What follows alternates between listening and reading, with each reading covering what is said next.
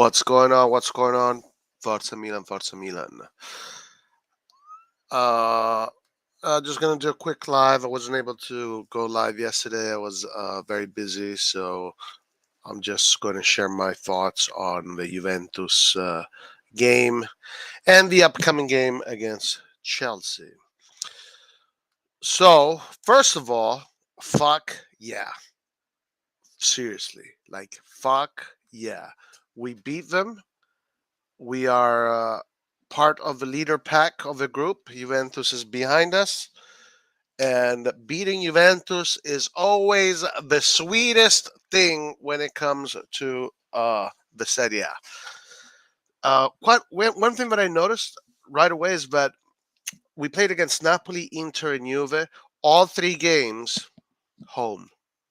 So that means the next times we face them, we're going to be away. Uh, Now, obviously, this season at home, we are performing extremely well. But one thing is when we are away, this season has been a little bit anomalous. Oh, hey, Luigi Timpano. I'm going to watch Milan Chelsea at San Siro. Bravo, Luigi. Well done. Well done. And make sure that you sing your heart out. That you sing your heart out. But I'm extremely glad that Milan beat Juventus. And I'm very happy that the most happiest I'm for is Matteo Gabbia. That guy deserves a little bit of damn reckon. I mean, the guy has been in this team since he was a teenager. You bring in Dest, you bring in Balotelli, like, and you still keep Gabbia on the bench. No, Gabbia deserves to play before Dest and before Balotelli and before all of these other guys. Gabbia is reliable. Gabbia has only had out of all the games he's ever played, he's only had maybe two games where he had done mistakes.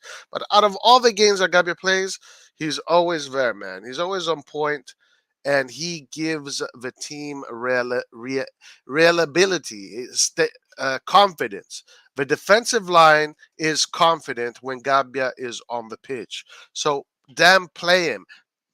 Don't put Dest there. Dest is not even ready to to fucking tie his shoelaces. Uh, and then Balotelli, of course, Balotelli is the other. We don't really have a choice when it comes to the left wing, left fullback. I mean, it's either Teo Hernandez or Balotelli. Roy, I missed you. Don't know why. Thank you, Lord Orange. Thank you. But anyway, so Gabbia, I'm the happiest for Gabbia. Very happy for Gabbia. And I hope that Pioli does the same thing against Chelsea. Like, play Gabbia against Chelsea. Don't play me Dest. Don't play me these guys that have been in the club for 3 months.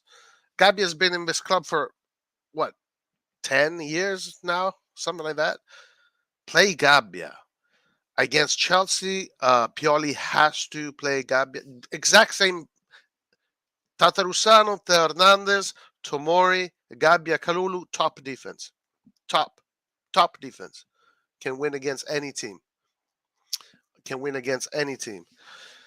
So yes, I'm extraordinarily happy for Gabbia, and I want Gabbia to keep on playing. By the way, Maldini played today. Daniel Maldini played today, and he had some decent moments. And then the other thing was Pobega, of course. Now Pobega in that number 10 role, I think he was okay, but we really need something there, man. We really need to step it up in that department. We need to step it up there because the number 10 role is starting to become a little bit of a question mark. Like, is it one time it's this way, another time is this other way, another time is this way, another time is that way. Now, unfortunately, CDK guys, we gotta wait for CDK, so it is what it is. Um, I don't know if I like the Diaz on the right and Pobega in the center. I don't know if I like that. I would have had done the opposite. What's up, Jamal? How you doing? Hey, what's up, Bukiano? How you doing, guys? I would have done the opposite. I think the team does not look great when Brahim Diaz plays on the right and Pobega in the attacking midfield. Now, in Torino, Pobega played in a 4-2-3-1, and he played a lot of times as a right attacking midfielder. Um, so maybe I think Pobega should be on the right and have him do what Salamakers does, and keep Diaz in the middle because we did not look good. We did not look good yesterday. Like we played okay. Like, let's just be honest. Right now, we gotta start playing well. Okay, like we gotta start playing well. Uh, and the issue here is that we don't have a number 10 that is allowing the team to play well. We can go, we can work on, we can keep on attacking with speed, power, and just fast direct football. But we got to start playing well, because if you don't start playing well, you're gonna suffer. You're gonna suffer more than you have to. So Pioli needs to figure out what to do with that number 10 role. He really does at this point. I don't think this season we can win trophies unless we sort out the number 10 role. I don't think it's going to work, because I don't. I know, guys. I keep on saying, "Hey, what's up, Andon? How you doing?" I keep on saying, and I don't want to sound like a broken record, but right now there's a team in Italy that is playing at a different level, and all of their positions are absolutely great. So last year we were almost more or less at the same level technically. I mean, as far as the leaders of the, I mean, technically, and spirit and chemistry and blah blah blah. But this year there is a different kind of situation. There's a team out there that is not playing normal football. They're playing, they have transcended into a different stratosphere as when it comes to playing football. So if we want to compete against that, we need to sort out our number 10. We need to sort out the number 10, because otherwise it's not going to happen. It's not going to happen. And on, I know you're one of these guys. Yeah, there you go. That thinks that Napoli is going to drop off. Not this Napoli. This is a different. I'm not this team. Don't call them Napoli. This is a football team. It's not Napoli. It's not me. This is a different kind of situation. They're not going to drop off. The level they play, it's not going to drop off. It's not. It's a. They've gone into elite football, so they're not going to drop out. No way. We have to be, and also we have to be with them. We have to be with them, because these guys are going to keep on winning and winning and winning and winning and winning. So even if they do drop off a little bit, we got to be sure that if they do drop off, we are right there close to them. Because if we are 6 or 7 points behind them, and if we're 6 or 7 points behind them and they drop off, it won't matter. Do you understand? So we have to be there with them throughout the whole season. It is it is, you have to admit it. Right now, Napoli is the better team. Napoli is the better team, and I see them as clear favorites. They are clear favorites. So Milan just needs to sort. If we sort out the number 10, we're good. We're good. We're good. At least if we sort out the number 10, I know that we can stay with them till the end and maybe even beat them. But they are going to they're going to continue to win games. So we yeah, our number 10 role is going to become an issue. Yesterday against Vet Juve, we should have played much better. We should have played much better. The goals, I'm really happy for Tomori because Tomori's been getting a lot of criticism. So I'm happy that Tomori got a good goal and a really important goal. And also, Tomori Gabian defense looked solid, even though Juventus right now is not really a big threat. But the thing is that Juventus plays so bad. Juventus plays so damn awful that Milan should have played much better than that. And the only reason why we're not playing better is because our number 10 situation is not great. We need a ball.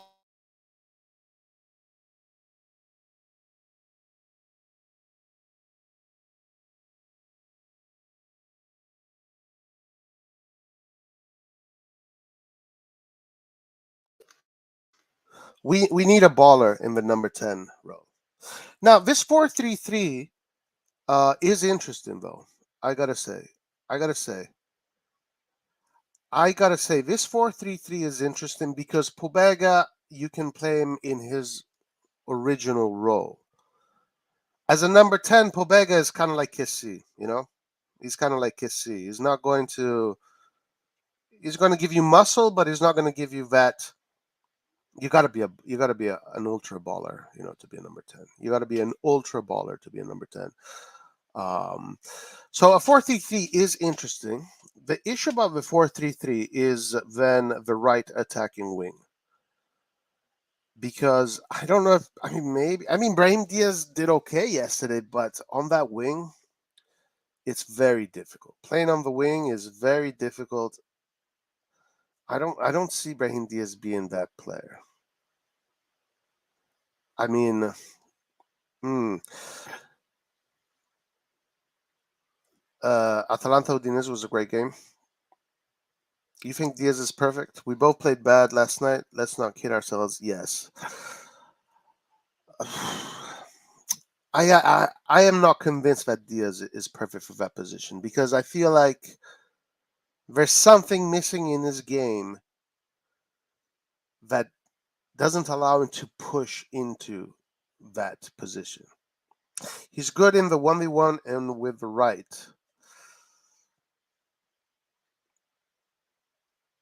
Yeah, but he goes mostly center.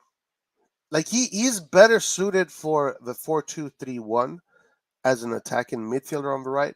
But as a right, I don't know. I don't see it, but maybe you get more situations to score.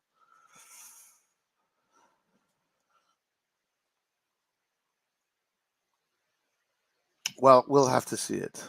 Anyway, so I have question marks when it comes to our right wing. Messias could do it. Messias could do it. Salamakers, I think that's too offensive for him. So it'd be a waste to have Salamakers there, that position. And maybe your only option is Brahim Diaz. He did play in that position before. I'm not 100%. I'm not convinced. I'm not convinced. But obviously, all the other positions are covered.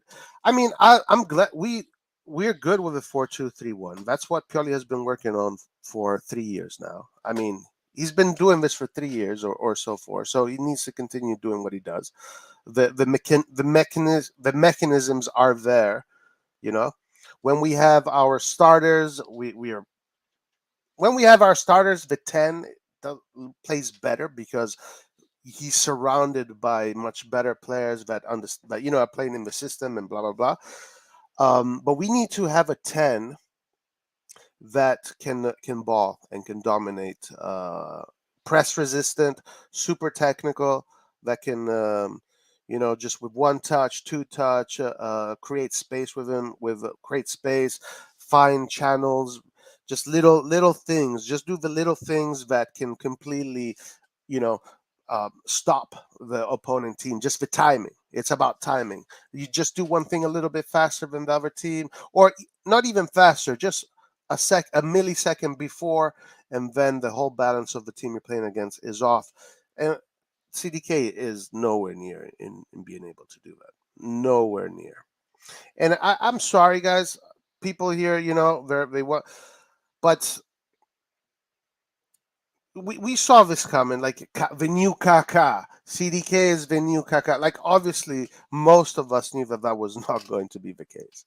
But, like, they pushed this kid as the new Kaka when, of course, he's not Kaka. Like, what the fuck? Like, what the fuck is wrong with people? Why do people fucking think that this guy was going to be the new Kaka? Like, perfect way on how to fucking create this situation right now, which is everybody is questioning him. Oh, CDK not good enough. 35 million, bad investment. Everybody, the newspapers, media, blah blah blah. Of course, because it was you stupid fucking media that said he was going to be the new Kaká. When clearly, if you understand football, he is not the new fucking Kaká. Mamma mia. Just this is stupidity, it's just stupidity. Roy Diaz lacks the basic awareness for a footballer. He runs while looking at ball, and when receiving the ball he never checks his shoulders. If he sorts that, he'll have a blessing, but can't be though. Diaz lacks the basic awareness for a footballer. He runs while looking at ball. I mean, Diaz has discovered that he's very fast, right, with the ball, and he can run straight with the ball very fast. So that's a big part of his game. He gets the ball, he sees space in front of him, and he attacks that space with speed. Now, technically, Diaz is super gifted. Technically, Diaz is a baller. Diaz is a baller. Okay, he is a baller. Um, but he's not press resistant. That's the issue with Diaz. He is not. He is a baller, but he's not press resistant. You need a press resistant baller to get that position done. Um, yeah, man, you can see the talent to see the game in person. He just needs more confidence. Yeah, I mean, you can see the talent. Yeah, I mean, yeah, you can see the talent, but I mean, he's not ready to really do what they ask him to do. Like, again, if we have the full squad, Diaz will. I mean, CDK will play well. CDK will play if we have the full squad. CDK does play well, but not exceptionally well. He plays at a good level, decent level. When he is required right now, because right now it is impossible for him, when he is required to be the most impactful player on the pitch, today he's nowhere near that. Nowhere near that. Is he going to get there soon? I think the more I see him, my guess is no. My guess is going to need time like Tona, maybe like Tonali, maybe, but even that it can be a mystery. It can be a little bit longer than Tonali because Leao took a little bit longer than Tonali, even though Leao came to us much younger. So you can say because he's 21, he's already had decent experience. He's going to take a little bit shorter. Maybe by next season we're going to see what CDK is all about. Um, no, I do trust the process. I understand that, guys. I've been the first one to fucking say that players develop. They're not born made. They're not born made. I'm the first one to say that because I know that for inexperience and as a fact. Um, so I understand that. Yeah, I'm not. I don't even need to say that. But the question is that we need to figure out is he going to be that ready player next season or January after the World Cup? Maybe the World Cup can give him something if he makes the World Cup. I mean, honestly, I wouldn't be called. I mean, I don't know what the situation is with Belgium, but right now I wouldn't call CDK to a national squad. But I don't know what the situation. If Italy, if CDK was Italian, I would not be calling him to the national team, and I don't think he would get nor time nor many minutes. He'd be mostly be in the fourth lines, third or fourth lines. So like he's pretty ineffective right now. He's pretty ineffective. He did have a very short, good, decent, small moment against Juventus, but he is pretty ineffective right now. So we gotta wait for him, and we got to, in the meantime, Lao has to carry the team. Lao is doing an excellent job at carrying the team. Excellent job at carrying the team, and he does it with an incredible amount of humility and sacrifice. So I'm very happy with Lao. Lao is now a leader. He is a leader, and he knows he's still the good thing about Lao that I like is that he knows that he's still young, but he also knows that his qualities are the most important qualities that we need in the team to win games. So Lao is developing in an exceptional footballer, mentally and technically. So Lao is absolute going into elite. You know, in order to get into elite, he has to do this in Europe. So we still have to see that against the bigger teams. But every indication that we're getting from Lao is that Lao is it belongs in the next stratosphere of football. So as far as we need Lao to carry CDK right now, what Lao needs is a partner. He needs a partner in crime that can feed him, can play with his, can match Lao's confidence. We need a partner in crime that can match Lao's confidence. Giroud, for example, doesn't match Lao as far as technique, but he does match him as far as personality and charisma. And Giroud will take the team on his shoulders. I mean, the guy is so experienced at this point, so he knows the game in and out. I have to go. Wish you good. I will be home on Tuesday. We'll join for watch line if you do it. And by the way, Italy's in group with Macedonia, so yeah, and England too. Technically, yes, on the 1v1, he's tricky, but he's so obvious he'll always take on his player. God forbid he'll mix it up with a pass when making a run. It's all his brain shuts down. Well, okay, but you just don't like Diaz. You just don't like him. Noah Kafour would be fantastic with Lao. Uh, maybe. I mean, I saw him play against us. He's good, but he's not like, he's not exceptional. I mean, maybe he will become exceptional, but what I saw against us, I didn't. I mean, it's only one game. I understand, guys. I understand, but I did not see anything exceptional. All right. Okay, so yeah, Diaz on the right. I don't know. I have questions about that. But let's talk a little bit about Diaz. Diaz, what a goal he scored, by the way.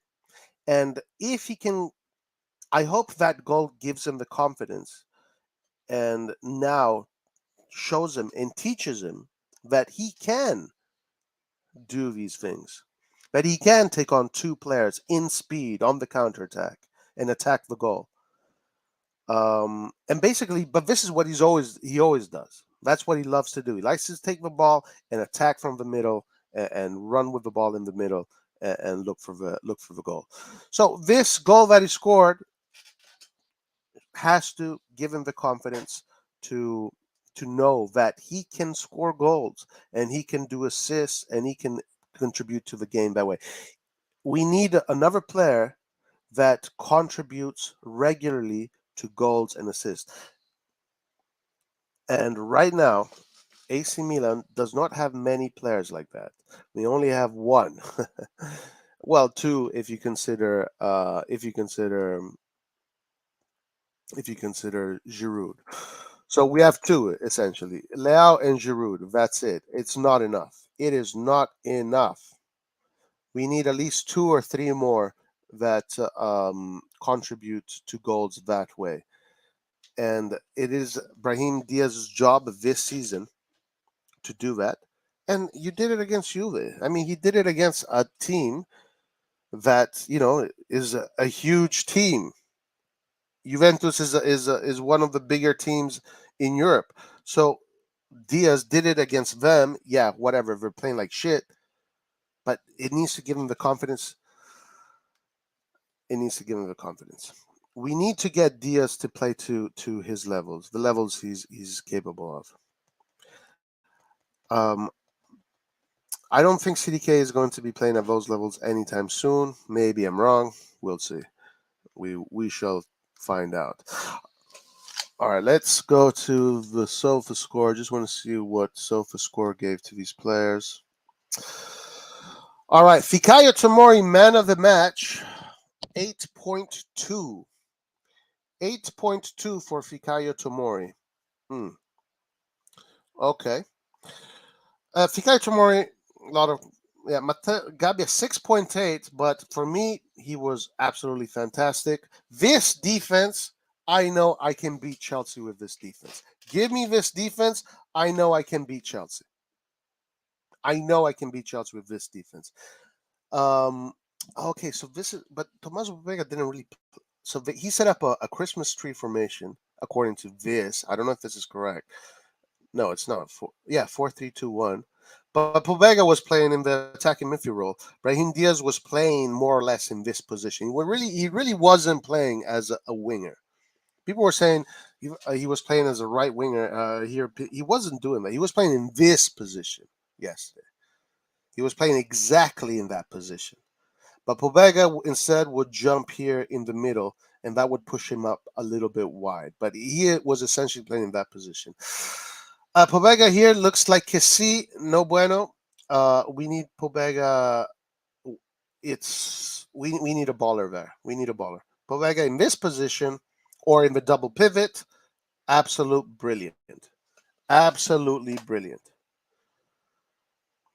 Put him in the double pivot or in that position there, but actually as that position, yes, he gets it. No, Kafur bloody Pokemon in his back. No, no, no, no, no, no, no, no, no, no, no, no, guys. No, no, no. Like I saw how he played. Right, that moment was a moment. Um, yeah, though it was a moment of brilliance, sure.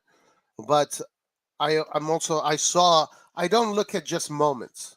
Okay, don't just look at moments when you look at football players. Now, in highlights, that's all you see is moments. But those moments usually can tell you how the technique of a player, and the technique of a player usually can tell you how he plays during a whole game. So as a matter of fact, if you watch Castillo, right, if you watch his highlights, he looks like a Ballon d'Or player. Go watch Castillo highlights. He looks like a Ballon d'Or player. Back heels, nutmegs, pirouettes, double steps, back heel passes, 1-2s. His highlights, Castillo look exceptionally good. But we saw that when he played, there was parts of his game that was missing. Right. When I saw Noel Kafour, I saw that he's very good. He's very attacking minded, but he's still, as far as playing the game, of the way he plays with his teammates, the balls that he passes, it wasn't it was it was a normal level, like a good level, a normal good level. Plus, he scored in the game. He got Clary bench with it. Okay, listen, man. If you think this guy's the future of football, then go ahead. Think he's the future of football. Like, and if he will be, then I will say, bro, good job, well done. You guessed it. If Noah Okafor comes to Milan, I'm not going to be complaining. Okay, I'm not going to be complaining. I'll be happy, and I think if he comes to Milan, he won't integrate right away. I don't think so. I don't think he would integrate right away. I think it would be, a gradual thing. One moment and you call a player genius, yet you shit on Diaz. Wow. First of all, first of all, Diaz is not a fucking genius. All right, so I don't know where you got that from. I don't know where the hell you got that from. Diaz is not a genius. Get that shit out of your head. And I never shat on Diaz, so I don't know what you're talking about. I'm just saying the truth about Diaz. Diaz is an exceptionally technical, gifted player, but he is not press resistant, and that is just the facts. He's not press resistant, and that hurts his game. You're Hey, right. what's up, Larry? How you doing, my man? Oh, good, man. How are you? Happy for the win? Yes. Yeah, very happy. Big win. That was a big win. I missed the live yesterday. I missed most of your conversation. I missed almost all of it. I was very busy. So, Don't um, worry, man. It was not uh nothing exciting, I will say. uh, yeah, what were the complaints? Same complaints, man. Uh, Diaz plays shit, but he scored a goal. Things like that. Because playing football is simple, man. Playing football is easy. That's why. Uh, and or you perform like Messi, Cristiano Ronaldo at their prime, or Or your you're shit. useless. Yeah. So that's the whole thing at the end. That's hilarious. That is hilarious. Um, yeah, no, I was very happy, man. I was happy. I don't think the team is playing great, but Yeah. Yeah. We didn't play great. At least we played better against Napoli, I would say. we did. Yeah, we did play better against Napoli. But I assume we are tired. I mean, it's not easy. We're We're tired. tired. I'm not happy with the number 10 position. This is what I've been talking about. I would like. Unfortunately, CDK is not ready to take that position to actually like make it his and dictate play and so Yeah, we don't have a r- number 10 like Leao is as a left wing, basically. That's what you're saying. right, even a little bit. It doesn't even have to be as good as Lao. Even a little bit lower. Yeah, like Benacer and Tonal in the midfield, Yeah, which yeah, are, exactly. Yeah, yeah, I know what exactly. you mean. I know what you mean. So Brahim Diaz maybe can be that guy for now. Maybe. I don't think Pioli is gonna put Brahim Diaz as a number 10 because the interview he said that Brahim Diaz has done the right wing before, so it can be an option for us in this period of emergency. As a right winger. Yeah, as a right wing. So I think he's gonna keep Brahim Diaz on the right wing. That's my So opinion. that I did not hear him. I did not hear the press conferences or the interviews. Uh, So does that yeah, mean that he's going to play Pobega now, or is he going to go with CDK or Krunic? Who would out of those three, if he's going to play Brahim Diaz on the right, who will he play in the middle? I'll be honest with you. I'll be brave and I will play CDK, Diaz, Leao, and Giroud up front. Uh, Yeah, you yeah, can. that's my idea. Knowing that the defense on those sides, Theo Hernandez on one and Kalulu on the right, are quite solid. Kalulu is a proper defender, so you can be a bit more courageous on the right wing and put Brahim Diaz. Because Kalulu defends a lot and maybe he's gonna attack less, so you're gonna have Brahim Diaz going on a 1v1 more often. CDK in the middle is going to distribute the ball better than Pobega did against Juventus and Krunic. But he's gonna. The problem with CDK that he's not good off the ball. That's my only issue I have with CDK at the moment. He's not aggressive enough to be impactful when we don't have the ball. I think he's doing a great job when we have the ball. Of course, he does not have those numbers of assists and goals and stuff like that, like everyone likes. But in terms of distributing the ball and making the game be fluid, he is good in my opinion. He's doing well. He's doing okay. You know what I mean? CDK. Yeah, CDK. Mm, On I don't. it I needs don't. to off the ball is a bit too weak. Okay, I That's agree. I agree with you. With he's too weak off the ball.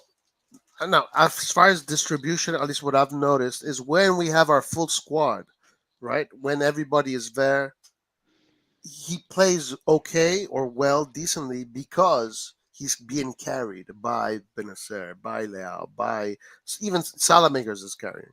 All the yeah, whole team is carrying him.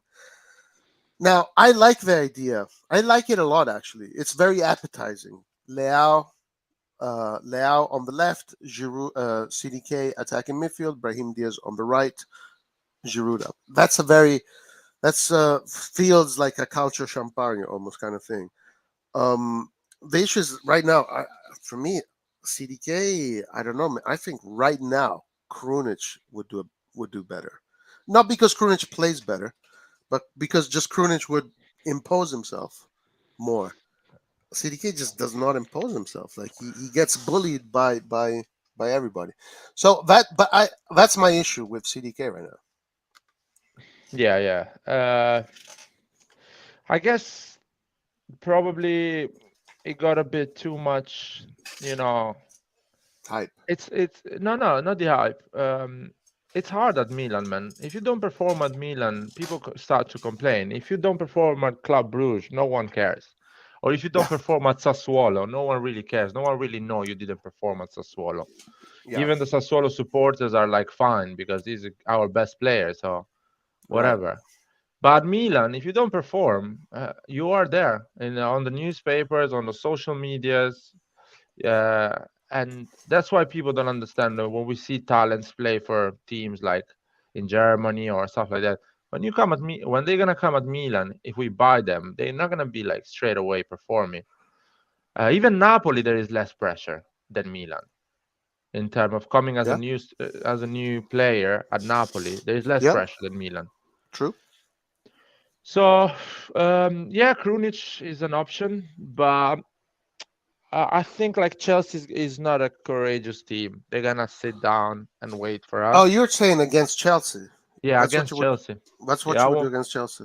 Yeah, yeah, because Chelsea's gonna sit down and wait for Yeah, us. Chelsea's a really shit team, dude. I wouldn't say it's shit. It's just at this moment they are quite self-esteem is quite low. That's why they play so conservative Are football. they? They are fourth. They're fourth. Okay. Yeah. Oh, they won on the weekend, I guess. Yeah, and if they win the game they have in hand, they go like 4 points from first position. Yeah, and I was not impressed at all with what I saw. Yeah, Antonio, yeah, and Antonio's here. What's up, Antonio? yo, Antonio, I Yo, didn't see you. Sorry, guys. I'm doing How are other you guys things. doing? I'm good, man. I'm pretty good to be honest. Really happy Yeah. for the Milan performance. Yeah, yeah. Yesterday. Yeah, me too. I'm like really happy about it. I have a lot of things I wanted to kind of say. And yeah, no, thanks for letting me back on. Um, can I like just say my general thoughts? Or is that Yeah, cool? go for it.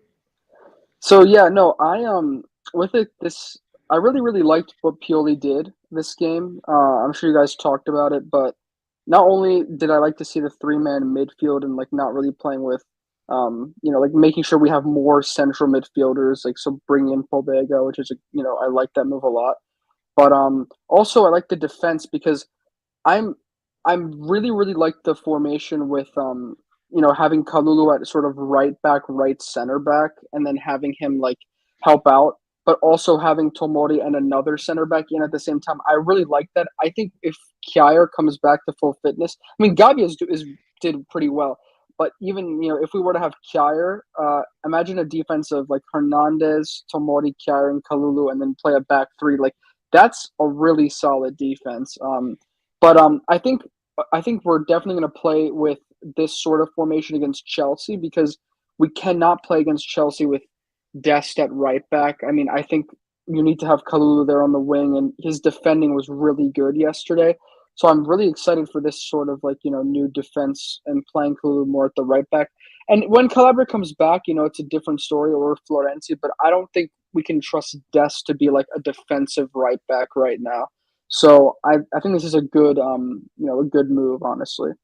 So yeah, I think I hope that we play against Chelsea with a similar lineup. Also because we need more midfield presence against them. So I do sort of like having this like for like kind of like a 4-3-2-1 Christmas tree, or you can even shift it to a back three. So I think it's good. And yeah, Chelsea, just I've sort of been watching a little bit of Chelsea. They won their game 3-0 against Wolves this weekend. And they're definitely on an upward moment. They have upward momentum with the new coach because I don't think he's lost a game with them yet. He drew against Salzburg, beat us, beat Wolves. So he's been doing pretty good. And Chelsea fans are generally like getting more confident. So that is something just to look out for. But I think this game is big for us. I'm really happy for Tomori because his confidence. I was scared that he wouldn't be super confident after his poor performance against Chelsea, but this one, like this game was really, really good for him. Liar, did you ever so you went to the game, right? Yeah, The Chelsea game? No yeah. vlog? I filmed some stuff, but I was in the side where there was a lot of Chelsea supporter. Basically, they're all Chelsea supporter. So So I didn't wear, yo man, I didn't wear a shirt first of you all, didn't and wear a shirt. yeah, because they don't let you in. Basically, they don't let you in So if you have the why does shirt that of the stop you opposite. from vlogging? So I did some videos, but I didn't vlog like talk in front of the camera or stuff like that. So I can edit Oh something. yeah, definitely do it. Yeah. I can add something, and I was in a bad mood after the game. Not because the loss and stuff like that, but because I spent £200 to watch Balotelli and Dest play, one on the right and one on the left, and that was really depressing. And That was yeah. at the end of the game, my explanation for that bad loss was Balotelli and Dest, because if we had Theo Hernandez and Florenzi on one side, or let's say Calabria and Florenzi, Calabria on the right and Florenzi on the left, with Kalulu Tomori, we would have do a 0-0 maybe, or win 1-0, or lose 1-0. Would have been a game, until the last minute, fighting to try to win it. But with Balotelli and Dest was no game. Basically, 57th minute, they were 3-0 without even trying. That the things that I hated the most. Without even trying, they were just sitting on the back. And I said in a live few days before the game, that's what Chelsea is gonna do. They're gonna use their set pieces, and they're gonna try to impose their game on Balotelli and Dest. So that's what they did. And Yeah. unfortunate, really unfortunate, because we go in Europe to show our football in front of everyone with really weak players that we. Dest was not even in a plan because Florenzi got injured and we had to do that last minute purchase. And Balotelli, I think, was a mistake. Is a mistake because we should have another type of player that covers Hernandez when he's injured. I'm sorry. To be fair, I yeah, agree. I will say I agree with most of what you said. I don't want to be too harsh on Balotelli. I know he's not Teo Hernandez, but like it wasn't. I don't think it was just his fault. But yeah, like compared to Teo Hernandez, it's a huge mistake, but a huge difference. What I wanted to say was with Chelsea, like I agree 100% with what you said about like them not really trying, and it's just like they set up the team so that they let us like possess the ball like in our own half, and then any mistake, they would just basically counter, and we were just so out of like our defense was so out of shape. It was just and like not only that, but like you said as well, the goals they scored. I mean, But I'm pretty sure everyone realizes that it was just us just playing horribly and not them playing but well. Antonio, sorry, Uh, 1 second. When you say I don't want to blame Balotelli, you don't need for a player to make an obvious mistake to understand that he's damaging the team around him. Balotelli played the easiest game he could have done. He didn't risk it once in it, but he was a liability in the pitch because he was not yeah, helping Tomori. He was always in the wrong position and he was not making the right run. And I was in the stadium. I had an incredible view. You guys are gonna see that.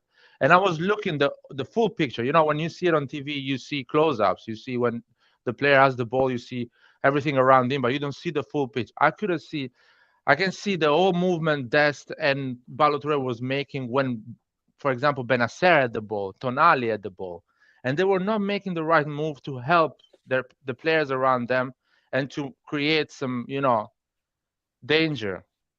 Nothing at all. yeah. Like they were like me playing me. If I was fit, I would have played like this. But that's the thing. No, I get what you're saying. Like I understand, but at the same time, like for example, Dest. I know you can't really expect Dest and Balotelli to really do like much in terms of attacking. And they were definitely at fault for some of the defensive positionings, but at the same time, like players like Tomori, who he's one of my favorite Milan players. I mean, the second goal, yes, Balotelli was on Reece James when he crossed the ball, but that was just pretty much Tomori and maybe Tatarusanu for not communicating. It was both. It was more their fault than I would think Balotelli's fault. Like that. I mean, so my point is that it seemed like we were just mentally not there, and it's easy to just blame individuals, but I think collectively, like even some of our better players just didn't show up. It just kind of so I don't want to put too much blame on just those players. And I think if when we're playing at home, hopefully will be mentally in the right space. I think it was a mixture of obviously the players we were missing, but also mentally that we had some problems. And I hope that when we actually play them this time, we prepare for this with this sort of new formation. We prepare for the game because I think this is a good formation against Chelsea. Yeah, and then I was just saying before, like it was really upsetting to me seeing like you said, just like especially the first goal. I usually don't get mad when I'm watching games like that, but the way we conceded that first goal after 3 set pieces in a row, like that was super like disgusting to watch.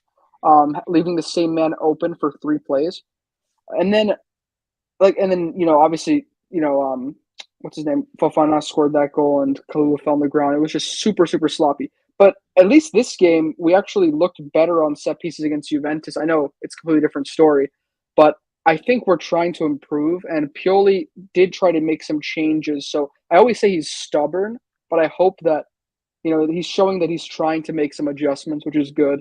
But I do want to say this, and this may be controversial, but I think this Wednesday, this is the last thing I'm going to say. I've said this before, like, and Roy's gotten mad at me for saying this. Like, in these past 3 years, we've had times where we've played well against English teams, especially away, like United, Liverpool, and Chelsea, but we've always shown that we weren't able to get a result.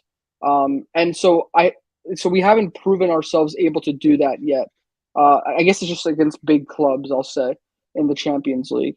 So if we don't get it, like if we don't show up and we lose, or at least lose like without much like motivation or dignity at home against Chelsea, I'm going to be really pissed off, and that's going to kind of make me think that Pioli or whatever it is isn't ready for these games, because we've seen we got embarrassed by them like without them like even really playing, and I hope that this doesn't happen again. So that's my thought. Antonio, but when you say Tomori making mistake, if you play 60 minutes with 2 men less, because it's literally 2 men less, Ballo-Touré is not at the level of Empoli. Ballo-Touré cannot start with the top 12 teams in Serie A. I'm sorry, but he cannot. And he went and played in Stamford Bridge. Imagine playing with a player like this. You can play well. We played well the first 20 minutes. But when you're 2 men less, after 20 minutes, you're going to suffer. Because the team you have in front of you, Reece James, it takes 5 minutes to understand that Ballo-Touré is a dilettante in front of him. 5 minutes, Reece James understands that Ballo-Touré is not even at the level of his friends that he's having beers on holidays. And he starts to push on that side and puts you in a position that you struggle at the end. And you make mistakes because you're struggling. That's the whole point. I cannot believe that these some people say, oh, we are not good enough for these teams. Dude, Napoli will beat that Chelsea, and we didn't let Napoli touch the ball for 90 minutes. Liar, I know. Liar, listen, that's what I tell Liar. This is what I tell myself. I tell myself the same thing because I don't want to believe it. And I hope, it's so when you actually think about it, right, and reason it, when you look at this game, I mean, it's either 2 things. Either one, we kind of destroyed ourselves, which I hope is true. And I hope this happens. I hope that happened and not that Chelsea was so good, because I don't want to believe that, because they weren't that good when you see them play. So I agree with you. The problem is, how come this always seems to happen? Like, we always kind of self-destruct in Europe. And so what I'm saying is that I hope this isn't. If we can, I just want to see us get a good result against a big club in Europe for once. That's all I'm saying. I get it. What everyone wants. Everyone wants to see Milan win with big clubs in Europe, so to brag about it. But when you actually analyze the team, we did 3-2 at Anfield. The game was open until the last 90 minutes. 3-2. We won at Wanda Metropolitano 1-0. We were dominating Atletico the first half in San Siro, like dominating. This is a young team that never played Champions League. Atletico has played 2 finals, and we were making look at them like idiots. So I don't accept this. Oh, Pioli is not ready for the Champions League. Oh, we are a young team. Oh, we're not good enough. This is all bullshit, man. I'm tired of seeing Ballo-Touré. I never said we're not good enough. Play the biggest games of our season. I'm tired. That's it. If we had our first team, we would have won that game maybe 4-0. I'll tell you what, man. Not Can I even say- our wait, first can I team. respond, Florenzi, Kier are not our first Oh, team. yeah. I'm happy with Tataruzano. It's not our first team. I'm happy with the Messias on the right. It's not our first team. Dude, I'm Can I happy even with. respond? So that's the thing. I'm not even need the first team, but we played the two players that should not be in Milanello, and everyone understood that.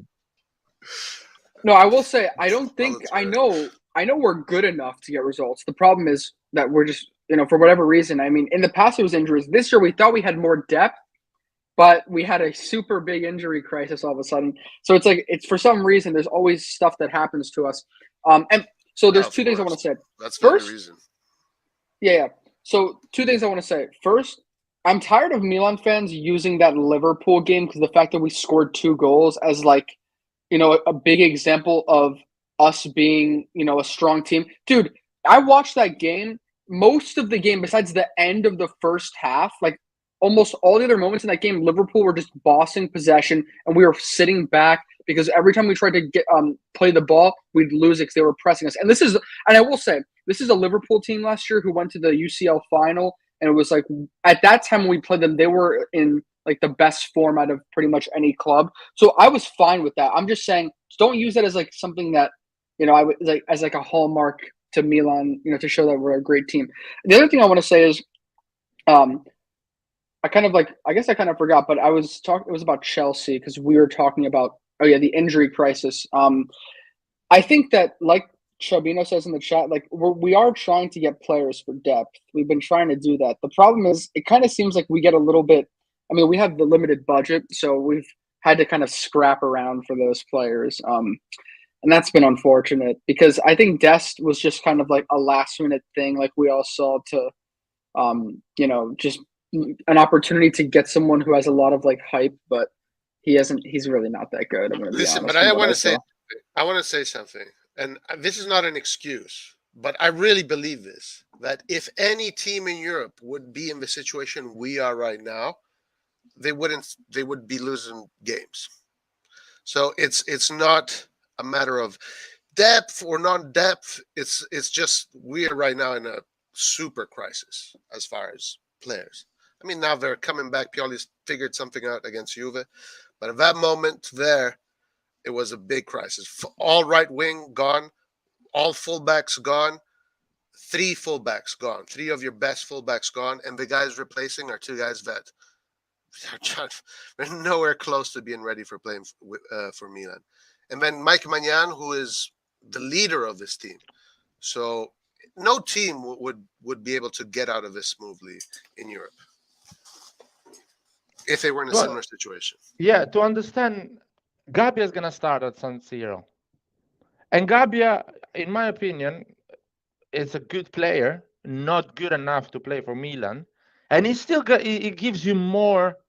He's more reliable.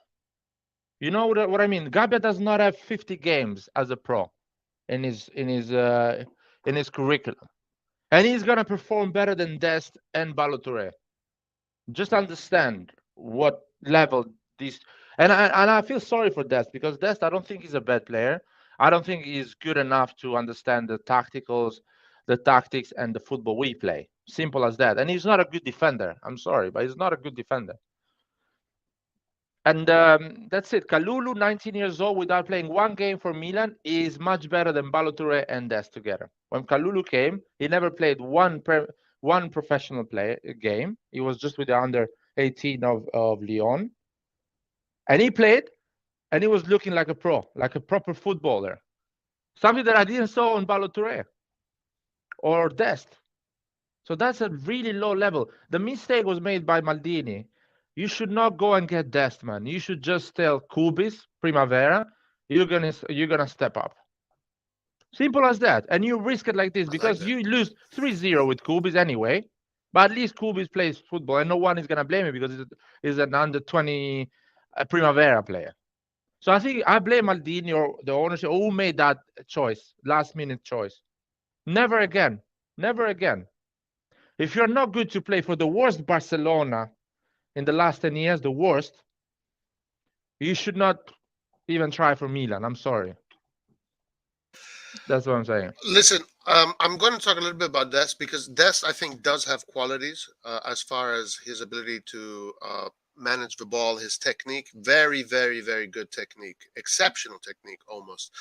But today, yes, Kubis would be better option than Dest today, 100%. Because he's nowhere near ready to play games like this. Nowhere, not even nowhere near ready. He's not ready to understand the Italian tactics. The Pioli tactics is Yeah, quite Pioli's game. sophisticated. It's quite, elaborated. As a fullback, you have to be a midfielder. You need to go inside, be really good at passing the ball, awareness, tactical awareness, a lot of things. You know what I mean? Teo Hernandez is the best fullback in the world, in my opinion. Now, not because he's good at going forward, because he's a solid defender. Today, Teo Hernandez is our best defender. As a defender, defending the, he's one of the best. Who? Teo Hernandez. Oh He's yeah, our best 100%. defender. He's Absolutely, our best absolutely. defender. Teo Hernandez No doubt. next season, Teo Hernandez can play as a center back. Yeah, he can actually. He's He can- fantastic defensively. He's unstoppable. Like you can't beat him.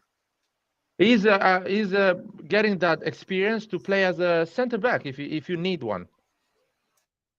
Yeah, That's the you thing. can. He even has the confidence and the mentality. Like he knows he's a leader. Like Teo Hernandez is ace, ace, ace. Yeah, it's insane. Teo Hernandez is ready to play as a center back, and I'm saying this right now. And 2 years ago I thought I would never say something like this. That Teo Hernandez can play as a center back now. It's just crazy. So I have a question because for me that decision about putting Dest there and Balotelli is almost like your only option, but I think he should have gone with Gabbia against Chelsea. I think it would have been a little bit better if Gabbia played and put Kalulu on the right. Why don't they trust Gabbia? Like this is a question I have. Gabbia is obviously reliable. Like he's every game he's played, he's always been reliable, except for maybe two games where the team really crumbled and he was blamed for those two games. Then all of a sudden the stigma. But that's two out of how many he played. I don't know how many games. He played a lot of games. He played in our biggest winning streak. He was a central part of that team. So what? Why not give Gabbia give him a game in Europe? First of all, he's been with the club for 7 years. Why are you putting Dest in front of Gabbia? That's a question I have a little bit in hindsight, but also you could have thought about that even earlier. Hey, What do you Roy, think?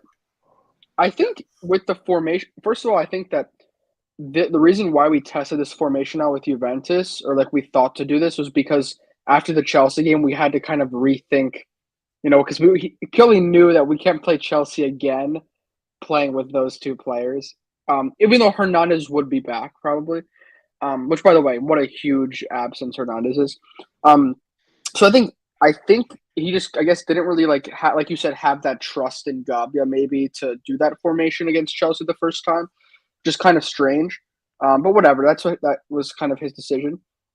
I do want to say that with this formation with Kalulu at right back and then also Tomori in that center back, I think Malik Chow, even that player in like the Serie A, you could try like getting him a little bit of game time, at least in the Coppa Italia, but maybe some Serie A games you could try even playing him at a central center back around those players. So I think he's going to have enough coverage to kind of get used to the system a little bit. So I think it's a really good formation to adapt to in some games. So I like it a lot. Yeah, I mean, Uh, I agree. Yeah. he cannot play Europe, but yeah, if Pioli wants to play him in Italy, I don't mind that. It's like I don't know, man. Are you Of talking, course Jeff? sorry, we're talking about anyway when the disaster happened. I was not confident anyway when I saw the formation, or at least when I was pretty sure that Balotelli and Dest is gonna start. I was not confident at all because, when you have one weak player, the opposition is gonna focus on that weak player. But when you have two, it becomes really tough. That's my issue. Probably Pioli should have just parked the bus, but it's not our nature. It's not Pioli's nature, and that bad game is gonna give us a lot in the future because we learned a lesson. Maldini learned a lesson. The management, the ownership learned a lesson. They saw it that if you want to show up with this in Europe, you cannot show up with players like Dest or Balotore. Or at one point, even Krunic probably is not gonna be enough anymore. So you need to work on that. And Primavera players, I think Kubis is ready to make that step. Hey, Primavera, they lost this weekend, but Primavera is doing very good. So, I mean, as far as at least, our past. In Europe, one win and two ties. They tied against Chelsea. And the new players, and Abate, it's working. So hopefully we can get some really good players out of the Primavera coming up. Shaka We have Toure, some. yeah, he's I there. think Kubis is a good player. Kubi's also physically is like he's 25, Yeah, So- he's quite physical. I think he should start, in my opinion. That's my opinion. Should play more football. Yeah. Would you guys start Rebic over Giroud? Hey, liar. Yo, Oh, that's a good point. Actually, Why I do you think have why do you have a Reece James? What are you doing, bro? I was gonna actually ask Liard what he thinks about Reece James. well, it's a good defender, but it's not like Because Roy doesn't like him. I don't know why. No, I didn't It's say I don't like him. I didn't say I don't like him. Reece James is a normal fullback, nothing else. Okay. Well, so before we played Chelsea, we were talking about right backs, and I WhatsApp messaged Roy, and I said that I think I jinxed Milan, but I said that Reece James is a really good right back. I said I think in my opinion, he's the best in the world because he's all around right back, and that's just right now. Did you say the Um, best in the world? right now, Dude, like what in the hell are terms you of like his form, yeah. Bro, But what the hell are you saying, man? but I don't know, Antonio. Let's see when he Best plays in the against. yeah, you don't have world. to decide. Okay. I don't want What? to get into this. Dude, I don't want to are get you- into are this. That's you- just my opinion. I are don't want to you get into a drunk? debate. I don't want to get into a debate. But I said that to Roy, and he was like laughing at me in WhatsApp. And then he said that he's like, "We'll see what he does against Milan." And then you guys all know what happened against Milan. Yeah, I So- get. Listen. Let me tell you something. Reece James against Di Marco and Toloi and Acerbi could not find any space. Zero. No, don't put a cherub in there, man. No, Acerbi played against him. I'm talking about the game England-Italy, and I saw Reece James. So with Teo Hernandez and Tomori, Reece James isn't going anywhere. I think he's how can I say it? He's a good right back, but it's hard to explain, but uh, he needs to showcase more What are you guys? to be like the best in the world. It's really hard to put someone at the best in the world like this just because he's having a good games or stuff like that. Like they did the same mistake with Trent Alexander-Arnold when he was flying, you know. well, the reason why I don't put Trent over him is because defensively, like I think Yeah, all around, Antonio, Reece James but is a pretty. I mean, Leao in his 3 years interview. ago you will Did you see put what Trent Leao said? Alexander-Arnold like everyone else did. Maybe in terms of form, but I think I'm just saying I've always kind of preferred Reece James, like when I look at the players, because Reece James is just more defensively sound. And in the interview with, I think I Leao think gave an Calabria is interview. better than Reece James, by the way. Yeah. Okay, whatever. But in an interview that Leao gave this week, he said that Reece James was the toughest, like. Is it that a real interview, by the way? Is it that a I'm real just interview? Toughest What do you right mean? back he ever faced. Is that what he said? I think it's what I think I read that on Twitter. Is that a real interview? Is it fake? What do you mean? You know who wrote that? Trent whatever. No, Jesse. What's his name? Reece James Agency. The guy. He wrote that shit. The guy's Really? trying to value him. No. He's joking. I can look it up and see if it's true. But also, what I wanted to say was, I think Real Madrid really, really wants to get Reece James, but I think Reece James, because he's like really loyal to Chelsea, because he's always been a Chelsea player, he's not really. He's pretty much going to stay with Chelsea. But yeah, he's I think he's a great player. He's really good. I mean, he's a good player, but the thing is, as I say, like Trent Alexander-Arnold, they are in a great form. Their team is in a great form, like it was 2 years ago, 1 year ago, and everyone goes in that hype, jumps in that hype. But you need to wait because you need to see how good he's gonna do in the long term. You know. No, but listen, guys, I'm not here with agendas like Paul KB is suggesting. Yeah, I don't say Calabria is the best in the world. Okay, like I don't have any agendas, but I've seen Reece James play. I mean, I'm not seeing anything like Theo Hernandez. Like nothing even close to that. I never. Well, I mean, I'm talking Nothing about like right even back. like just two stratospheres apart. I think he's a good right back. It's really hard for me to pick the best right back in the world. It's really hard. You know what I mean? Or the best left back in the world. It's just there are so. For example, Cancelo is a really good right back. He's a really good left back. Can he be the best in the world? Can he? Is he better For than Reece me, James? for me, Is he better yes. than Theo? Is he better than Theo? So these questions you need to understand. Can you? Is it fair to say that Cancelo is better than Theo when Cancelo plays with Erling Haaland and all that incredible assembled team that is Man City, and Theo plays with a team that is assembled in a different way or in a different stage of their development? So Liar, you can say that Man City is better assembled than Milan. It's not a sin. Don't worry. yeah, it's a better assembled than Milan, but maybe Milan in 2 years is gonna be that team because Yeah. all the players you have they're gonna grow. Maybe we renew Leao and Leao stays and we build a team. So it's a bit like I'll say, depending on how you want to play football as well. Kalulu can be better than Reece James if we had Van Dijk and Tomori in the middle. Imagine having Van Dijk, Tomori, and Kalulu on the right, and tell me who is better, Reece James or Trent Alexander-Arnold or Kalulu? That's another thing. Wait, So wait, wait. What? if you have a great center backs, let's say we bought Botman this summer. So we play Botman, Tomori, and Kalulu on the right. Now we will say Kalulu is the best right back in the world, not No. Reece James. You I never mean, know that. well, okay. Also, it's not for me. When I look at an individual, I see the way Reece James plays, and I think individually, he has he's just a really complete right back. He has a lot of good qualities defensively, and then also in the attacking phase. And if you want to go the route of what has he won? He has won the Champions League, so he does have put some respect on his name. But yeah, I think. But more importantly for me, like when I see him play, I mean, I just think that he's really complete. Kalulu, I think, as a right back, is very, very good defensively. He still can improve on his attacking phase. I mean, he's done better at getting into good positions, and he's improving really fast. So we'll see.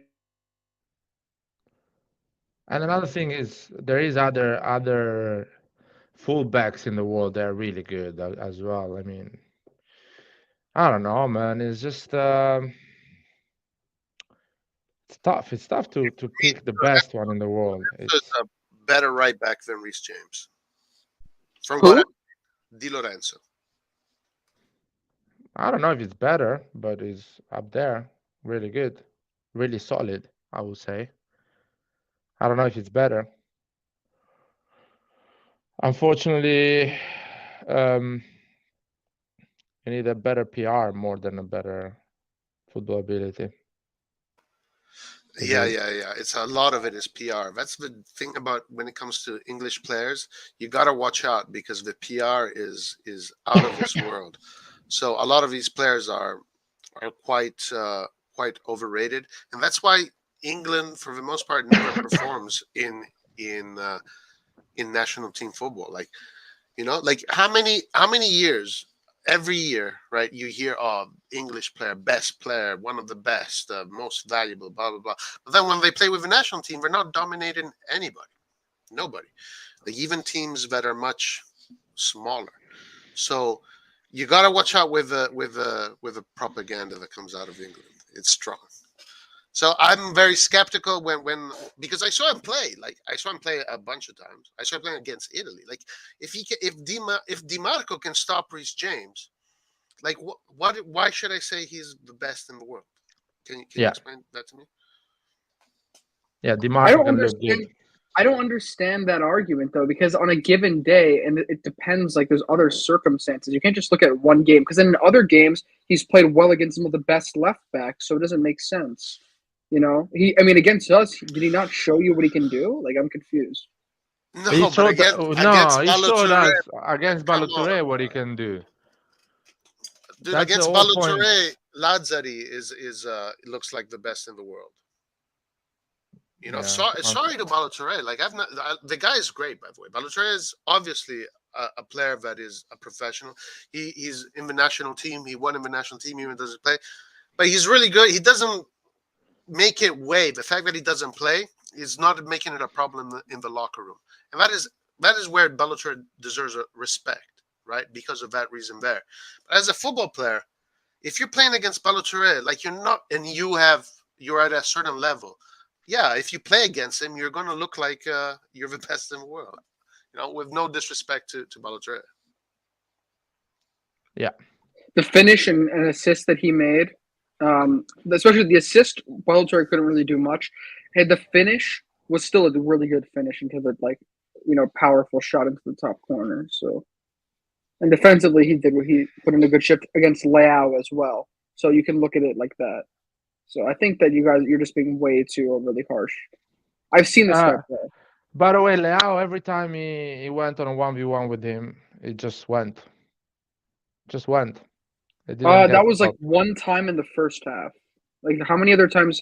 To be fair, I'm not saying Leo. I think played well. He got barely any chances.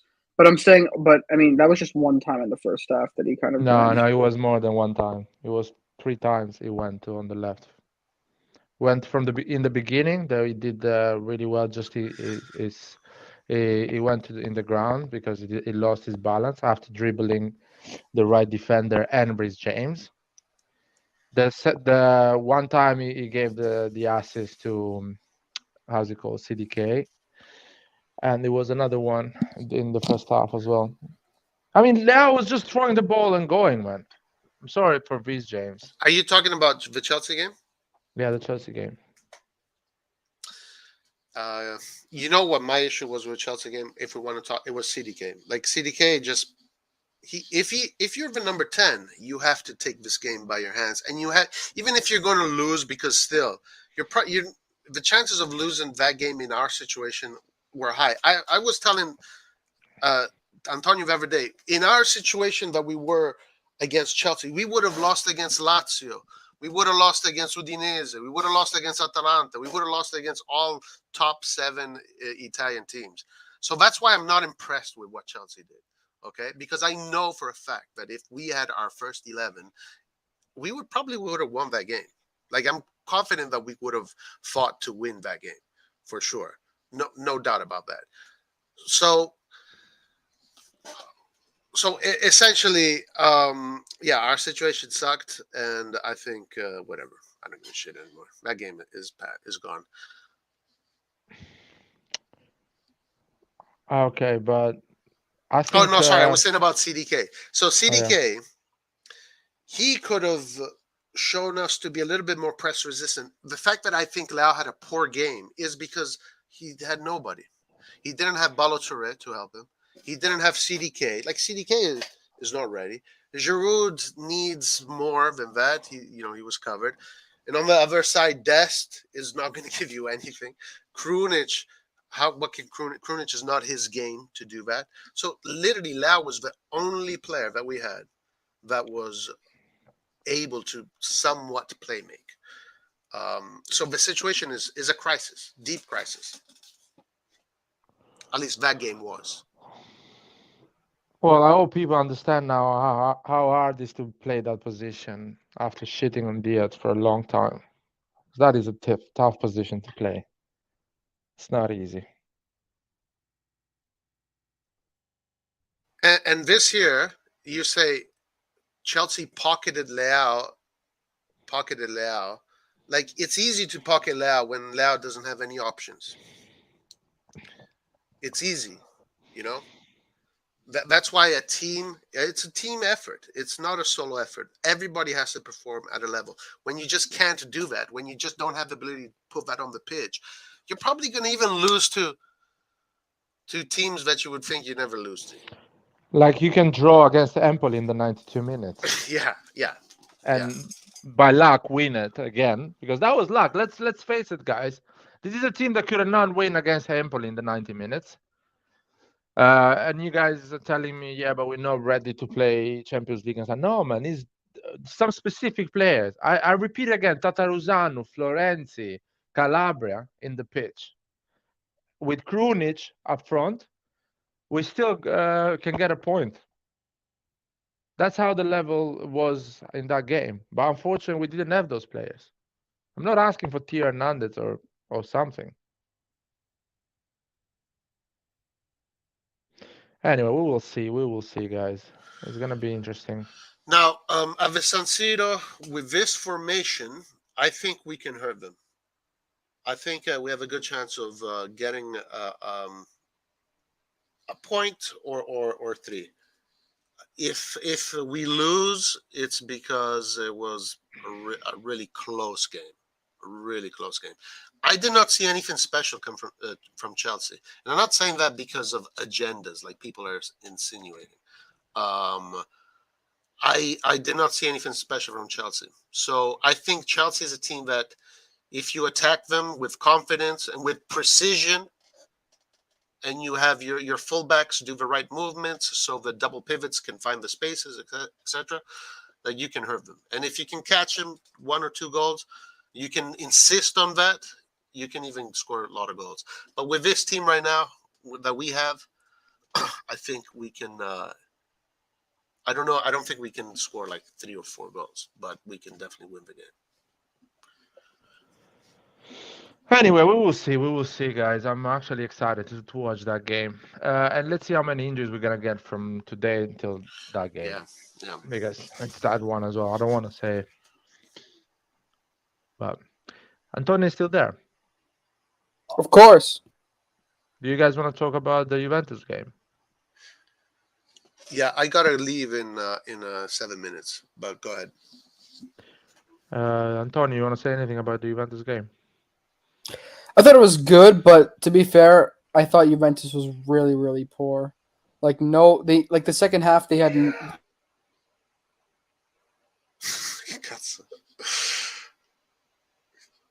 What was that? Sorry, I had like a weird connection thing.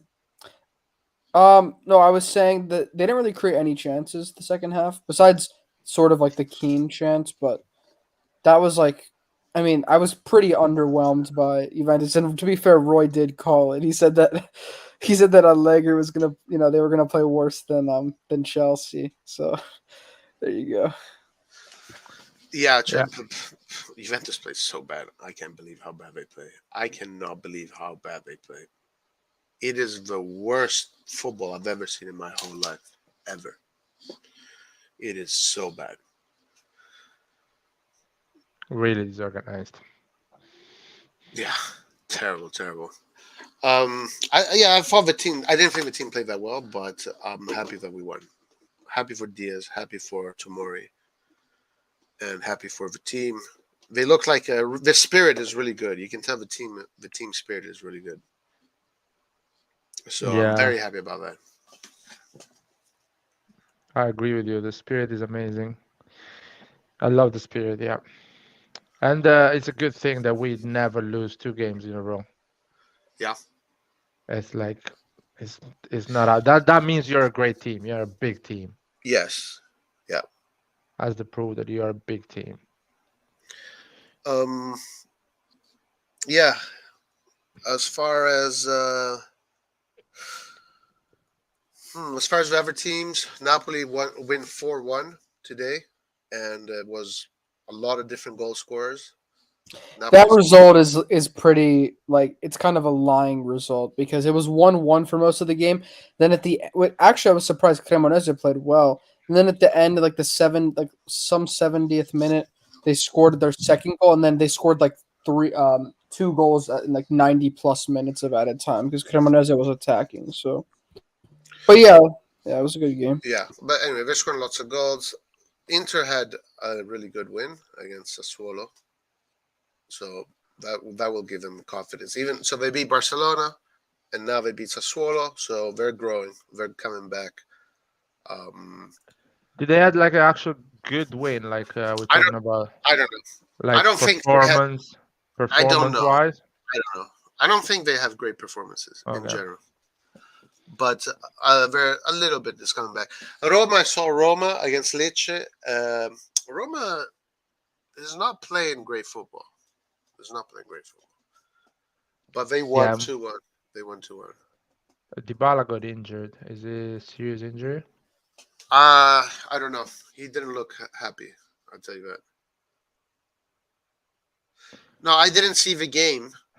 I don't know if they were convincing or not, but positive results give you, you know, it makes the locker room better.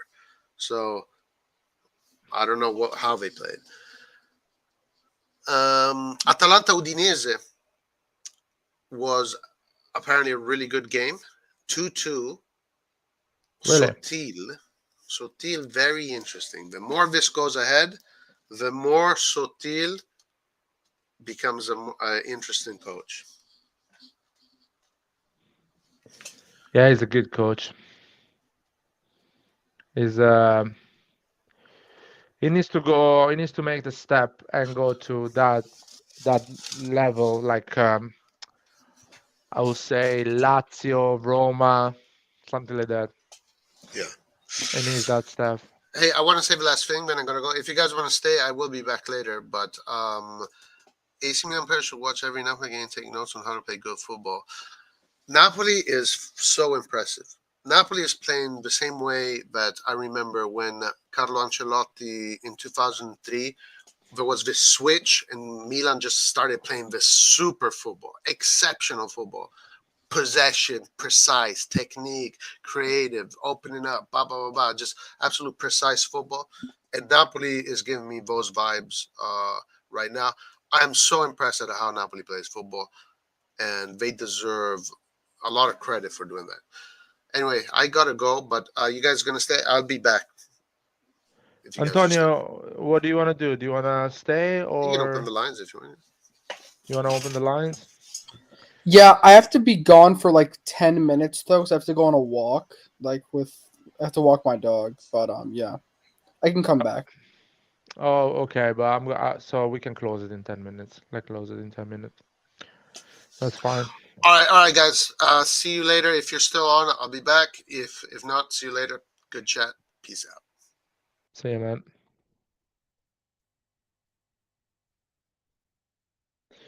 Antonio, you still there, man? With your Reese Jane Yes. picture. Do you want to talk about something specific? You want to No, pick up some questions in the chat, or you need to go? I said that I have to go now for like 15 minutes. Okay, okay. So I'll keep it for another 15 minutes. Let's Okay, see. thank you. Let me put the link in the chat. If anyone wants to join. Uh, uh, um, let's see if anyone wants to join the live.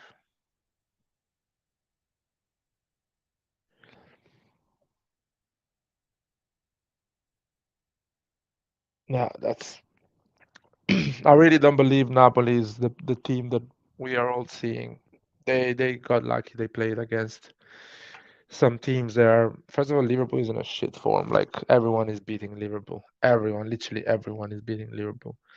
And Ajax and Rangers, they play open football. Like they have zero tactical awareness. They just play open football and give you a lot of space to run. So who is there? What's up? What's up, man? How's it going? Pretty good. You're happy for Milan. Of course. Do you want to say anything about the game? Against Juventus. Anything, Yeah. Juventus, Chelsea. I mean, I think it was a good game, but I don't think it was like. I think the fans kind of overhyped the win because I don't think we played the best. I think we won because Juventus just didn't show up.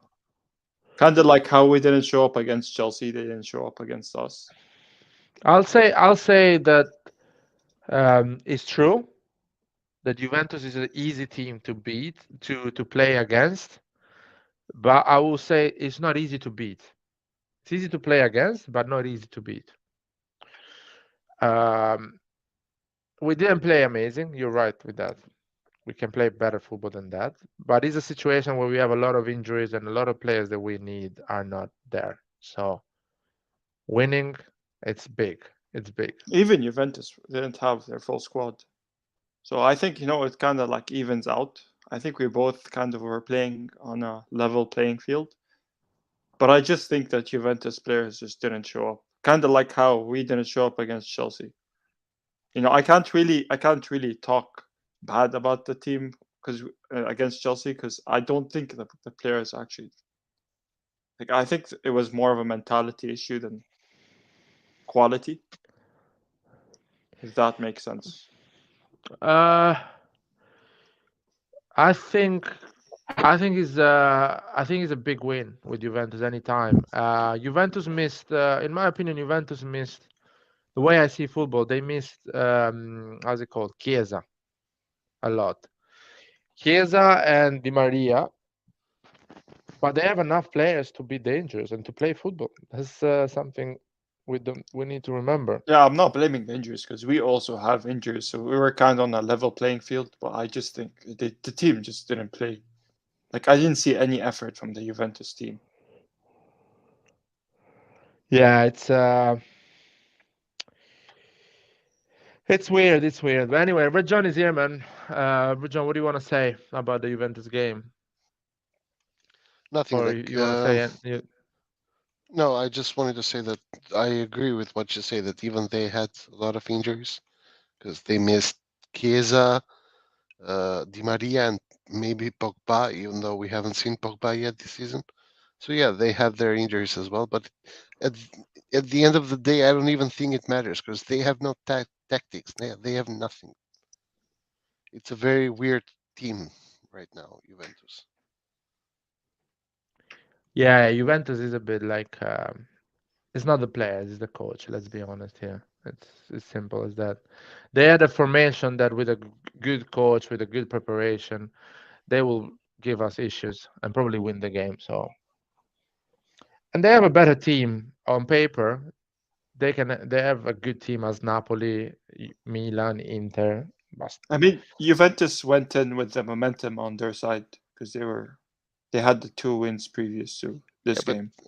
I think it was just the fan base being hyping some good wins, so to say, but against what? Against Bologna 3-0 and against Maccabi 3-1? Yeah, I agree. I agree. Like it wasn't really, like good wins or against, yeah.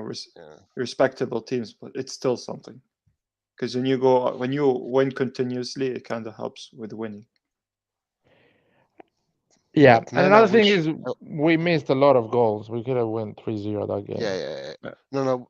That game, 2 posts, and also the Teo and Origi case, we could have scored 6 in total. Yeah, In a lucky day, we scored 6. A not so lucky day, we scored 2. Yeah, the players I think were being selfish. You can see Rebic also Yeah. getting angry. Kind of like threw his hands on. Especially in the Origi case. To be Yeah. honest, I think in both cases they would have passed, but we were just winning so comfortably that they were like Theo, for example, had 0 chance of scoring there. He was just like, fuck it, I'll try it. He wants kind of Um, another goal of the season, like last year for me. Yeah. yeah. I think it's Origi didn't pass the ball because he wants the goal. He wants to show the supporters that he's there, that he wants to play, and he wants to start a game. I hope Origi starts 3 games in a row. I hope I mean, he there's starts. something there. I Mm, hope he's able to start 3 games in a row he's fit. physically. Yeah. Well, I think players like him needs to play to stay fit. If you don't play, you never be in match fitness and you get injured. I think that's what I'm saying. I hope he plays some games so he get that match fitness. But I'll be honest with you, match fitness does not matter anymore because the season is gonna be finished in a month. So he has to regain that match fitness again. So if he gets on a great form, I still in November everything is gonna be finished, and we're back in January. So let's see. I mean, I'm curious to see that.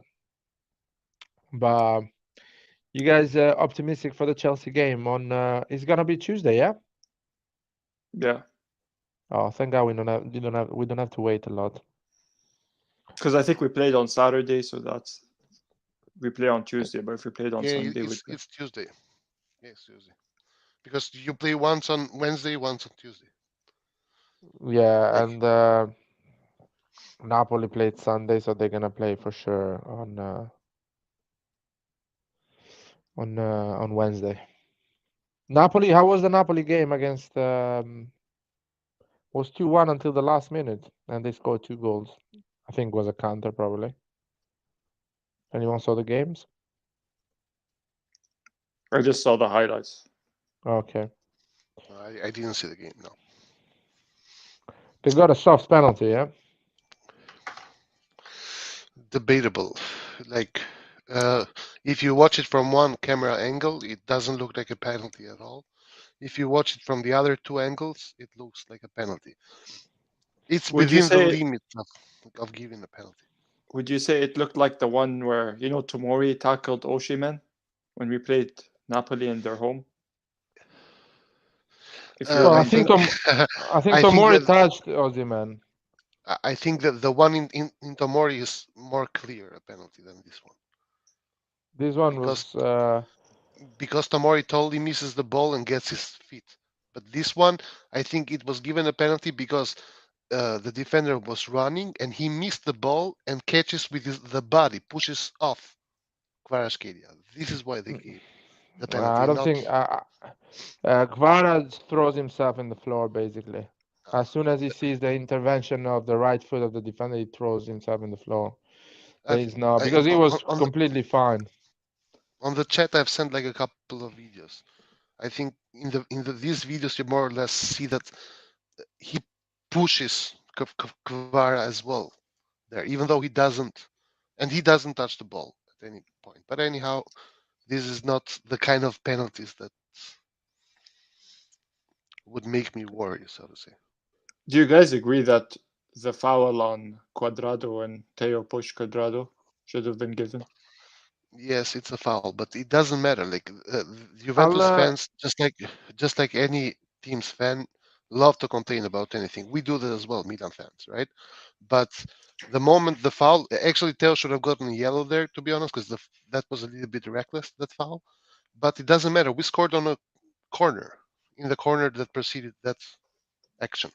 So they should defend the corner better. listen. In another game, I would say that is a foul, but the referee was refereeing in a way that a lot of other intervention like that was not given.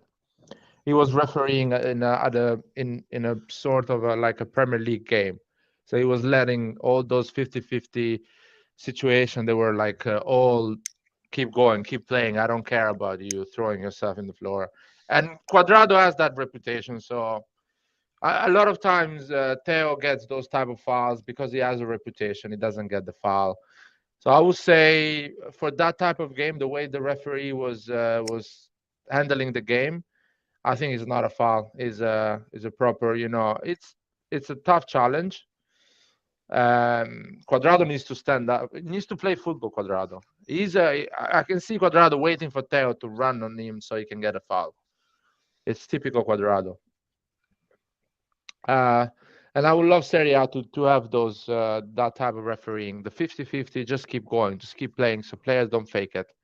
And we don't see any more players like Quadrado or other players throwing themselves in the floor just to break the rhythm or stuff like that. Just fucking play Well, football. To be fair, Theo does it as well. Yeah, Theo does that as well, and I'm happy when they don't give him a foul. I don't mind that. I'm happy when they don't give him a foul, so he stops doing it. And I hope all Serie A does things like this, that we keep going and with the refereeing like this. Yeah, Oh, I mean, you see it a Antonio. lot in the Italian league where players complain a lot to the referee and talk to the referee, whereas in the Champions League, where like no one talks to the ref because he's the one who makes a decision. And I don't know why they talk to the referee as if, like if Bonucci goes to the ref as if, he's going to change his mind. They try to put some pressure on the referee. Sometimes it works if you put pressure on the referee. And to be fair, the only thing I want from Italian referees is to keep the flow of the game going. Keep going, man. I like football when it don't stop with those small fouls. I mean, it's an And advantage to us because we're not good in set pieces. But like maybe a team like maybe Juventus or Inter, they'd want that. no, but all these fouls are fouls in the middle of the park when even the set piece is not gonna be dangerous. So they're all foul. The players in Italy ask for these fouls just to break the rhythm, and they feel the pressure of the opposition team. But that's not working anymore in Europe. No one stops the game so often that like in Italy. And the show looks ugly. The game looks ugly for the casual viewers. All those interruptions, they look like this is a shit game. I'm going to watch Premier League because Premier League they never stop. They keep going up and down, up and down. So it's important even for the show. Antonio and Raul is here. You guys can talk. I talk a lot, so if you guys want to say something. The Premier League is boring. It's boring. A- Okay. Yeah, Anto- Man City is not a good team. Antonio Oh, says that all the time, but he's a Man City fan. Everybody knows. yeah, I love Yeah. Man City, man. By the way, this is my first time here. Oh, really? Yeah, I have You been are in the following chat you. quite often, I think. Oh yeah, I have been following you guys for I don't know 2 years. I'm sorry for you, Before man, but before you had like before you had 1K subscribers, I remember it being like 600, 700 subscribers, I believe. oh, okay. Are you feel? Are you a Milan fan or you're a Inter fan? Oh yeah, hardcore Milan fan, man. That's great. Yeah, it's Are been you like feeling? I became Milan fan in like 2009 after my high school because I'm from India Mm-hmm. and uh, and uh, Ronaldinho. Ronaldinho was there in Milan when I joined like became a fan, but like how 10 years have been for us, but still I've been holding on and now it's the time, right? They've been shit, but they are away from us now. So If oh, you we don't support reset us it. when we if you don't support us when we lose, don't support us when we win. Am I right? Yeah, I Mm, guess so. But we're gonna get a I lot of. If we keep I winning, have we're been gonna get a support lot of plastic fans. So I have been supporting Milan when we were losing all the time since last 10 years. Yeah, I feel your pain. I feel your pain. Yeah, With so Souza, Susu, Churchy, Zicardo. Those were all the the days. time. that was crazy days, man. Scamacca, you guys saw the goal Scamacca scored? My God, that guy is a good player. Even Scamacca is gonna be a Raspadori good is doing striker. pretty well. Yeah, Raspadori, Scamacca, good players. We missed on them as a Milan team,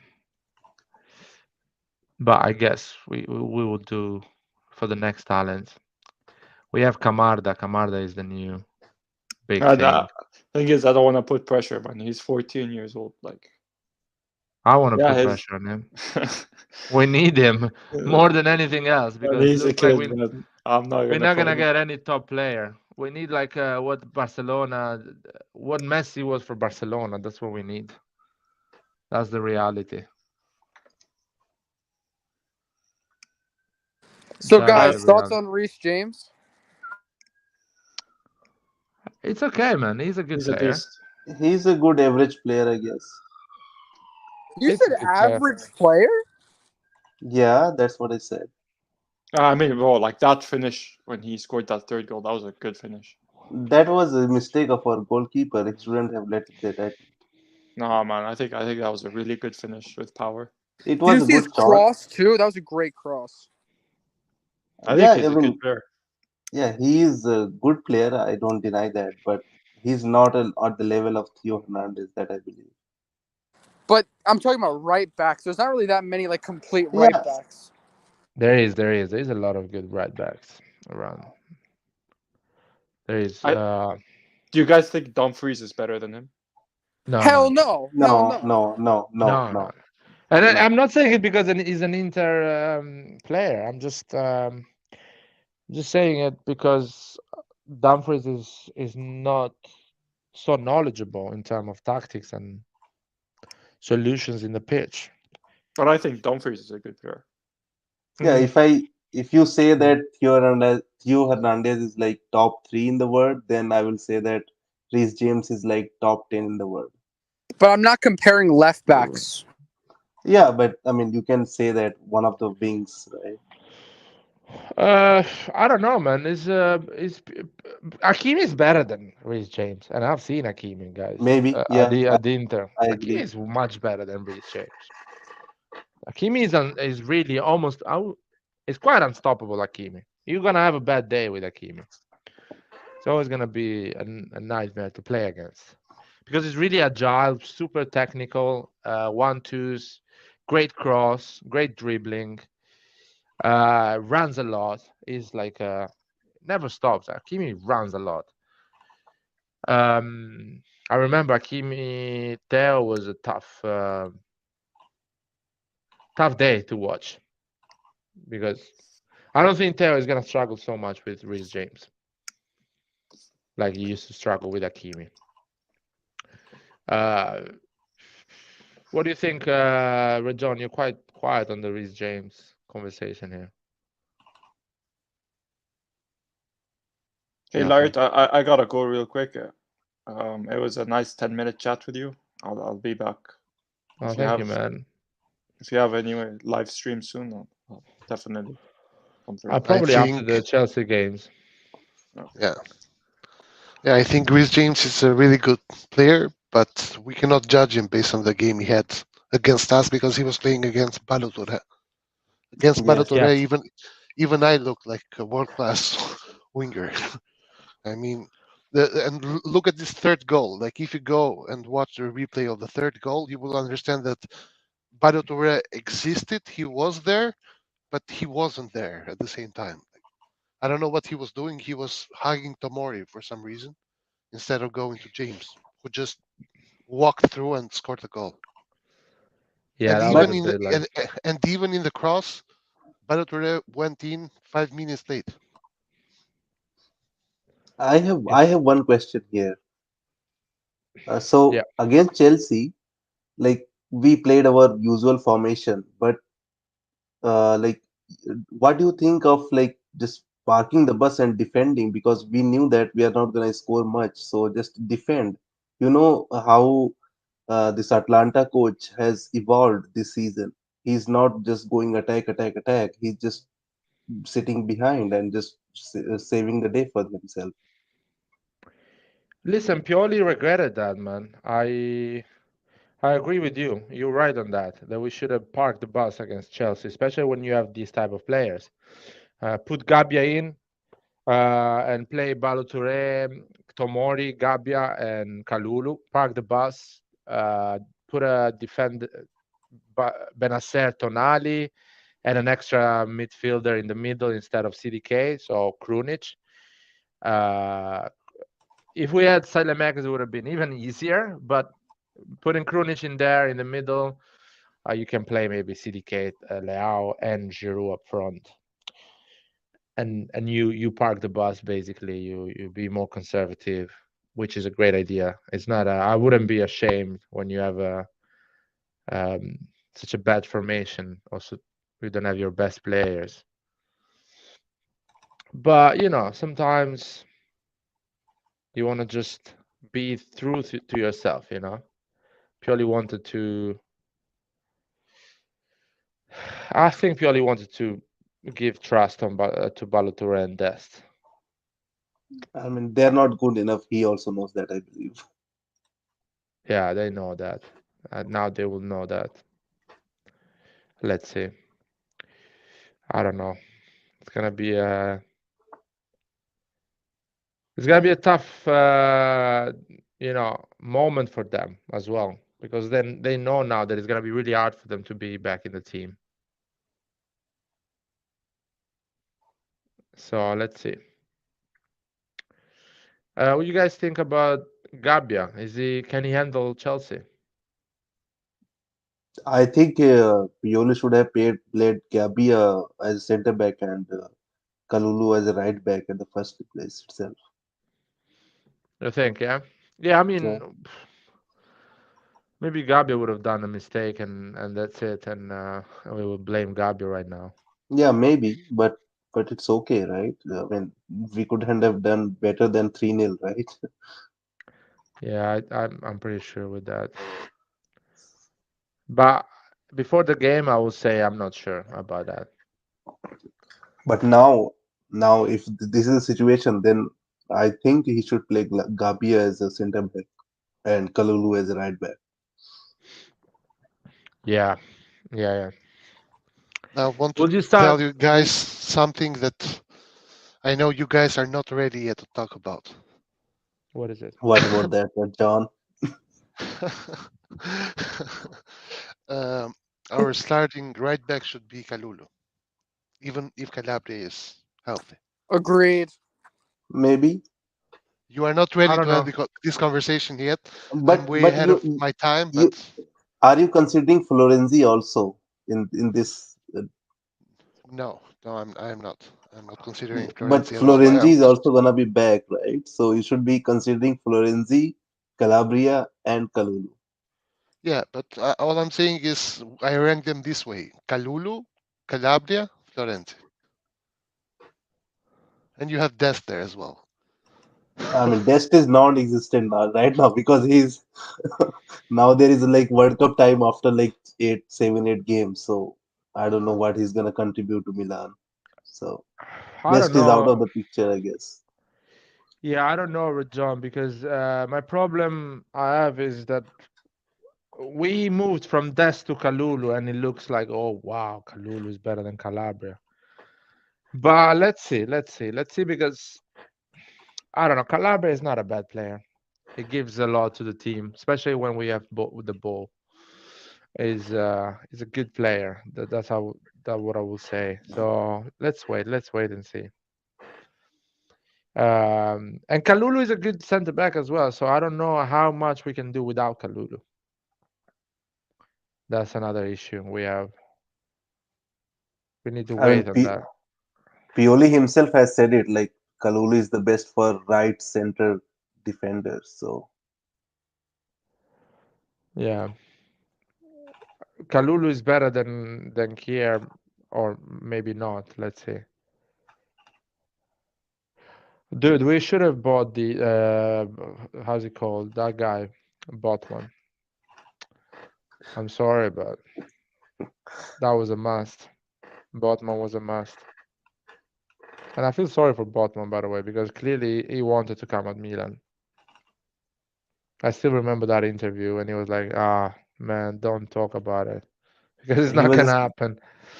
He was so, he was just laughing, yeah, kind of, it's not gonna happen. You know what I like mean? smirking. He was just smirking, like okay, whatever. What do you think, John? Going back this summer, would you go for CDK or Botman?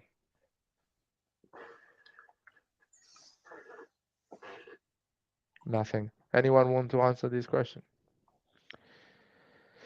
Antonio left. Antonio, let me in, and he left. I don't know why. It's just I don't know. People are saying no for 40 million. Why money matters so much for people? He's a good player or not? Forget about the money. I mean, he has to get some time. Pioli has been repeating it again and again. Like He has been giving example of Kalulu and Tomori. Not sorry, not Tomori, Tonali. So we have to give him time. This season is not the season to judge him.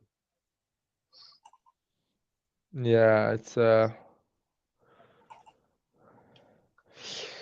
don't know. Let's see. I think I will I will definitely go for Botman. CDK needs time. I agree on that. And hopefully he's gonna get time. But Botman, the defense is so important for our game. The defense is so important, but the thing is that this market we haven't done anything to improve our squad. Literally, we haven't done anything to improve our squad. Do you agree or not?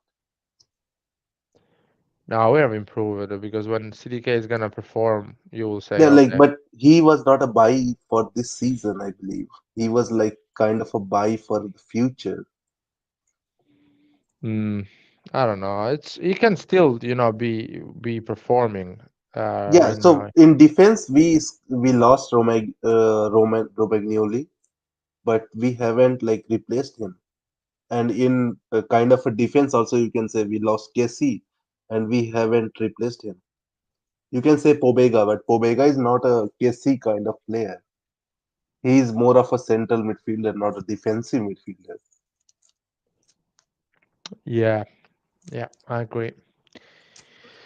It's So if you compare the our Mercato versus Napoli's Mercato or even Juve's Mercato, maybe Di Maria and Pogba are not playing right now, but when they are back, they are gonna be better than the current Juve for sure. let's see what's gonna happen. I'm And curious you to are see. and you are already seeing Napoli what they are doing. I don't know, man. I'm impressed by Napoli, but not like I don't think they are the team everyone thinks they are. Yeah, but yeah, they are gonna die down maybe, but right now what they are doing is amazing. We should be appreciating that. I heard your question, but I was cooking, eating something, so I couldn't really answer at the time. Now, answer. The answer is this: do I know Which that question? CDK? The question was, would I, if I go back, would I take CDK or Botman right Yeah, now? after what you saw in the last 2 months, what do you do? Like I know that Botman has been the best defender of Newcastle so far, right? How do you know that, by the way? Because I talked to Newcastle fans, man. Actually, I Serious? just asked them like 3 hours ago how Botman was doing. Did they know you are a Milan fan when you ask the things like this? Yes, because they see my they see my so, flair so on fucking Reddit. So they were like, now we Blair. understand why Paolo Maldini was after him and shit like that. So Red of John course is I'm Red salty about John it. Red John is famous. Come on. Yeah, of shit, course they this know who I cheer for.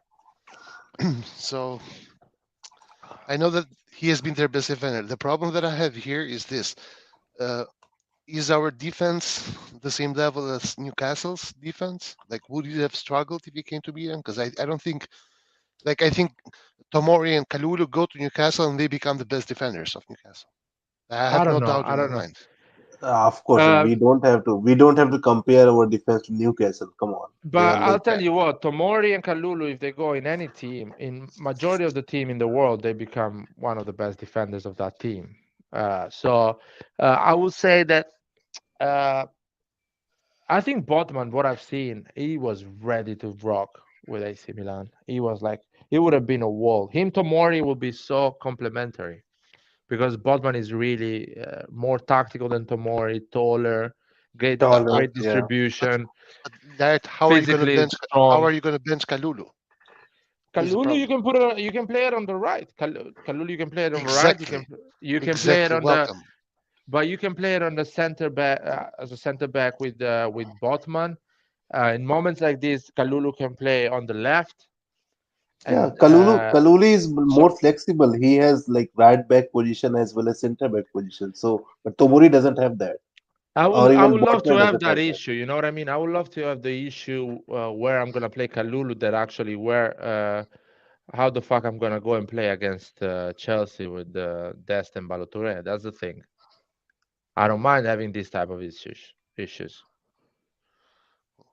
But anyway, so you will go for Botman and not anymore for CDK. No. Uh, The thing is here, I want to know first though, is CDK gonna become at some point in the future a great player or not? But yeah, no, no. But my question is kind of a game. My question is, what you've seen right now, would you regret going for CDK and not Botman, or you will go like, no, I still think CDK, what I've seen right now, it can be an amazing player, or you can I say, Yeah, we miss I Botman. know.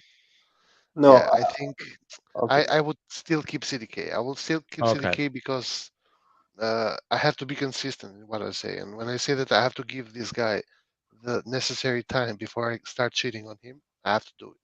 Like I have to behave the same with every single player. I cannot talk shit about Diaz and then give CDK a lot of time, but at the same time, I have to give the time that I give Diaz to CDK as well. but my whole point is, let's say you will say, no, I wish we got um, Botman, not CDK, because I think CDK is not gonna be the player we think. Like on it, you can say things like that without shitting on the player. It's just you can be really valuable, but not the big thing that we think like Leao became. You know what I mean? Yeah, I am a little bit. Listen, here's the problem that I have with CDK. If I'm speaking like 100% honest, the problem that I have with CDK is this: I look at CDK play, and I think this guy is not he's not a cam. This is the problem that I have. I think he's more a regista than a cam because he has really good long balls, but then in front of the goal he doesn't have the instinct to shoot the ball, and this is this is a very important thing that you need to have. Like you have to have it in your DNA if you want to play as a cam. You look at the goal; it's 5 meters away from you. You shoot the ball, you smash it into the goal. You don't pass it to the goalkeeper. Yeah. Yeah. Also, So I cannot justify 9 games of CDK in which 7 is started and one shot on goal, and that shot on goal was a pass. Like, come on, bro, you have to do better than that. Raul, what do yeah, you I think, man? Because I'm also Mhm. I'm sorry to interrupt you. Just to get it over the line, the thing is that even with this is the difference. The difference is with the Liao, we knew that Liao didn't have good seasons. Like we could see it, but we could see some moments of genius in him. Right? He would dribble everyone and be like, and we would always say this guy is super talented. Right now, I'm not entirely seeing that with CDK. Maybe he needs time, but giving I'm not getting those sparkle moments that you need to see Yeah, from a cat. yeah, yeah, definitely. yeah. Raul, you go for it.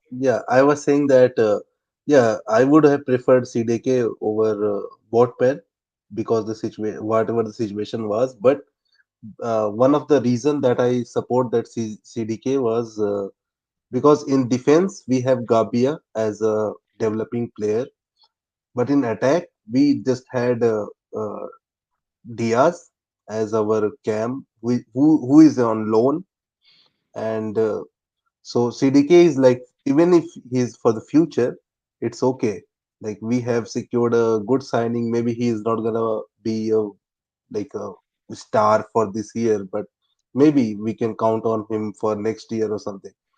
But in our attack department, of course, CDK should have been there, and so CDK is like preferred over Botman for sure.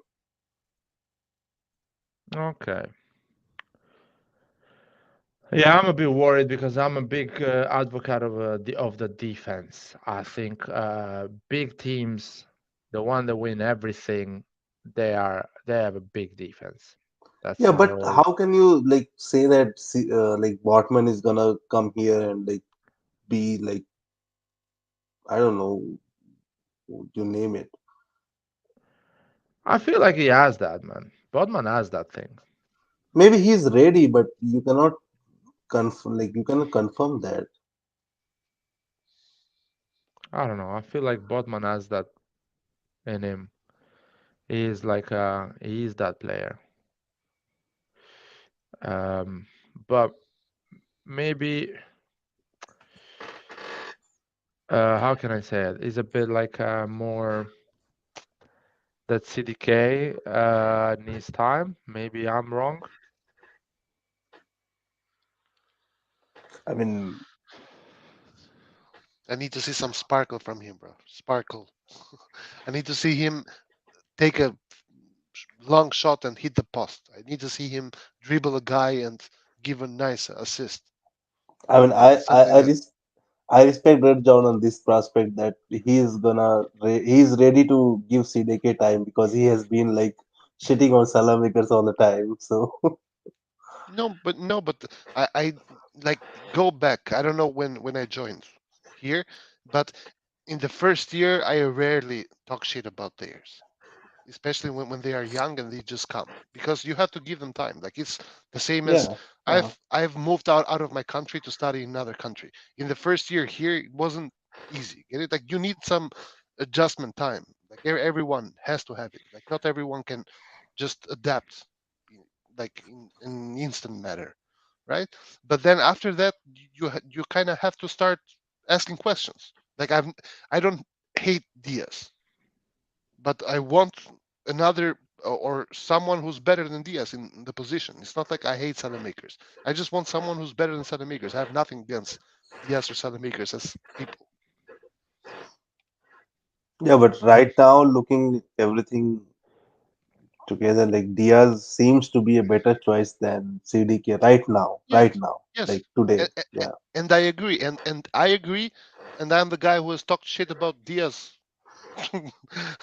countless times. Okay, and I'm saying Yes. this why because for me it's very important to be consistent in what you say. I cannot use different tools to judge two different players. You have to use the same tool. So if I say that Diaz wasn't good enough last season, and now CDK is doing the same thing as Diaz last season, I have to say the same thing about CDK, Yeah, regardless CDK of just what. Yeah, he just is missing confidence and like not into it. yeah. And he does a one nice touch and then he just doesn't do anything after that. I think So listen, when you watch CDK play, in the first 5 minutes, I understood that this guy knows how to touch the ball. Like he touches the ball, he kisses the ball with his feet, right? So he is very mhm. technical. We also know that this guy has really good long passes. Like he can give you balls, or better say assists for strikers to score, right? Now the problem is that these are two characteristics which, in my opinion, go better with someone who plays as a regista than someone who plays as a cam. Because someone who plays as a cam has to shoot the ball, and someone who plays as a cam also has to dribble, has to beat the man on a one-on-one. And I'm not seeing that as from CDK right now. This is the only part where I'm kind of disappointed so far from CDK, and where I say maybe we need to give him time before we can actually make a conclusive statement on him. Are you still cooking, Rajon, or are you taking a No, no, piss in the toilet? no, no, that's not me. So if that's not you, then Is it me? No, no, I'm not pissing on my toilet. But I'm Okay. in my kitchen. But I'm in my kitchen. Oh, okay. all right. Yeah. Nothing wrong. Just mute yourself, guys, if you're in the I'm toilet doing sorry. anything. I'm not asking you to hold it or things like that. Just anyway. Yeah. I wish we had that 30 extra million to go for Botman as well at the end. So because clearly, I'm saying that probably if we had the 30 million extra, we would have made an offer like 30 million for Bodman plus bonuses, or plus I'll give you the rest 1 year after. You know what I mean? Something we would Yeah, have found a solution, because I think we were the first choice for Bodman. I understand. And But actually, I'm gonna tell you this. I have like unjustified faith that Chow is a really good defender, man. From what I've seen, like also physically, he doesn't lack anything. Like he's Botman but faster physically. I don't know if he's really as good as he should be, but uh, Pioli has a problem in this regard because Pioli has it very hard to ignore hierarchies of the team. And right now, Gabi is higher up, than Chao, so it's gonna take a while before we see Chao in action. I don't know if Gabi is higher up or it's more like Gabia knows the league a bit more. You know what I mean? I feel Yeah, like in games like Juventus, which are really shit, it's more important to know the league than actually be better player. maybe. That's a thing because Juventus is already shit. It's not gonna put in a difficult situation with pace and great football, but with dodgy things like falls and stuff like that, they can put in a difficult situation. So that's why what Pioli is thinking by this Chow is not playing. You're right. Pioli is not playing him, and another thing is Pioli is not playing Adli as well, which is a bit worried. I'm a bit worried about that because I think Adli has talent, and we if he's not playing right now, when he's gonna play? By the way, Adli also gives me the Regista vibes. I don't Yeah, know yeah. what if there's He's not a something wrong number with 10. me or yeah, exactly. Yeah, you know what? The problem of Adli is that Adli and CDK they don't have that sprint that players like Diaz have, which is quite useful in that position. Yeah. They think more than.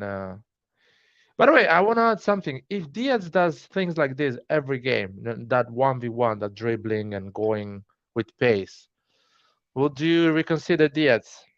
Of course. And What? That goes without saying. Like if Diaz is able, also let me say this straight as well. I do not think that Diaz had a great game against Juventus. I think before the goal, Diaz wasn't playing great. Now that being said, the goal changes everything, right? Because this is the whole sport is about the goal. So after the goal, it's important for him to get the confidence that he needs. And if he is able to provide something similar every single game and provide assists and goals and be a very important part of the team, of course, I want Diaz to start. I don't want CDK. I don't care that we spent 35 million. I want the most informed players to start.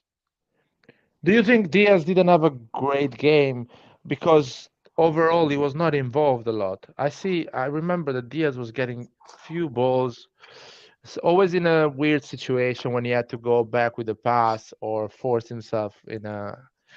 I think that was my issue with Pobega. The Pobega was not good at distributing the ball from the right to the left, from the middle to the front.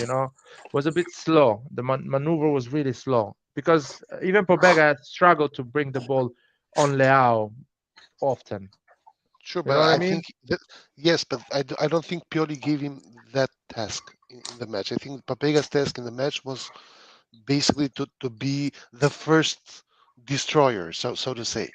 Like he is the guy who's gonna run a lot and recover balls. Like he wasn't the cam necessarily there, even though he played in the cam position. He played more or less like what Kessie used to play with us last season during the end of the season. So this is I why don't I know. was happy. I was happy with Pobega's performance because he recovered a lot of goals defensively.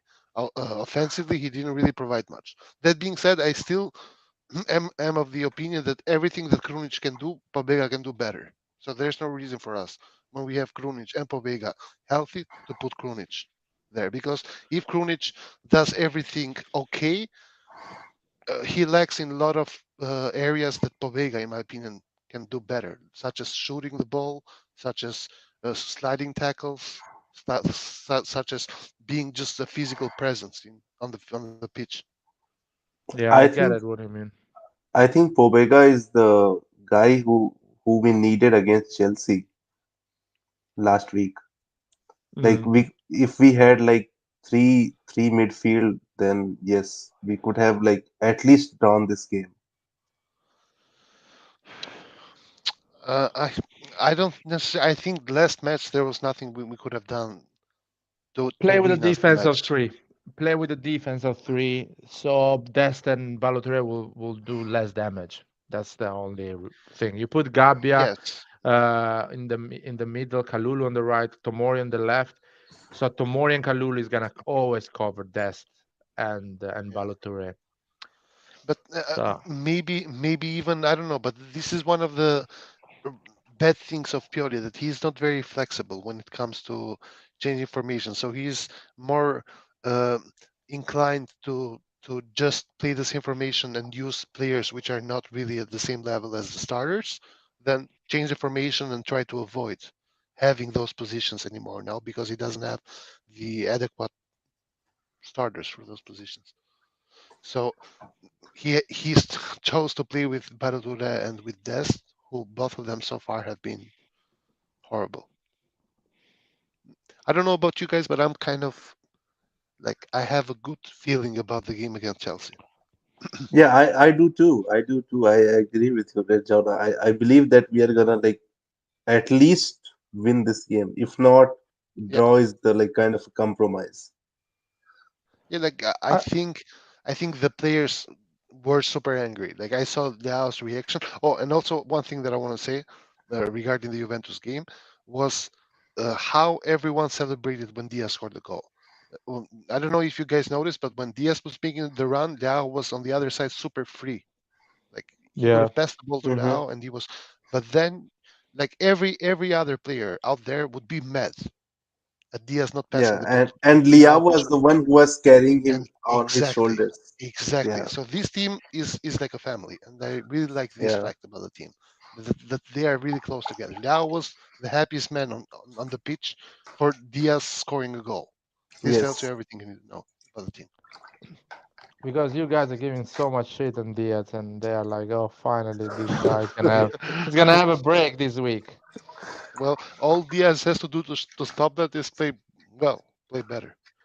Oh no shit. Exactly. What about you guys being better human beings and just let the guy Nah, breathe but sometimes? but I only talk about the Diaz when he is wearing cleats and is on the pitch. I don't talk about Diaz outside of the pitch. Yeah, you I have. only judge the guy wearing the number 10 shirt. I don't judge Brahim Diaz himself. and Anyway, you also judge Salamakers for sure. I also judge Salamakers for sure. Yeah, same same as Laird also has his players, but they leave the club after a while because of the hate Laird spreads Yeah, for but sure. he well, like yeah, I hate the Laird is right one, man. The one that really bad, they're gonna leave in Yeah, three yeah. months. That's the thing. Ah, oh my God. I think Diaz understands that that's the type of football he needs to play. Be more direct. Uh, hopefully. Maybe and not also go like against Juventus. if you notice, Diaz was saying in his interview that number 10 is mine. I don't know what his future lies with us, but Yeah, he was saying number 10 is mine. So I don't know. yeah, and He's he's a gonna very stay. likable guy, Diaz, man. Because the way he celebrates like I would celebrate if I scored for Milan. Get it? So he's relatable in that sense. He celebrates like a fan. Yeah, So you he's a guys will fan. keep you guys will buy Diaz for 22 million next season. Uh, No, not yet. I okay, will what buy about him. I will buy okay? him because you cannot buy better than that with 20 million. And Diaz, let's say Diaz is a bench player. He's a guy that comes in. He's already understanding the system Pioli is put in place.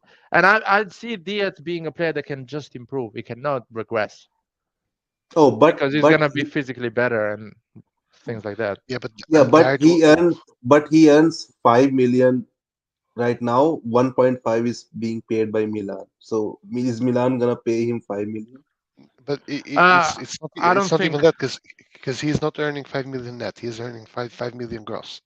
So Anyway, 2.5 is Brahim his. Diaz. Sorry, guys. eh, Brahim Diaz, when we're gonna sign Oh, him. it's gross. Sorry. Oh, I It's don't know. gross. It's five I million thought gross. that he's earning 5 million and Milan No, is paying 1.5 and Madrid is paying the yeah, rest. he's earning 2.5 million, and we are paying 500K of those 2.5 Ah, million okay, net okay, okay. so far. But the thing is that we are not at that level yet where we can spend 23 million euros for a bench player. So because buying Diaz for 23 million euros would mean you remove that money from the striker that we so much need, or from the right wing that we so much need. I disagree with you. We are going in that position that now our bench players need to have a value of 25 million, 20 million. And but I not really why. believe But we need to, but who not comes from the bench needs to be a good player, man. It should not be at the sure, level of Krunic. If you sure, want Krunic to and I come agree, in, and I agree, but that's not while you play with Giroud as your main striker. but Giroud we're gonna get a striker next summer. So next summer that's what's going to happen. We're gonna get a striker, and hopefully, guys, I believe we finish with 300 million revenue. At the end of this year, we're gonna finish with 400 million revenues. Yeah, like So, 350 if we are lucky. but Yeah, listen to me. but what's the If you point, Laird? If we are gonna just spend like 35 millions on our transfer market, then what's the point? Well, the point is simple. When you finish 400 million revenues, you spend 50 million instead of 35 million.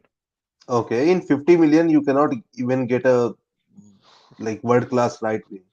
No, you get a first of all, world class striker is not gonna come at Milan. Let's be clear on this, guys. Okay. To all together agree on this. As much as we love Milan and we think it's the best place in the world, but I think I always make the example of Broya. If Lukaku comes back at Chelsea, is the other guy, how's he called? Aubameyang is there, and probably Chelsea is going for Nkunku. Armand Broya needs to think, you know what? Let's go to AC Milan. Let's make a move. Let's play at the age of 23, play every 22, play every week for a big club that plays Champions League. He has to make that decision at one point, or go and play for Everton, West Ham, Newcastle, whatever, you know. Because I don't think Man United, City, Tottenham, all these teams, the top six are going for Armand Broya. So everything after the top six is gonna go for him, or Dortmund, whatever that range, Ajax or AC Milan. So I think that is a perfect striker. That's the striker we need. 35 million. Probably we can get it first year on loan with obligation to buy on the year after. So you postpone that expenses the year after, and you have a striker there. You have a striker that is good. Origi is there as well. I think Origi is gonna be really good. He has that play that he can dominate this area, in my opinion. Yeah, but that's the thing. Like everybody in Pioli's system needs some time. So Yeah, but Broya is not shy, guys. Broya is not CDK. The guy is not shy. The guy is gonna be in bang goals for Milan Well, straight has away. to not be shy because he's carrying Albania solo. Whatever He's whatever playing for carrying. Chelsea already. He's playing for Chelsea already. He's coming in, not being shy, and that's my opinion on him. So I think he comes and he's ready to play for Milan. That's the whole point I'm making here. But hopefully, we let's need see. this type of strikers. That's the thing. Yeah, we need a strong striker for sure. Like after this season, Giroud is gonna be gone. Maybe Ibrahimovic is also gonna be gone for sure. Giroud maybe one more season, not more than that. Then who else we have? No one. It's an issue. The striker, I always say the striker is something, it's more important than anything else for Milan. Um, Striker and the cam position is very important in 4-2-3-1. That I believe. yeah, but the striker make everyone else work better. That's Yeah, also the cam striker as well as the cam. I'm pretty sure if CDK had someone like Broya or Erling Haaland in front of him, will Maybe, be a different player. For maybe. sure. For sure, yeah. Anyway, let's see what's going on. I'm completely ignoring the chat, guys. I'm sorry because I'm doing other things. But let's see. Listen, That's true. Broya is gonna smash this area. Already Origi is one of my favorites. Smashing this area already. Hey, Origi, in and my opinion, we saw that 30 seconds when he just throw the ball in front of him and he started to run. No one could stay behind him. So but Paul, already be Origi. be assured for one thing, Paul. Regardless of the fact that Broya is comes from the same country as I do, if he plays like shit, I'm gonna talk shit about him. Okay, I don't play favorites with anyone. If No, you no, I'm hear not that, gonna talk Art, shit about. I'm not gonna talk shit about him because I think he's an incredible player, and he's not gonna play bad. I swear to God, he's not gonna play bad. No, And also, if he like, has Leao on his side and Diaz, CDK around him, he's gonna smash it with goals. uh, also like one of the EPL players who joined the Serie A last year was Tammy Abraham. He did well last season, but I don't know if he's doing well this season. I don't think so. he's been horrible this season. Yeah, that's what. So just Horrible. just don't bet everything on your EPL players. That's what. Yeah, but we're not Roma, guys. We're not Roma. Just Yeah, yeah, of course, of course. and Pioli plays really. Pioli plays exciting football, guys.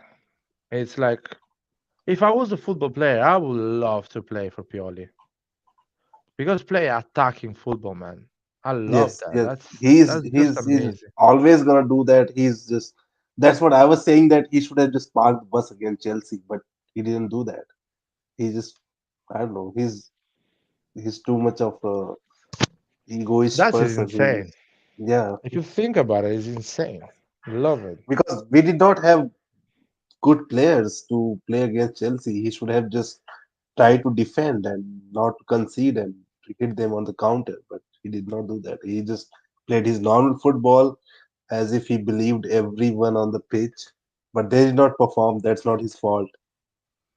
So That's why the club needs to put Pioli in a situation that whatever player he picks is a valuable player. yes, And that that's first we need to complete our 11. That we are not there yet. that's why I will buy Diaz because you know what Diaz is gonna give you. If Yeah, you buy Diaz, you know. I support Diaz. I will have Diaz in my bench or in my starting 11. I don't have a problem. I will have Diaz at least in my bench for sure. If you go on the market and you buy a 11 or a 10 million player, God knows what he's gonna do. Yeah, but we need a striker and a right wing. We No, I don't have think we Diaz, need a right wing. I think we but can we do need a another striker season. for sure. Nah, But we need a striker for sure, and then right wing, and then a backup player like to replace Balatore or someone else. I think we we for can sure need a right wing. we can we can we can bring that guy Chaka Traore in the first squad, but we don't need Who's a right wing. our Primavera player? That's what Yeah, you're talking. Yeah, Is but he is he striker is he a or? right wing? he can play a Isn't right he a wing, man. left wing? He's not a human being yet. That's He what. needs to be a human being yet. He can be everything. He can be an accountant at the age he has. You're telling me or he's a may, right wing. or maybe a medical staff. He could be an accountant. It's fucking 17. He doesn't know That's what he true. is. That's true. So Chaka Traore can come in the first squad. I wouldn't mind. But Uh, I thought he was a left winger or something, right? yeah, No? yeah, he plays more on the left wing, but Yeah. Brahim Diaz can become a right wing. He's young enough to completely reinvent himself. Yeah, maybe. But like only this season, like not like after 2 seasons. I mean, how can I say this? Everything can happen, man. Right now, it's our players are so young that Leao can become one of the best striker in the world. He's not It's a just, striker. Come on. but he can become a striker if he Well, but wants it. I think later on in his years, he's gonna have to be a striker And Maybe another thing, later after on. his Yes, thirties. Yeah, after when his he doesn't thirties. have that pace and all. Yes, but not right now. yeah, he needs to become a striker at one point. He needs to understand that if he wants to earn the big money, he needs to be a striker, not a wing. Yep. That's the whole point. He needs Or to or score. he has to be the best winger ever and score like a striker. Yeah, but I doubt on that. Unless he stays in Serie A, yeah, he stays in Serie A, he's gonna score like a striker as a wing. But if he goes in other leagues like the Premier League or La Liga, I mean La Liga as well, he can score a lot of goals. Premier League is different because I really believe there is players with pace in Premier League that can most of the But time stop him. wasn't Salah a winger like for 5 years in a row, the highest scorer in the Premier League? No, he's not doing that good No, right no, now. I know right now, but he was for 5 years in a row the highest 5 years scorer. now, he had like 2 seasons that he was the top scorer, and the other season he reached the 20 goals anyway. In one season he reached 30. So I agree with that, but depends on the system. The system that club built was like to make sure that his wings scored a lot of goals more than the striker, which was Firmino. Uh, In in my opinion, Liverpool is like going through a transition phase right now. They are gonna go down, and they will have to like change their system or change their coach and everything. Yeah. Liv- and Liverpool, I don't we have believe to look. Leao is smart as Salah. His game is not smart.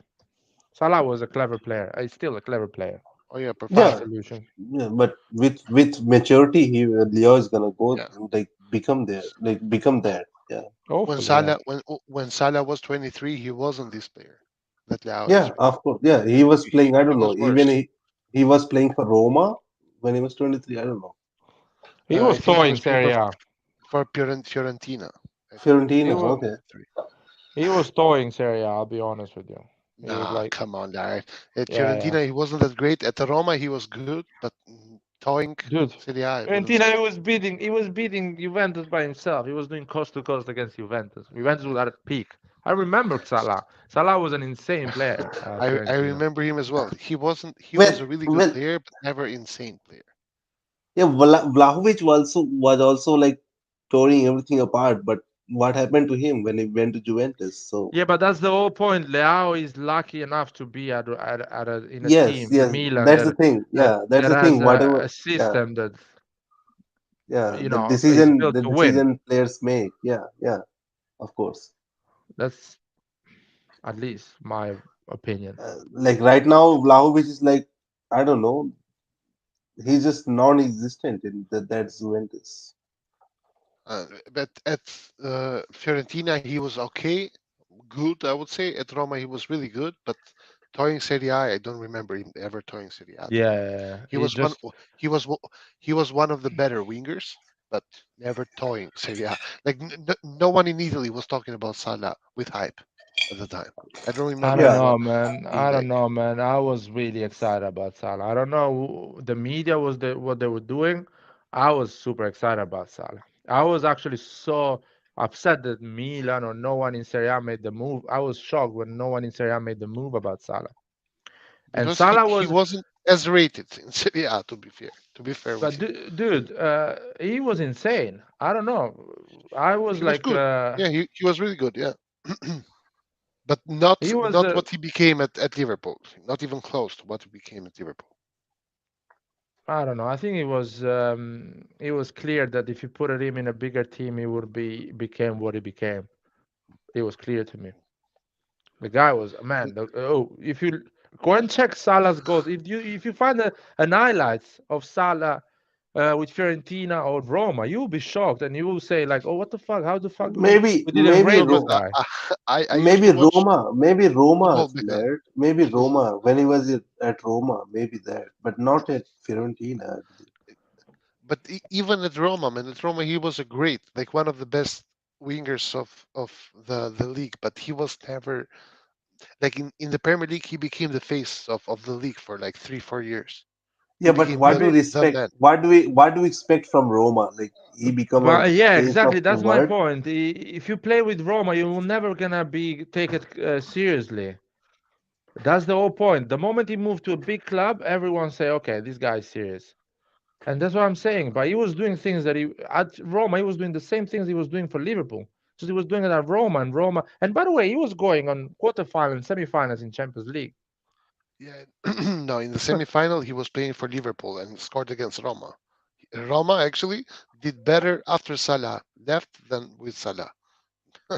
Just to stand Well, corrected. we all know that Roma doesn't have like any ambition in Europe for sure. No, but Roma reached the semifinal. Like after Juventus, Roma is the last team to do so from the Italian teams. In last So decade, regardless, yes. Yeah. and Salah was a very important player at Roma, but not irreplaceable because they replaced him very well next season because they reached the semifinal and almost beat Liverpool with Salah. Mhm.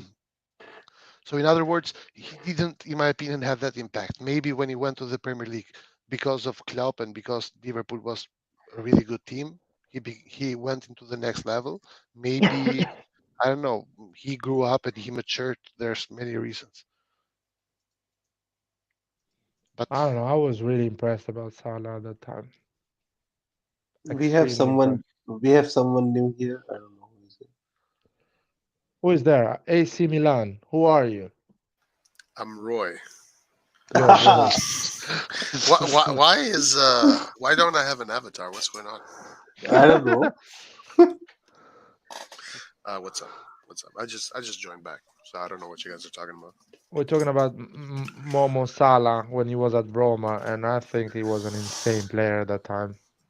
Already at that time was incredible. That's uh, that's the whole conversation basically. and Roy, you followed Serie A in those years, right? Do you remember Yes. Salah being as good as he was in the EPL? Never, man. Like he was a good winger, but no one was hyping him. No one was saying, "Wow, this guy is the greatest ever."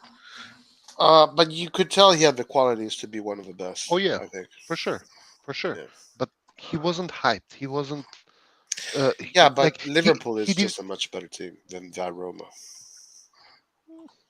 Hyped? What do you mean? Like in Italy, they don't hype anybody. Like Yeah, they're terrible. exactly. No, Leao no, is no, not. Leao is no, not hyped by Juventus and Inter supporters. If Leao no, left, guys, come on. sorry, I'm sorry, Rejon, just to explain it to you. If Milan was weak like Roma, and Leao left after Roma his wasn't weak. first, oh, dude, Roma couldn't keep Salah, man. They had to sell him for 50 million. I'm talking about. Imagine Leao leaving the summer before. The summer Yeah, before, everyone, Juventus, Inter, all supporters in Italy were saying that we were lucky and Leao is not such a good player. Actually, people were laughing when before That's Pioli true. says That's true. he reminds me Henry, the young Henry. yes, before last Yeah, So, but season, so, so yeah, but technically, exactly. No, no, no, no. of This course, season but just of course, finished. The man. season just finished. No, So, you are wrong. yeah, this season, man. The season before No, was lazy Leao, man. We were not hyping him at all. exactly. yeah, This but is my right now, point. but So right now, if he's you super see hyped. even if you see the English commentators, they are only gonna be talking about Liao About from Leao. AC Milan Exactly. team. Yeah, Leao right now is because an English team wants them, so they're Yeah, preparing the Yeah, move yeah, exactly. again. yeah. That is They're also preparing. there. Yes, that is also there. Listen. I remember Leao when Leao scored that goal against Sampdoria. I think Pioli says, "Oh, he reminds me a lot of Henry, a young yes, Henry." You've Inter fans were laughing at us. Inter fans yes. were saying, "Ha ha ha ha." So no one was hyping. Technically, the league, the media were not really hyping Leao. They were saying, "Oh, Leao is incredible. He's Because finally." Leao wasn't at this level when Pioli said that. Pioli said that during the first part of the season. First part of the season. Last season, Leao wasn't the Leao we have today. But what my whole point here is, Rejon, So that so so so, so how do you expect other teams to hype a player that is not even playing well? Of course, they're not going to hype him. Look, but ask them now. Ask them now. Everyone talks about Leao now. dude, but my whole point is that even Salah didn't get the hype because he left straight away after that.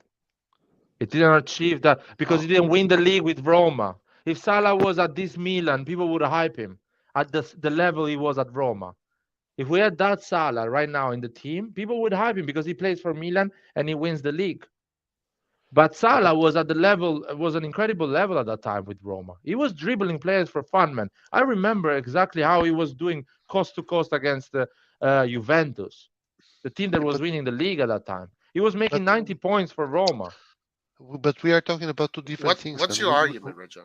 Well, No, sorry, I came in late. What is the argument? yeah, the argument is like I don't know where the argument went right now, but I wanted to say this: that the comparison you are making between Leao not getting hyped at the time and Salah not getting hyped is two different things. Because Leao didn't get hyped at the time because Leao wasn't good at the time. No. Okay, he Mm, wasn't good, man. He scored one goal in the No, first part of the and season. How are you going to tell me he was good? He also wasn't good. Now, also Salah did not win the Serie A. Yeah, sure, that's the but thing. He didn't get sure, hyped for that reason. Yeah, but because he was they know scoring Liao goals. because he won the Serie A and he was a phenomenal player for us. That's why they know it. Liao. Yeah, because Leao was able to win us the Serie Yes, A. Salah wasn't that's able to why. win the Serie A but And from. he, in the general context, even if Leao, he's hyped by us, but today, like, No, it's just different. There are two things here that I think are fair to say. Salah, first of all, grew because he, players get better as they go forward. So in Italy, it was the beginning of his cycle, of his whatever course journey.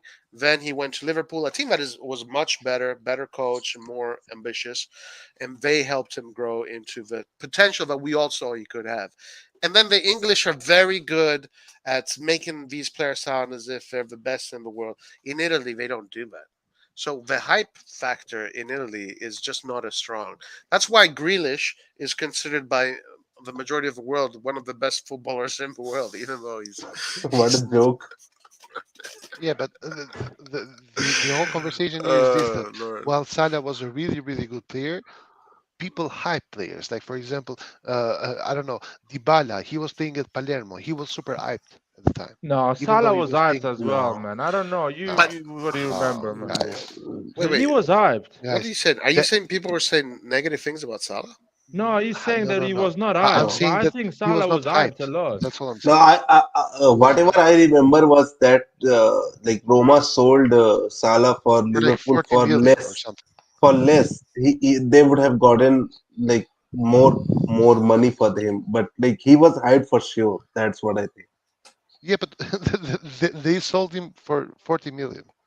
You don't Yeah, sell one of the best players for that's what the 40 million. problem was. Like Yeah. they were like criticizing that this kind of player goes for 40 million only. Actually, I remember at the time people would talk really good about Salah about his the fact that he would go and defend a lot as well. This is what people would talk about Salah. Also, one thing I want to find out when we talk about he was only sold for 40 million. When was he sold? Because was he sold In towards the in end of his two, contract and he didn't want to renew because he knew that there were bigger teams coming after him? I wonder if that is the case. I But don't I remember. remember Salah being considered one of the best prospects upcoming. But Salah Look, stayed 2 years at Roma, 2 years. So I don't think it was towards the end of his contract. okay, all right. He was not a prospect, Roy. He was like kind of a very good player already. I saw him as a super prospect. I was so excited about Salah, guys. I don't know, man. When he came to Fiorentina, he was Yeah, winning that's against what. Juventus. Yeah, They won he was 3-2 against Juventus, man. He yeah, he completely was a changed the very good. game. He was not a prospect. He was a very good player already. Oh, that's what you're saying. Yeah, The problem is that because you're playing with Fiorentina and with Roma, you're never gonna get hyped as much as you play with Milan, Inter, Juventus, or yeah, of Liverpool, course. Man City. So that's But the whole guys, problem of Salah. But Salah was an this incredible is player, man. Yeah, he It was was not incredible player for already. me, it was Yes, not a that's what I'm surprise saying. what Salah did with Liverpool. I knew that but, he's going to do that. I don't know but Yeah, why people were not don't hyped with forget him. that this is not the Roma that you see today. This is the Roma that was always second or third in Serie A, and also the But Roma that still, would reach quarterfinals of the Champions League. And also not just that, but one season after they sold Salah, they reached the semifinals against Salah himself, Liverpool, and they should have won that game, by the way, yeah, but the players that play for if the Roma, they ref never didn't get slip. hyped. Players that play for Roma, they never get hyped, even if they achieve great things. It's just Totti Roma. That's is the problem. is Totti is one of the most recognized players in the But world. Totti Played was for not Roma. hyped because he was playing for Roma. I mean, he was hyped because he yeah, was a good player. he was a exceptional player. That's why he was high. Yeah, Yeah, but but this is the point about Salah as well.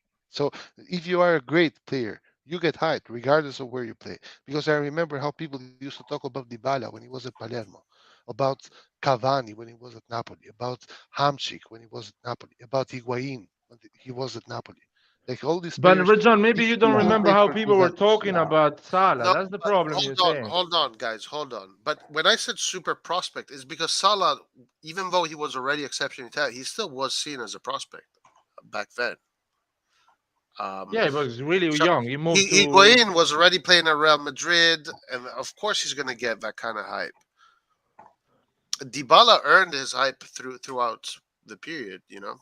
And by the way, Dybala went to Juventus, so you get hype. If you perform for Juventus, you gonna get hype. no, but It's a he fact. was hyped. He was hyped before going because even Milan wanted him. Even uh, Roma wanted him.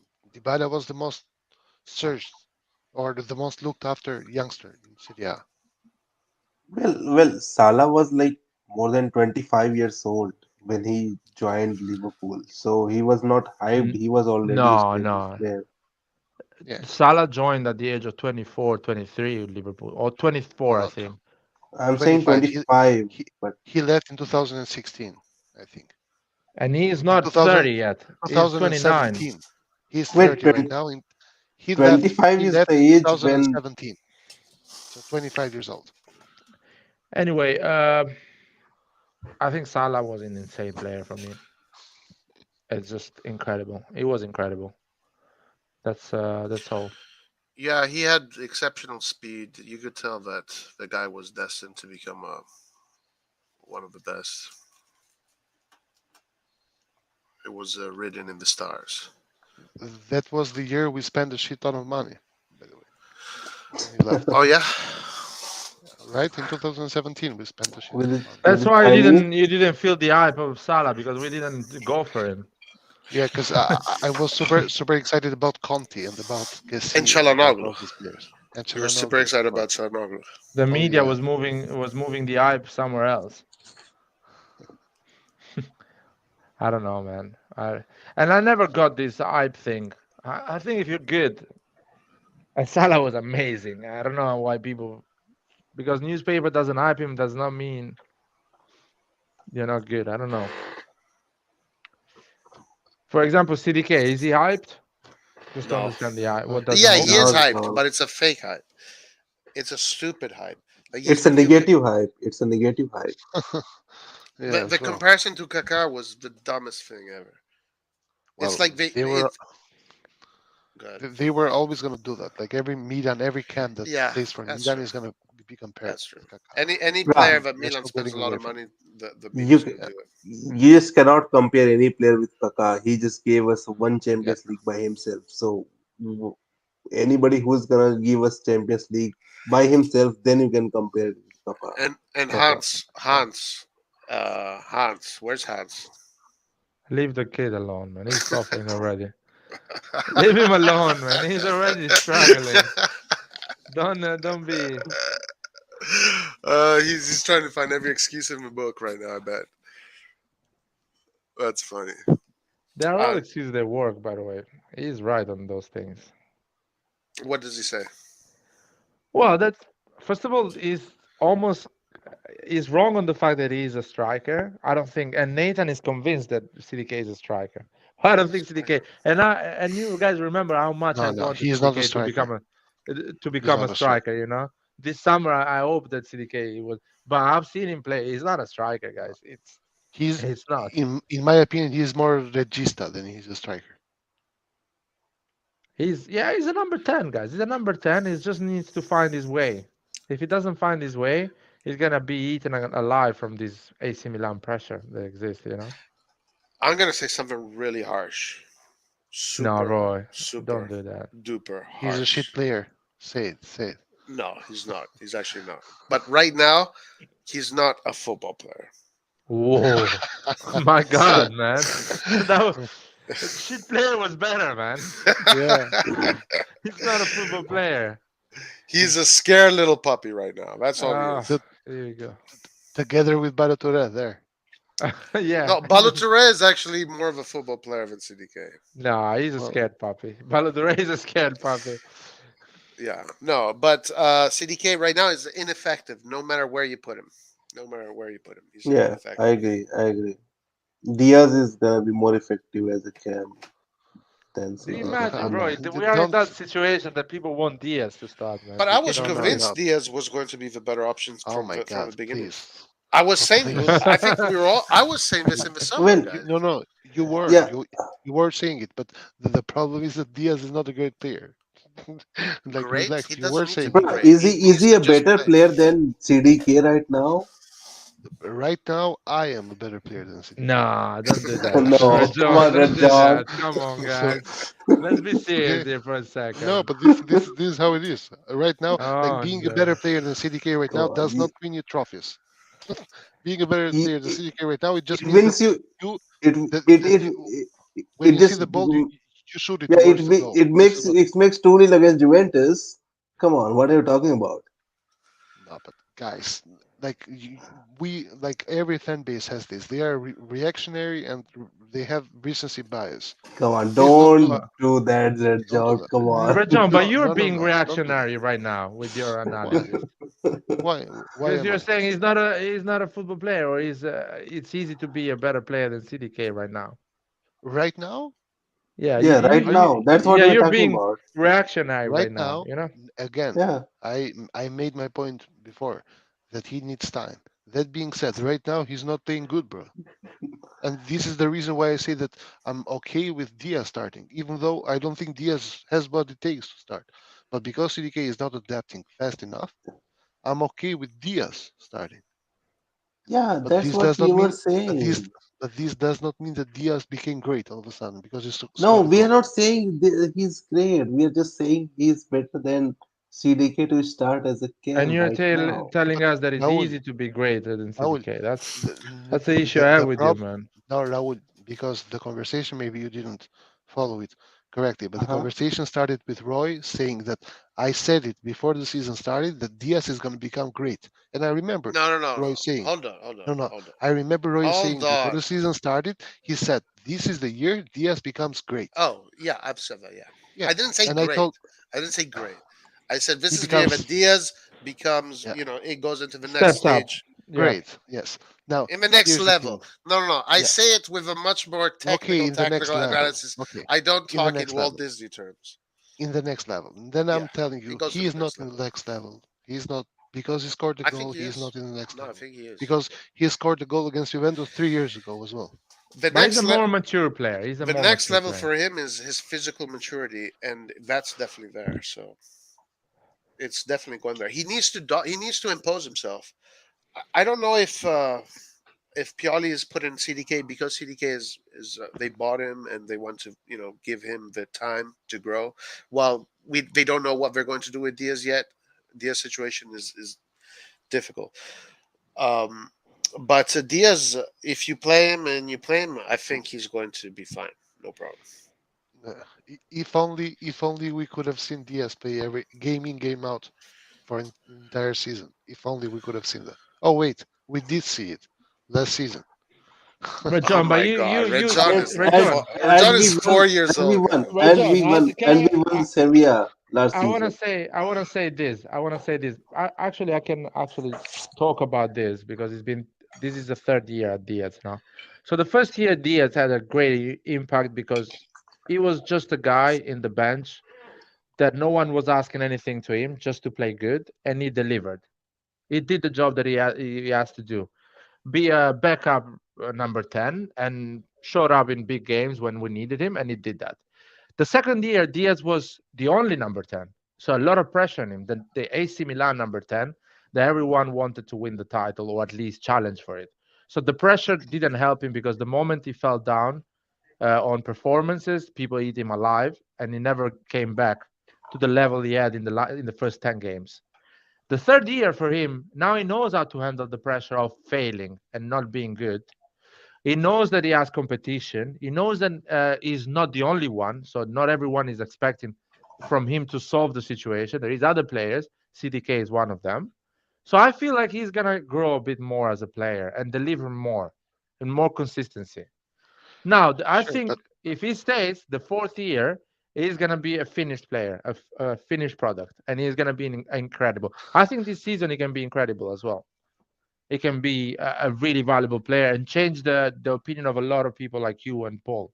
this season. Right. That's my opinion. But don't base this because on what happened yesterday that he scored a goal. This is all I'm No, saying. no, no. I'm basing this on uh, just experience of what I've seen in football in general. You know what I mean? Because we cannot deny that Diaz has technical quality. He has the Yeah, dribbling. He has the pace. He has a good touch. He has things. To play well. I agree. Sometimes it I just agree. on the mental side, it just he suffered the pressure the season before, or sometimes his body is too small to handle some challenges and stuff like that. So I guess if he works on these things, he can be a better player. Sure, I agree with that. Like But the But Leao. thing, I have a problem with something you said, Rajan. You said don't base it on what he did against Juventus. Why not? That's yeah, part of him. That part of what he does. It's part of his because story, right?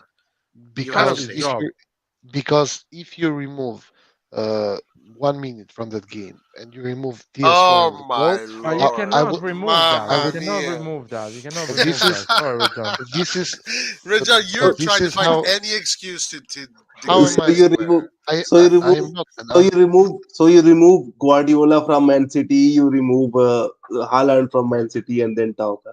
no, but Rohit, how is that even remotely close to what I said? It's Can you not explain it Raid, to me? man. Uh, It's It's Raul. Raul. Raul, I'm sorry. Raul, Yeah. can Dude, you explain me how what you said right now is even remotely close to what I said? No, you are saying Explain. that one person is not important whenever No, it no, comes to I their didn't. point. I didn't say that. I said Okay, if you okay. remove 1 minute from the game that Diaz played, and it was the Yeah, minute yeah. which he scored the goal.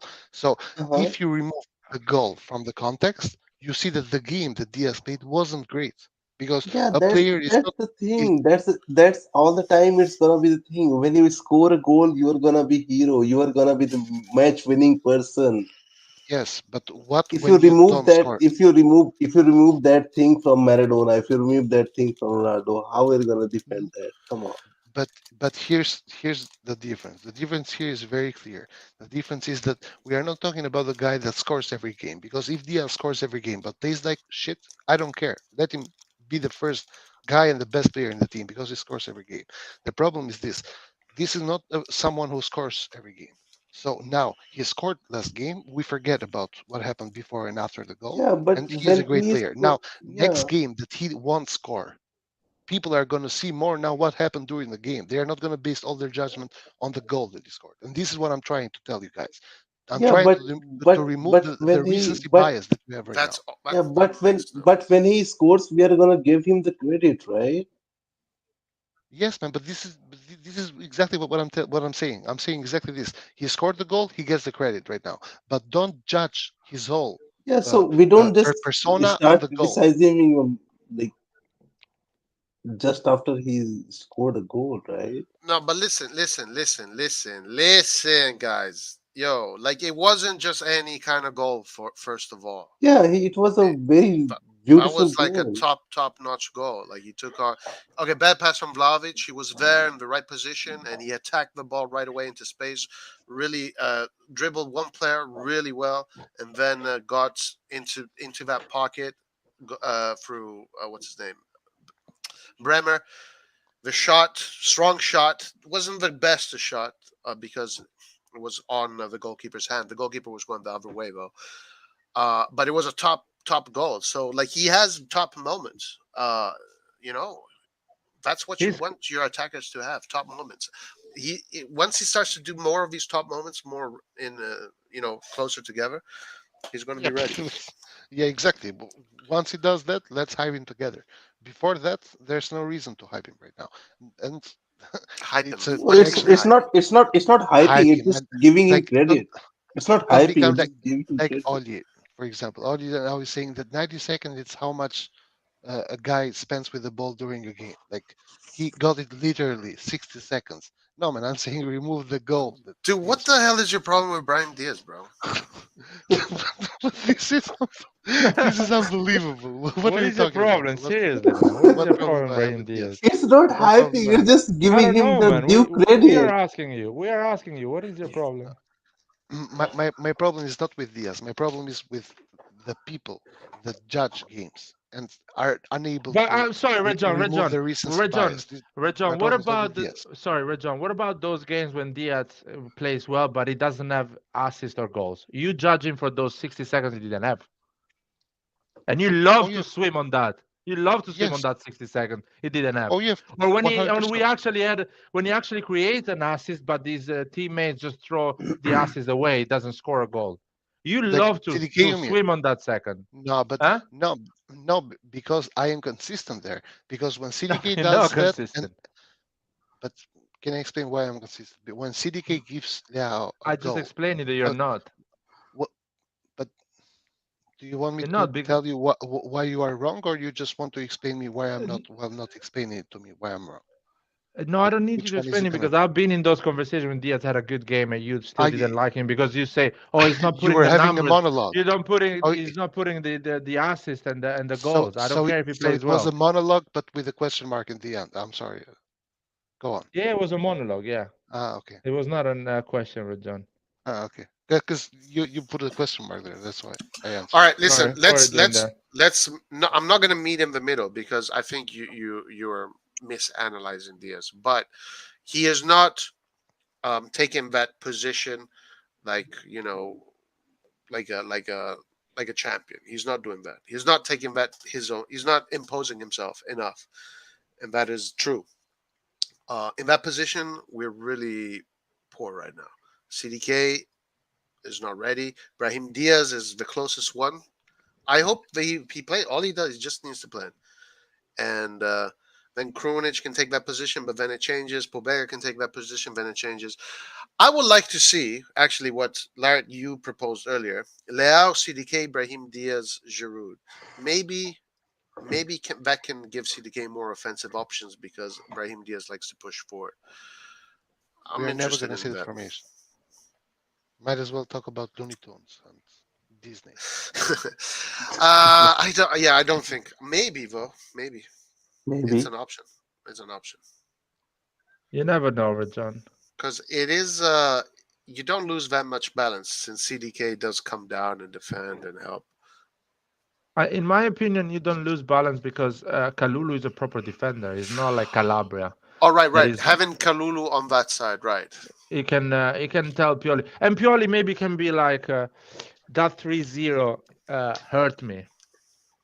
So I want to put an offensive team. I want to show at San Siro that we can beat Chelsea, like Well, convincingly.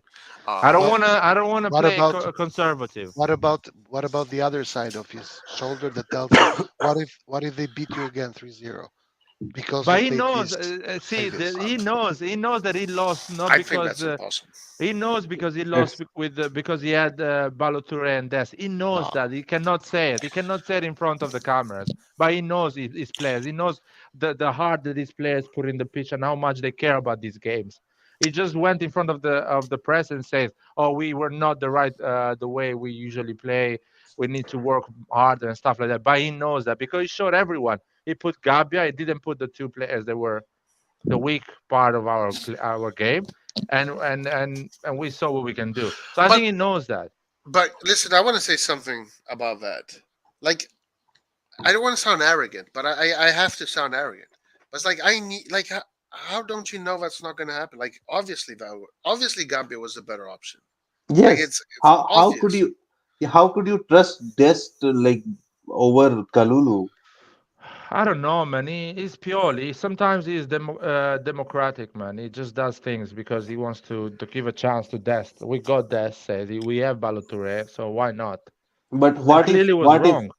what if he Well, plays Dest again this let time? me let, let me help you why he chose Balotelli. He fell prey of the same thing that you and Roy and everyone fell prey when Balotelli scored the goal. When Balotelli scored the goal, No, no. I had to We are listen. we I are had to listen to Yo, Laed. Red we John I had to we kills are, listen. me, dude. we I are had to talking listen. about Dest versus Kalulu, Red Please, bro, John.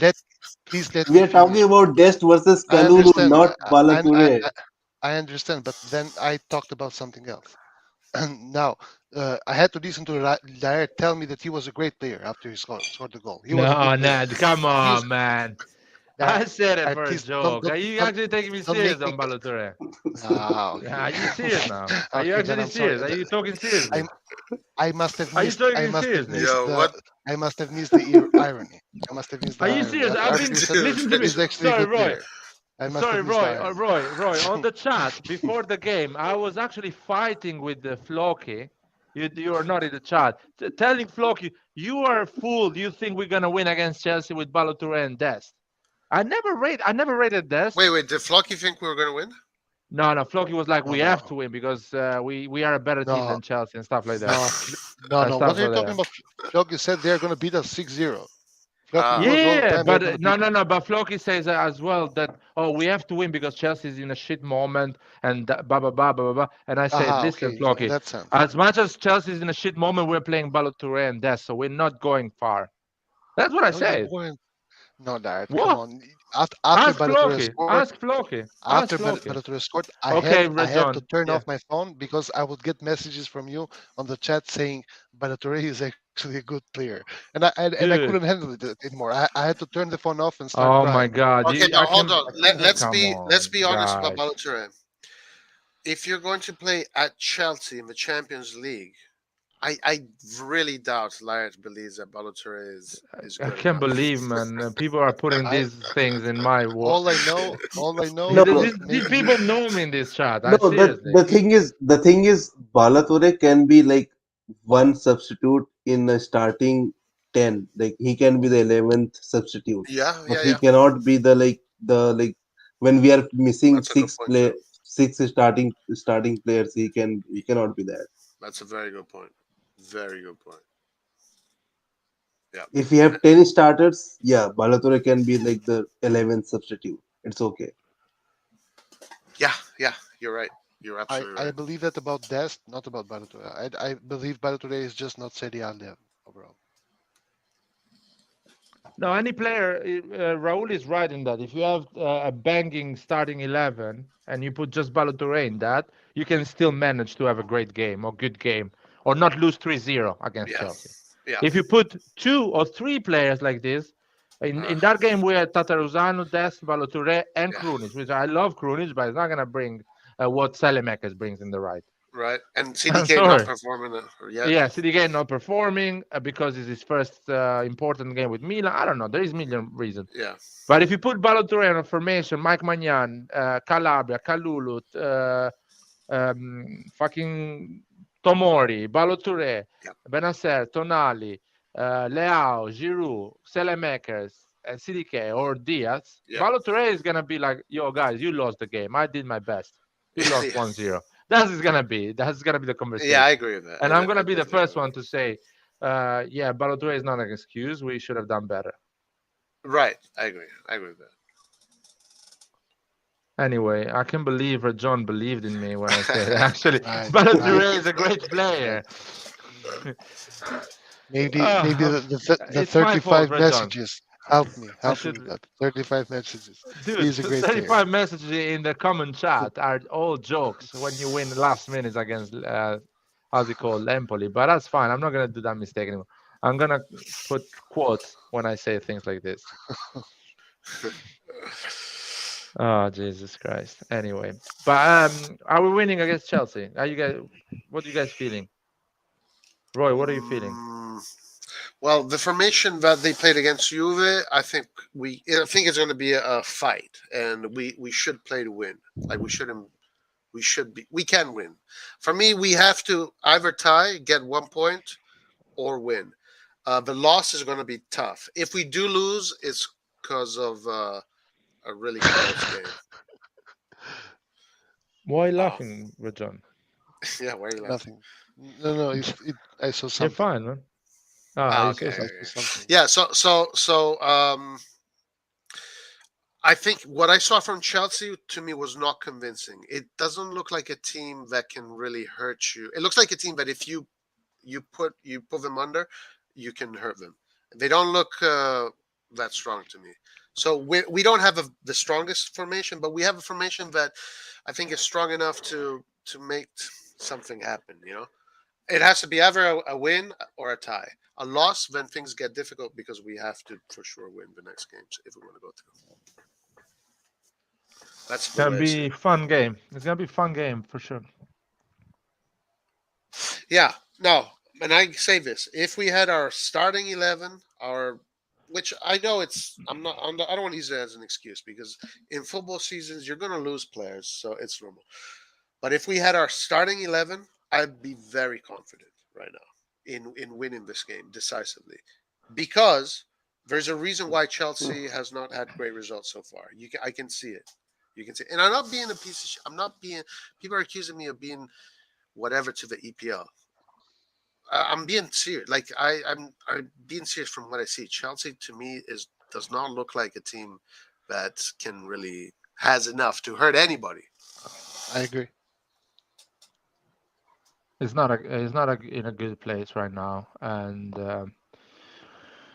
it's just sad, guys. Big games, we need to have our best players just to look good at least. You know what I mean? It's just that. I'm not even caring about the points and stuff like that. It's just nice to look good. What do you guys think about it? How do you think it's going to go? I think Chelsea is not a good team. I think we lost 3-0 against Chelsea. We lost 3-2 against Liverpool. After the two matches against, for example, against Liverpool, I understood that Liverpool is a different level. We're not even close. Against Chelsea, I felt like Yeah, good point. we are missing players. Good Even though we point. lost 3-0. We are missing Right players, and against these players Liverpool, are not good. against Liverpool, you could tell. Okay, this team is just in a different level, right? Different level. With Chelsea, I did not see that at all. At all. I didn't feel it at all, exactly. I felt more like Chelsea won 3-0 because we just played very bad. Very, very, very bad. Not because Chelsea was superior to us in nothing.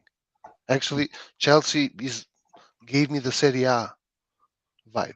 Like no one pressed, Yes, no one was high, yes, no one. I agree. Yeah, they look like a Serie A team, like a I- six fighting for sixth place. If we beat them, they don't go in. They go in Europa League. If we beat them, I really Nah, believe that they're not gonna nah. win against RB Salisbury. Oh, yeah, actually, because they play at home, like against they play in Austria against Salzburg. Yeah, and they're gonna play. Even Dinamo Zagreb, man, it's gonna be tough for them because they don't play good football. So and Dinamo Zagreb is gonna park the bus. So And listen, actually, I want to say something about this. Thiago Silva header. We know it's Three coming. We times can't in a defend. row. Disgusting. Now, Disgusting. aside from that, that's the other thing. Because right now we are not in our best period. Our team is good, but it's not our best team. Chelsea's not playing great, but they do have experienced players. And if they win, it's something like that. One of their more experienced players creates something out of nothing, and it's a casual goal, not a casual goal, but a goal, and then they defend that goal. If they win, it's going Money, to be like that. money davantismo 101. nah, that? nah. What's that? Putting your stai mettendo le mani avanti. Ah, no. Hey, listen. If I'm wrong, I'm wrong, man. If Chelsea comes and they play the game of their life and they're fucking incredible, then I don't know. I guess I did not read it properly, but I don't have agendas. Like you said it against Liverpool when we lost against Liverpool, you could tell Liverpool was in a different stratosphere as far as where they were. You know, like a Yeah. solid team, run everything, super decisive, everything was very strong. With Chelsea, it's like very slow, not very creative. Don't look. The passing doesn't even look very good. Yeah, it looks like a team that we can beat. Come on, Red John. I think San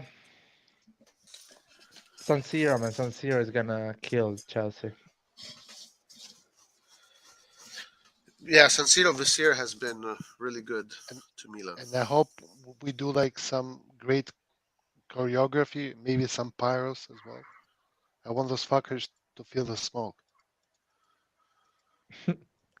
Dude, the fucking shit they did against Juve was incredible.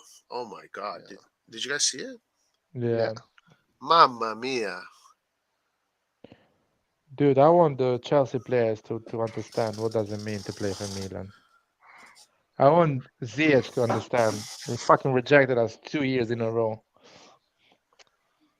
I want him to understand what he missed. And I want Leao to understand what it means to play for Milan, man. Fuck this Dude, bitch Leao and knows, all man. you Leao guys. is a stupid. Leao is a stupid if he does not find an agreement with Milan.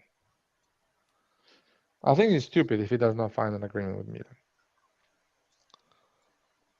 I don't know. That's what Why I'm do you think? saying. Why? Because Milan is a big club, man, and he can become the star of. It's better to be the star of one club that actually try to start from the beginning to another club, and maybe not even be the star. Because if he goes to Man City, he's gonna be the guy that gives Erling Haaland, the tap in at the end, and No, he's not but gonna get a Ballon d'Or. If he stays at Milan and he wins something major, he wins a Ballon d'Or. If he goes at Yeah, City I agree. and he wins something major, Erling Haaland wins the Ballon d'Or. I agree 100%. That's true. no, I'm with you, Laird.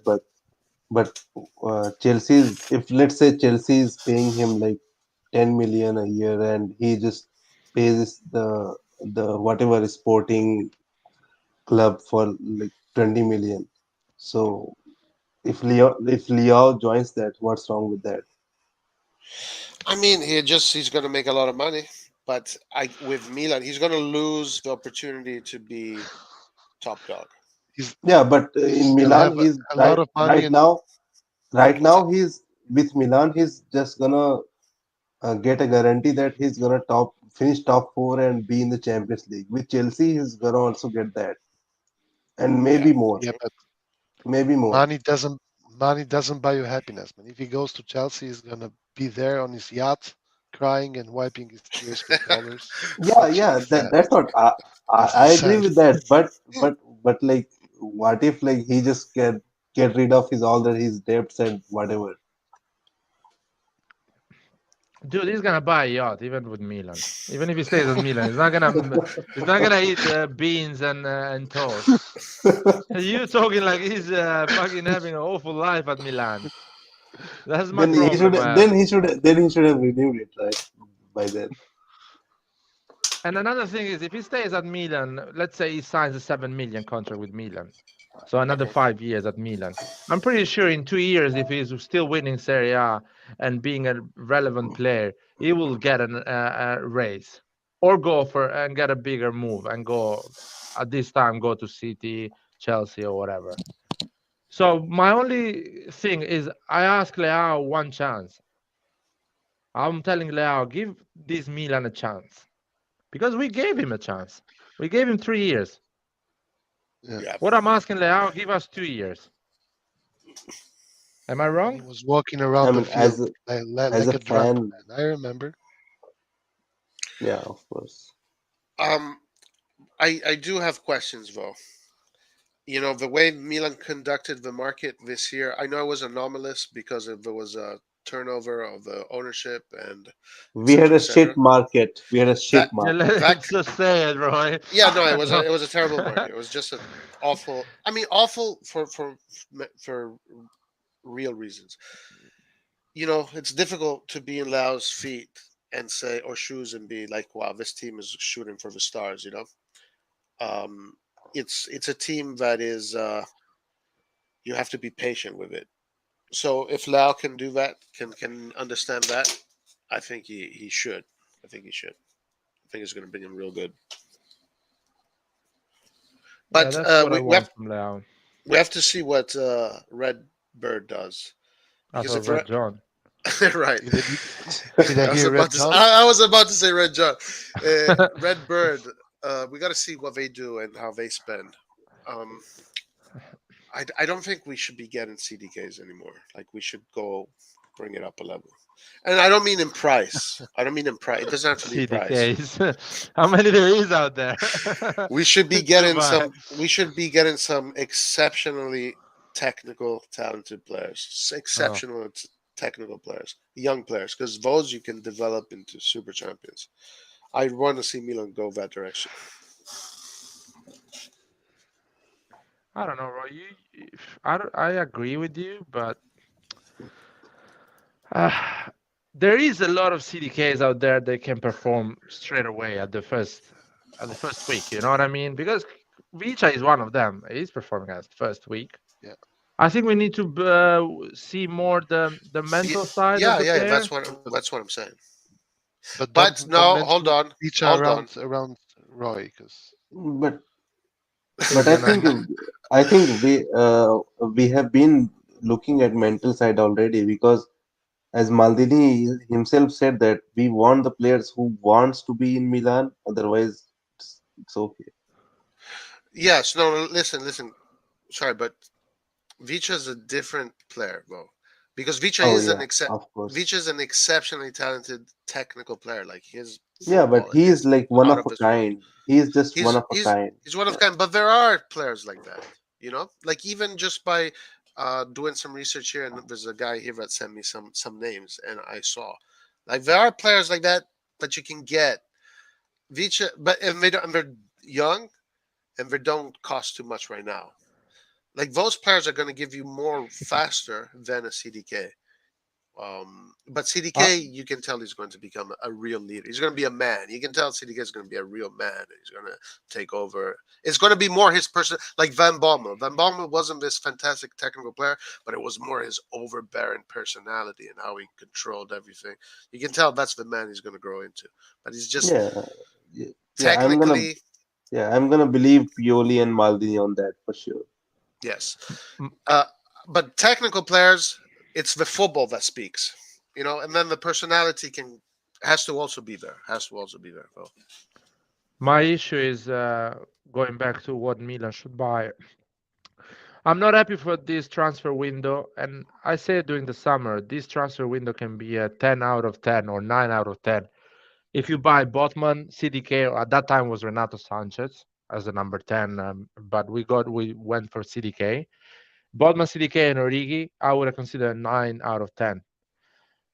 We didn't get Botman, so I consider it 6.5, 7 out of 10. Because Botman for me was, I was so excited about Botman. I'll be honest with you. I was excited to see the defense to become like a fucking wall in Serie A. Whoever is gonna play against us, we're gonna get a lot of clean sheets. We're gonna be a nightmare to play against. We're gonna be such a solid team. Sorry, one thing, like just according to something that Maldini said recently, and I want you to see if you want to reconsider what you said. Uh, he pretty much said it was either Botman Yeah. or CDK. Or CDK. yeah, Yeah, but So that's I Darren don't already like said these you things. wanted Botman. yeah. He wanted Dortmund first place. Yes. So we were never going to give him both. Yeah, no, I understand. So my concern, my issue I have with the ownership is that I don't want them to do something like this to put Maldini in a situation they need to choose one of the two when clearly Maldini wanted both. So if you are thinking in your office, should I get Botman or CDK, which are two different players, that means that the team is in need for both of them. You're just taking the less, the one that is gonna help you the most. You know what I mean? I don't know if it makes sense. You guys understand? Or cost less. Yeah, Yeah. for sure. Yeah, Yeah, it's like a family needs eggs and bread, but you're going you for just buy bread, you the just buy the bread, bread. because you need to fill your. But clearly, we need eggs and bread. So that's something that I don't like. That and we're talking about you put Maldini in that situation after winning the league for 35 million. We're not talking about 100 million. Literally, if we made an offer of 35 million for Botman, we will get the guy because the guy moved for 37 million, if I'm not wrong. Yeah, So that's I don't want Redbird to do something like this on Maldini. They need to sit on a table with Maldini, and Maldini should tell them, "Listen, I need a defender and a number 10." And they say, "Okay, this is the money." I don't want to grow false excitement, etc. But one thing about Maldini is that you can kind of sense when he's being honest and when he's not, and when he's saying the Yeah, he's truth, excited etc. about Redbird. He's excited, and the way he talks about the future budgets, also he says it with an honest positivity. So, but I don't know. I don't want to set myself up for emotional failure if we do another mercato like this one. Why?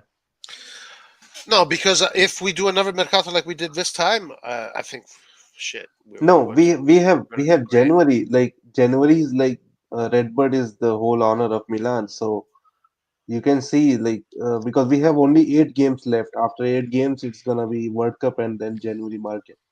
So let's see. Yes, I don't agree. If Maldini says like he did last time, we don't need any touches on the team. I don't agree. Come on, no, we need to improve our multiple positions, Yeah, so I multiple really positions. hope they do something in January because we Yeah, but need something more. I don't think that we are going to spend any significant money in January, anyways. So even if it is like a like experienced player who we can get for like 5 million or something as a In replacement for in, Balatore in what or position, something for like example? that. Okay. Let's say Okay. Balatore's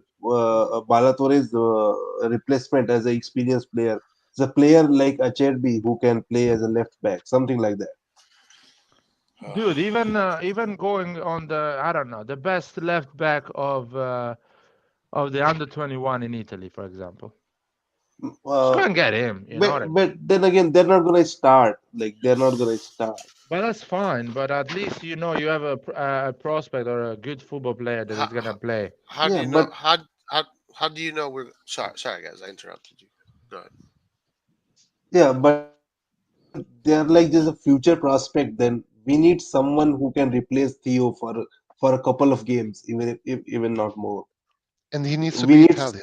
Most importantly. maybe yeah Italian so that we can fill in for You can put Champions League. Chow Yeah, or Adli on the list Exactly. because you know what I Yeah, Because mean. Ali. Or Rax. Rax is not in the list. He's not in the Champions and League list. yeah, he's not. And that Vranks guy, I don't know what you guys think, but I like him, and he has played like 20 minutes so far. But the 20 minutes he has played, he's been really good.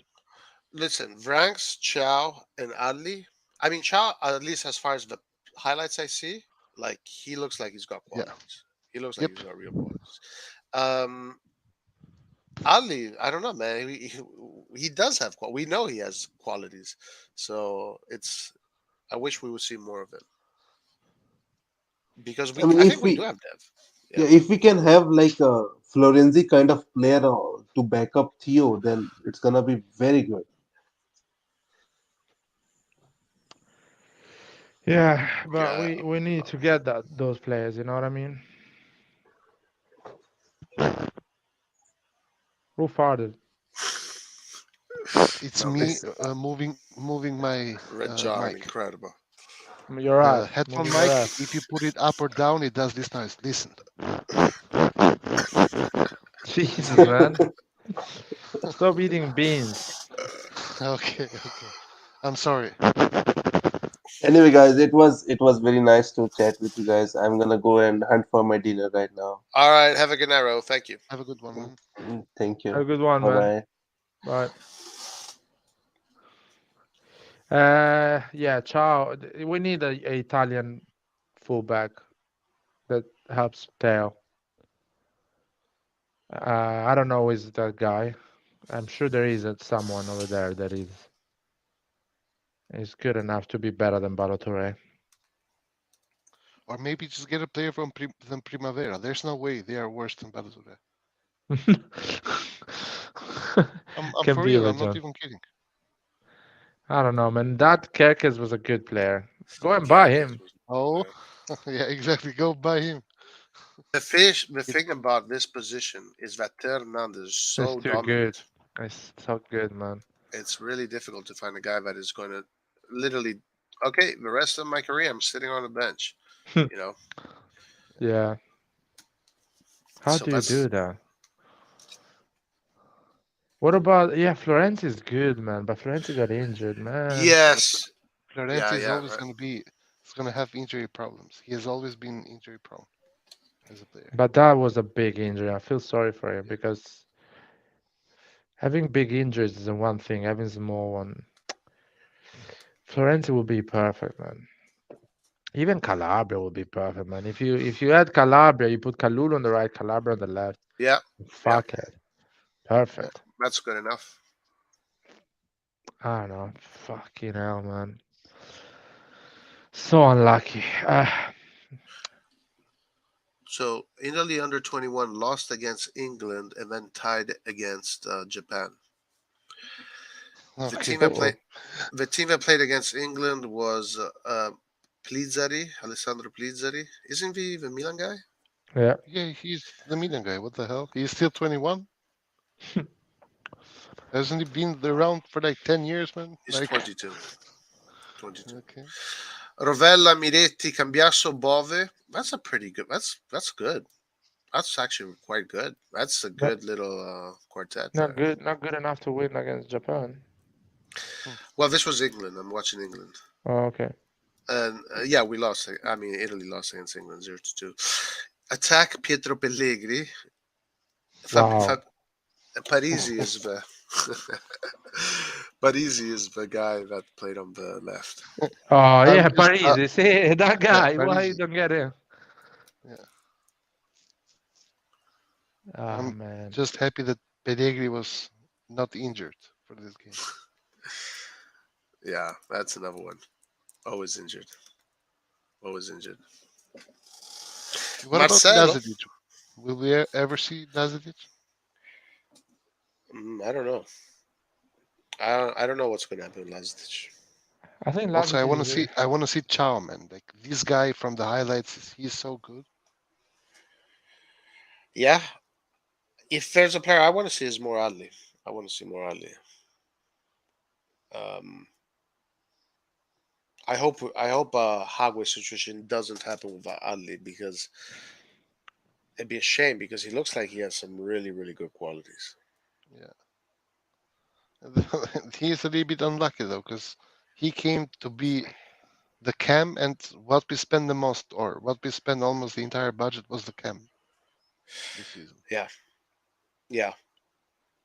So it's kind of a political thing with him. Maybe I almost have a feeling that he would be a better cam than any of the other guys. I have the Diaz, feeling that chun, chun, chun. I have the feeling that he's an incredible midfielder, guys. Pivot. Yeah. I think he can play there too. Yeah, really well. Like a regista, you mean, or what? Yeah. Yeah, like Benacer. yeah. What Benacer does.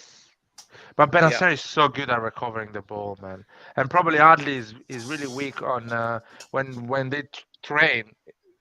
Pioli sees that Adli is weak on recovering the ball. He sees Benacer, Tonali, and this guy Rax being really good at recovering the ball, stopping players like Leao, Diaz, in the middle of the park, you know. And Pioli is like, shit, these three are good at recovering the ball. Adli is not so good, so I'm not playing him. And probably in the training you see Diaz recovering the ball really well, CDK recovering the ball really well. For me, that part of the game is so important for Pioli to know how to recover the ball, to get But possession it's straight for away. sure what you're looking at. 100%. And I feel like Adli maybe is really weak on that side. That's why Pioli is not playing him. Because technically Yeah, Adli maybe. is really good. He has everything he needs to play for Milan, technically. What's going on with Origi, lads? Almost scored the goal. Is the You saw most that? useless player we've ever bought in the history of this club. Oh, come on, Roy. Give him a chance. One chance. I honestly can't remember a more useless player. Ah, okay. I'm not even going in this conversation. Come on, Roy. There is a player over there. You can see it, the player. You saw that run he did against Juventus, that he almost scored the goal. He should have passed. Man, he should have passed the ball there. Yeah, but I know but why.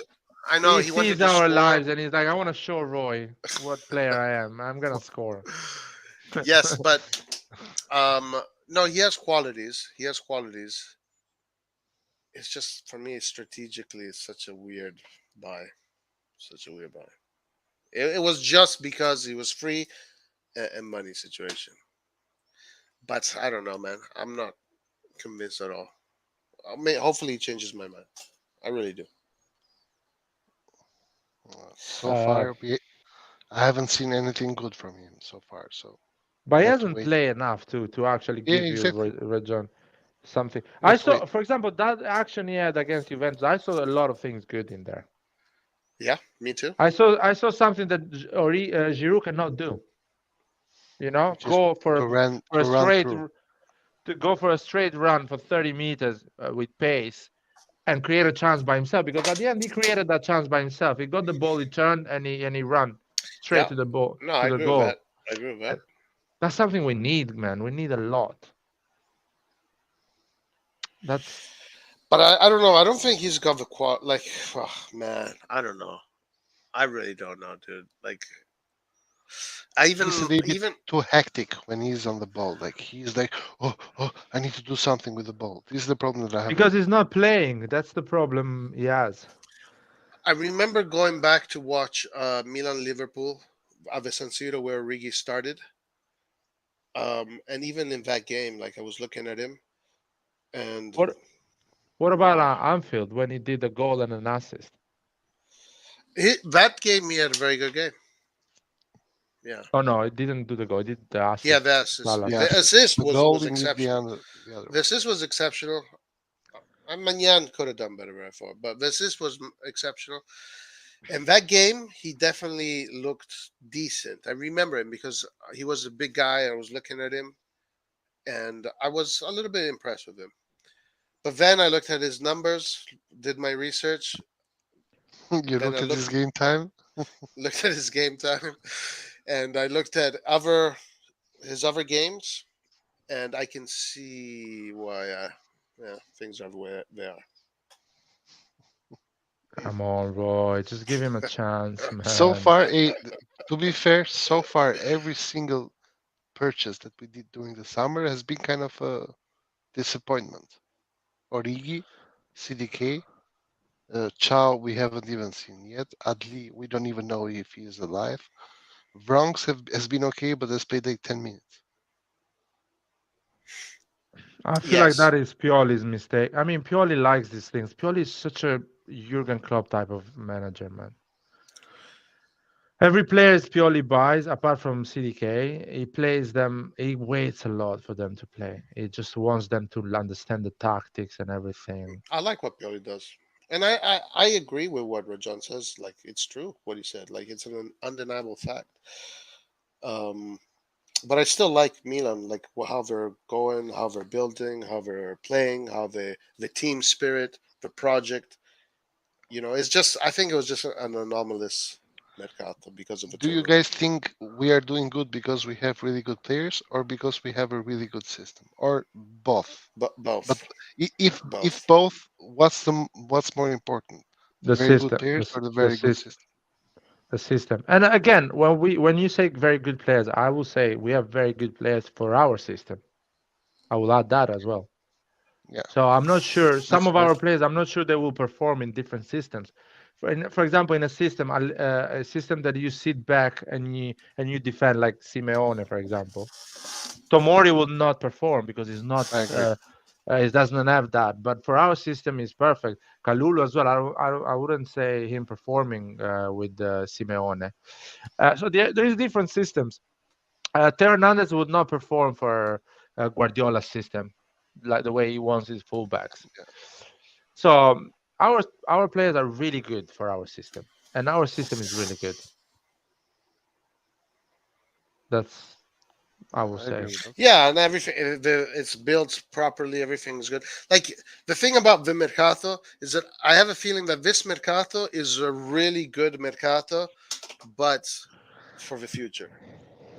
Um, like Vranks, Chow, Ali, and Yeah, CDK is a really good mercato, but not for today. For maybe in 1 or 2 years. But that is a little bit disappointing that we didn't do a mercato that was for today. I do feel that. I can't hide my emotions on that. yes, but then when you think about it, regardless of what Mercato we could have done, it's not like we would win the Champions League this year, anyways. And we're still running to win the Serie A. So, in a sense, even this underwhelming Mercato, that's it's probably gonna be worth it in the future. It's okay for us because it keeps us uh, somehow within the reach of the realistic objectives, which is Serie A and maybe Coppa Italia, and gives us time to develop for the Champions League, which is going to be a later on objective, maybe. Yes, but I also do want to say that let's say for in a crazy universe that probably doesn't exist, Milan never gets any injuries. I think we can win the Champions League today, I don't know. this year already. I think there's still a huge gap with some teams in Europe, I but think, not That, with Roy, the Champions. emotion will hit these young players. Higher you go, and more the pressure and the emotion I- will influence their performances. That as well, Know what I but mean? also the quality. There are teams there that are stacked with quality in every single position. okay, but let's talk about 15 players. Within 15 players, the quality that we have, let's say no injuries, no injuries. The Yeah, 15 players, the quality we have, I'm not saying we're favorites, but we have enough to win the Champions League. I think the maximum we can do I is disagree. what Villarreal did, go on a Yeah, semifinal. exactly. Yeah. But And from listen. Sorry, on guys. Let me just say Mhm. this. I'll be quiet. I promise. The thing is that a lot of the teams that we're competing, it's not just 15 players. They have 20 players. They have, so that's just because we're younger. We will get there. Once we get 16, 17, 18 players that can give you that guarantee, then okay, sure. Every year we can win the Scudetto. Let's say if we're lucky, just a lucky card.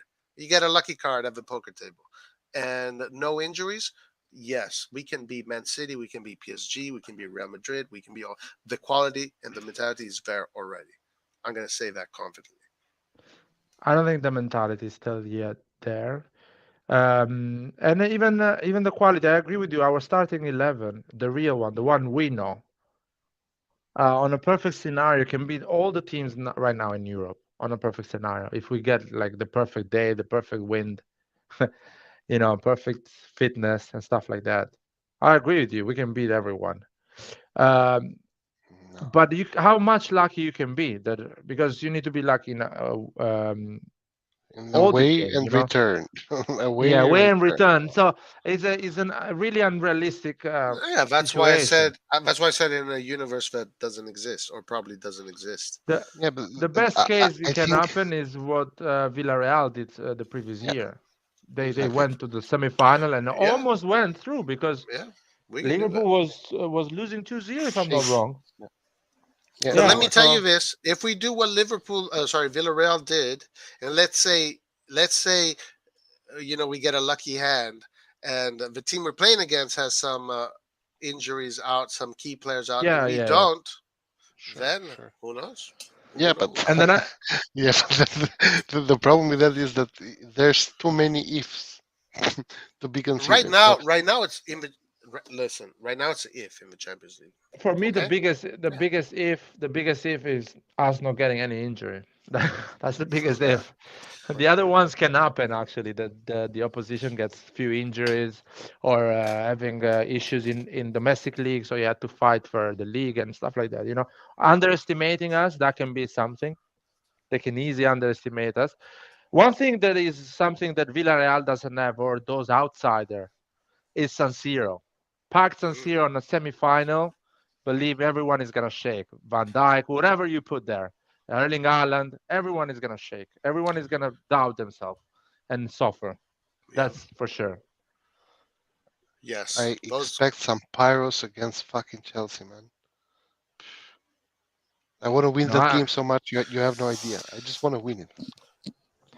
I I. want to I. win at 3-0. I'll be honest. I don't. Yeah. For me, I don't look at it that way. I don't.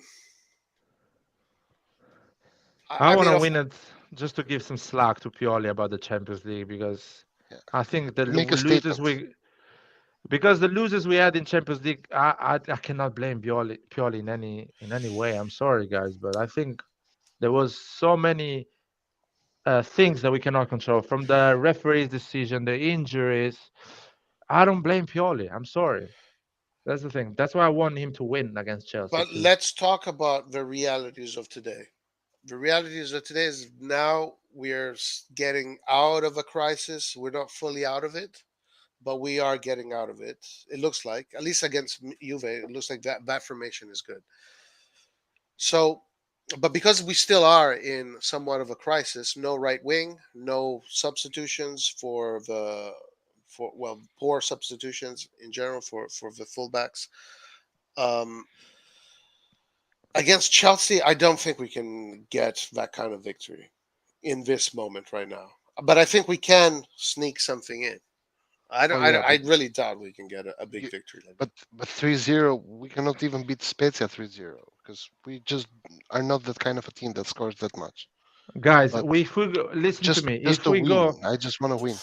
I wanna explain something. Football 101. If you score against Juventus, that motherfucker of Allegri is not gonna move his pieces. He's gonna still stay in his position and play horrible football and destroy everything you're trying to create. But if you go 1-0 against Chelsea in San Siro, Chelsea's gonna open up like an oyster, and you can go for a second, a third, a fourth. Listen these words, guys. If we go 1-0, they're gonna open up because they need the win, they need the point. It's everything is all in for them at that point. And we can find spaces that we've never seen in our life that just a Premier League team can give you. Spaces that we've never seen in Serie A. Mind these words. I'm gonna clip this and put it everywhere if it happens. If it doesn't happen, I'm gonna delete this Hey, video. listen, you know you've known you know Chelsea much better than me because you've definitely seen them more times than me this year. You live in England, so if you think that's what Chelsea would do, I That's don't. what a Premier League team does. I If they go down, they're gonna try to win it or try to get a point, I don't and they're gonna necessarily be disagree with you. really open.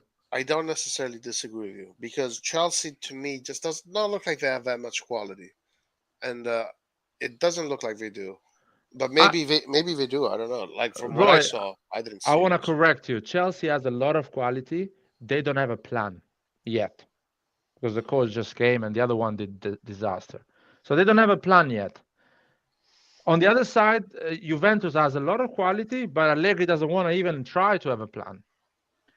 So, in my opinion, just score a goal. If we score a goal, if we are lucky for once in our life and we score a goal at the minute 25, we just gonna have Leao is gonna just have chances after chances. That's what I'm saying. Yes. Listen. Okay, Laird. I'll meet you here. It can't just be Leao.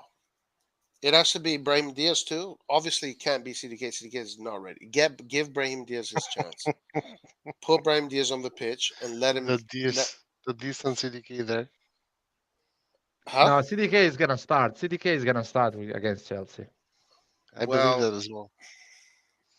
I Same I that formation, would but be a CDK mistake. Mistake. It's a in the mistake. middle and If you Pobega on want the to, right. if you want to win, you can't start with CDK. And I feel Pioli is gonna start with Diaz and CDK. I really doubt that. Like That would Pioli be is a not good. that That would be courageous. courageous. That would be very Yeah, that's courageous. but Pioli is not courageous. You guys are mean. No, but he's not. But it's a fact, guys. Come on. I have a feeling Pioli is going to start with Leao, CDK, and Krunic. Oh, if Selemakers was fit, man. No, Oh not my with God, with Krunic, bro. Not with Chelsea, man. Krunic, bro.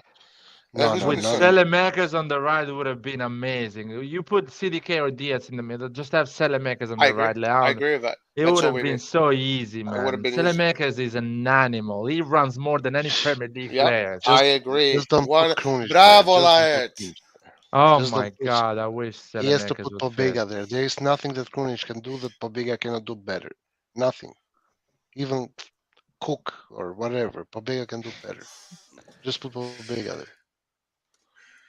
Oh my God, Selemakers got injured the wrong moment of the season, man. And he's out for a But long yes, time. yes, the Makers was gonna save us. Come on, bro.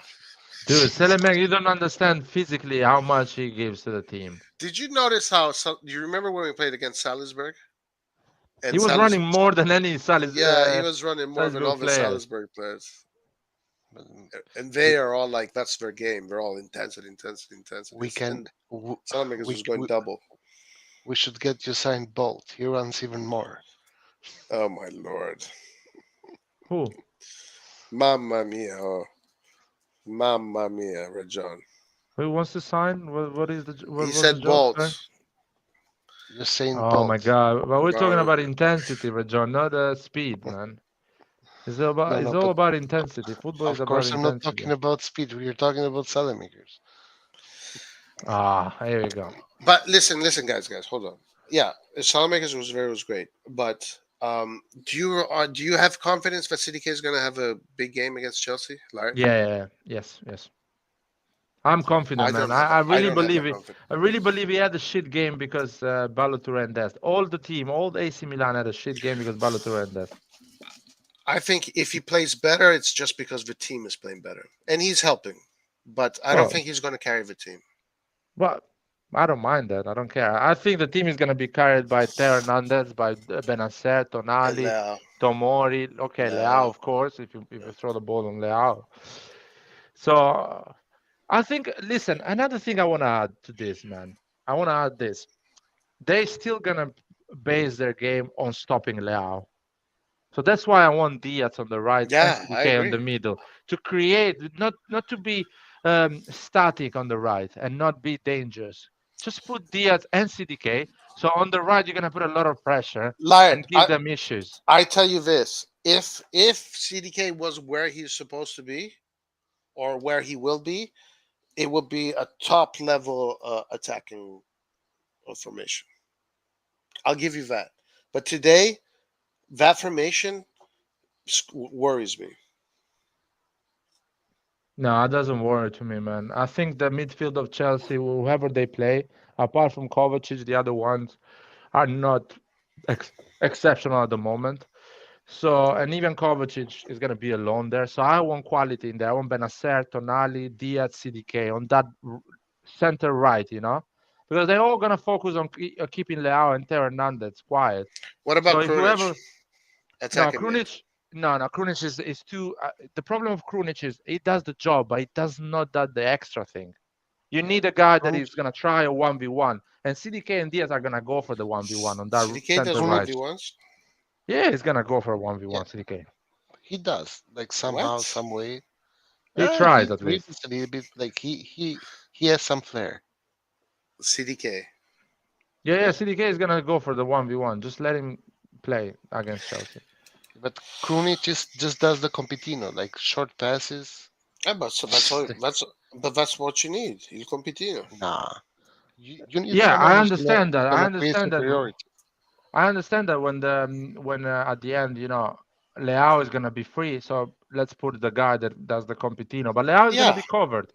So we Listen, need the weapons on this right side. That's the whole. I think that Leao, Krunic, and Brahim Diaz and Giroud with Theo Hernandez and Kalulu, the other side, meaning that the pivots are going to have their players in the right positions. Because I heard you earlier, you said that Destin Balotelli were never in the right position, and Benacer and Tonali didn't know who to pass the ball to.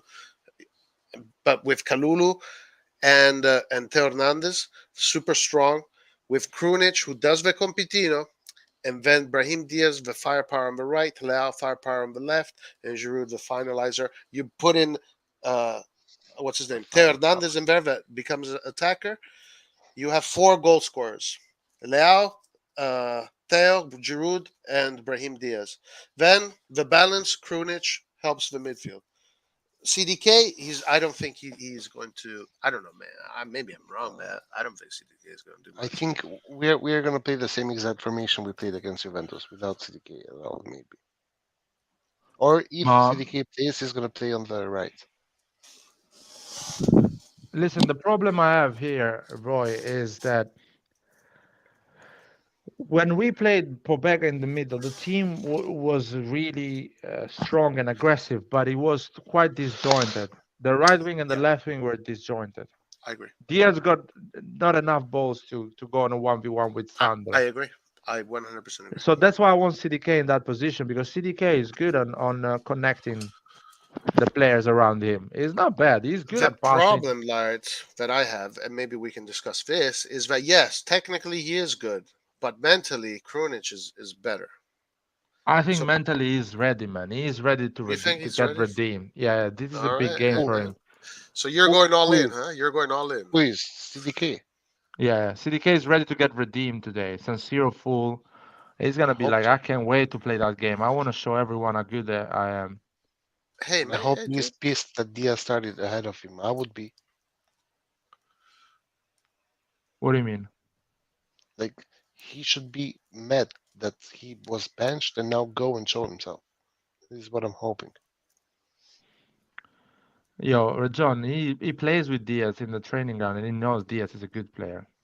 Not like you and Paul. Ooh, oh, wow. Well said, Lard. Well said. I don't know about that.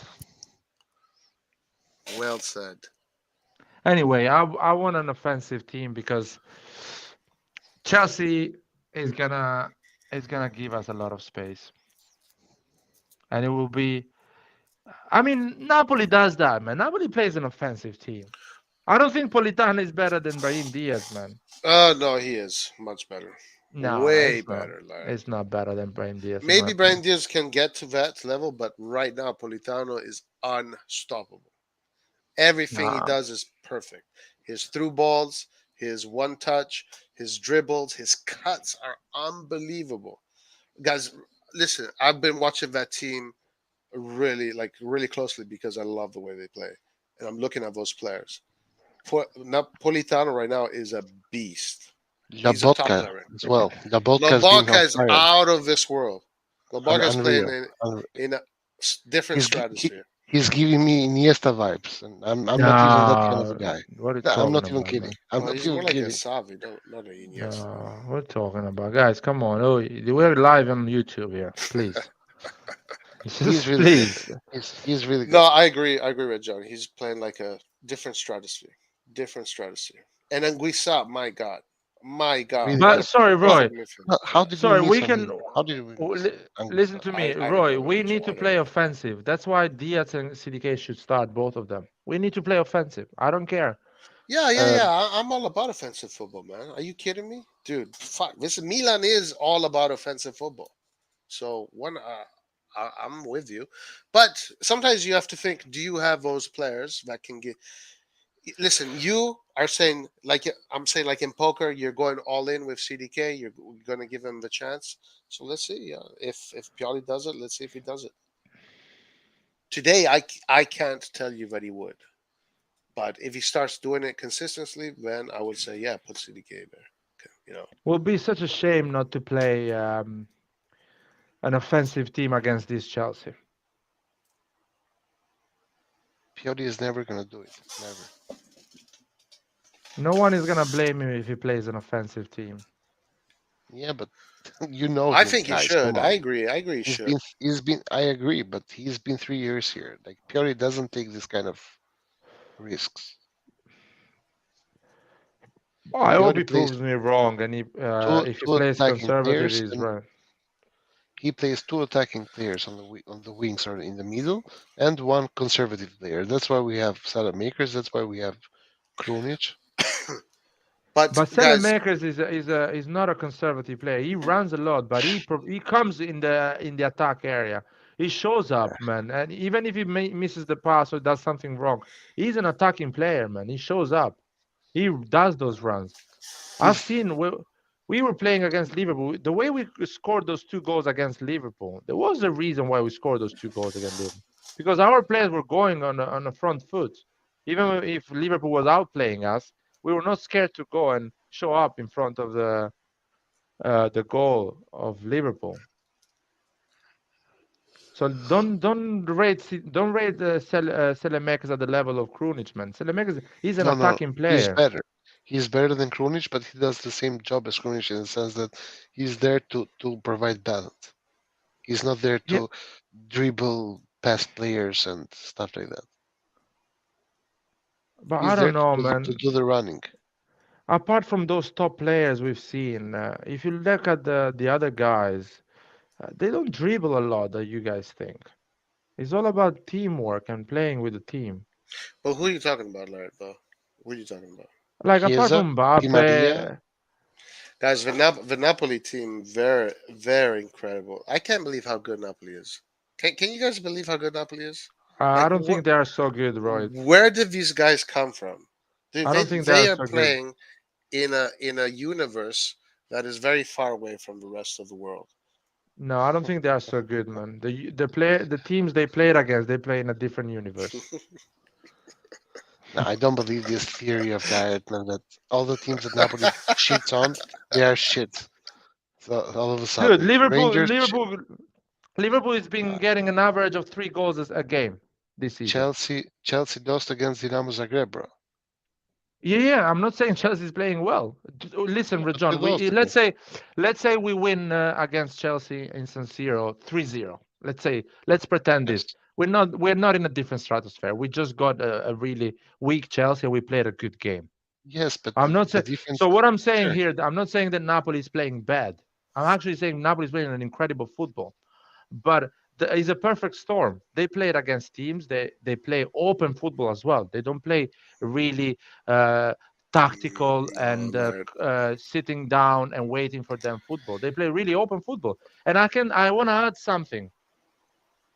Ajax Yes, deserved to lose 7 whatever they got 6-1.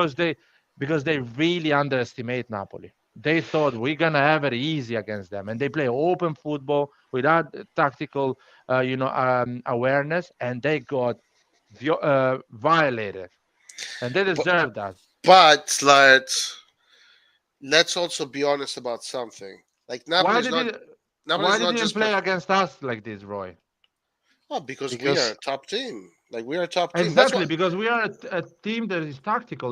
There is a tactical awareness behind Milan, so you're never gonna play like this against Milan. but they also had a really bad game against us and No, still but managed to win. Laird, This Laird. is also important to say. Yeah, they still won in the end. But we are also a top team. Like I'm saying, Napoli is at our level, or this is the level. But it's not It's not. out of the It's not world, the man. same. This is not. Maybe they're even more because the way they move a ball around, that is not normal.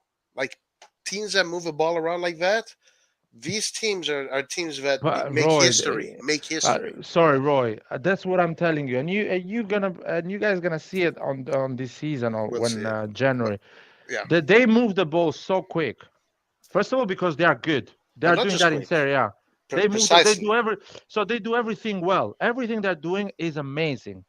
Yeah. What I'm saying is announce even more because the teams in Champions League that are playing against them, they don't have a tactical awareness to deal with Napoli because they're underestimating Napoli a lot.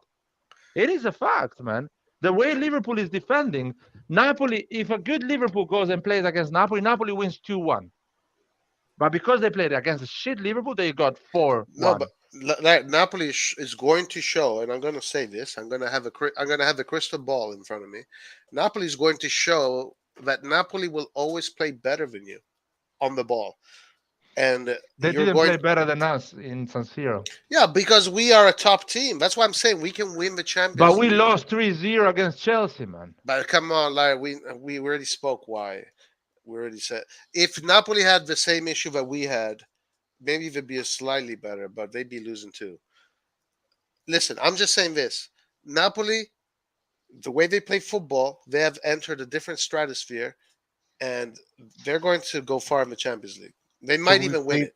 They might Do even do win it. no, but do we play that kind of football as Napoli?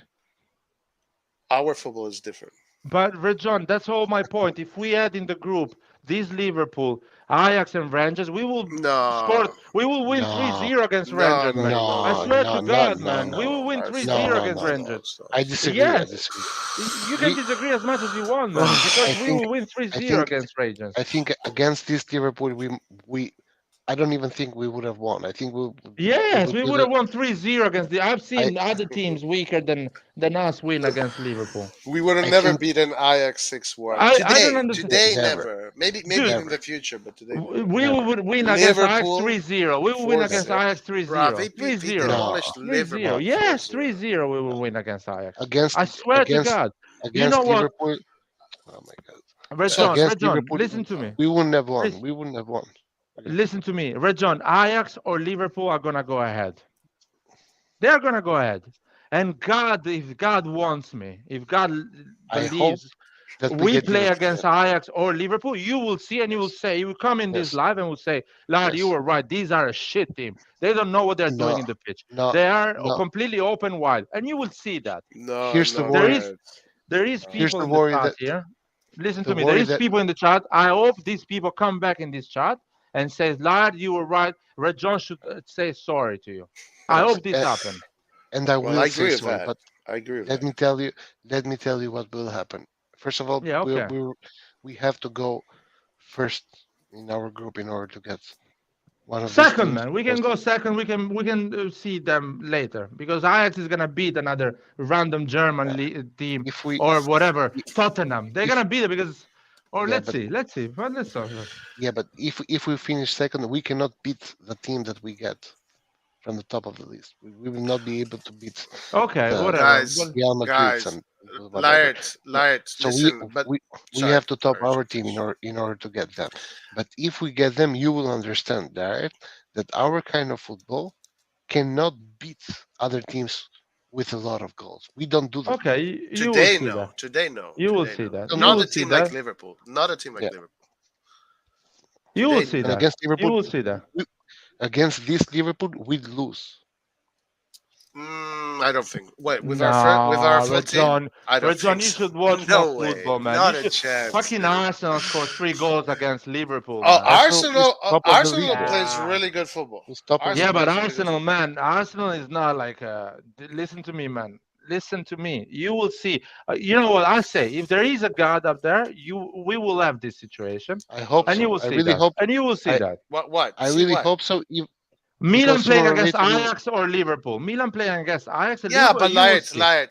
sorry, but if we beat them, we beat them. If we beat them 1-0. 1-0 or 4-0 No, no, or I'm 2-0, talking about. what difference does it make? No, I'm talking about humiliating them like Napoli did, and you need to, No, and you no. need to, and you need to come back here and Laird, say, you know what, you are like talking. you were right, Laird, Napoli. Why You are you is are talking why is bullshit right now. You are you okay? talking. are I'm not. talking. Sorry, I'm Laird. talking Let me say bullshit. this. Let's see. I'll be Let's see. quiet. You Yes, know bro. what? Listen to me, Roy. 1 second. You and Red John, you told me this summer that I was talking bullshit about Juventus and Inter. They're gonna be shit. No, Laird, Yes, you it's say really that. simple.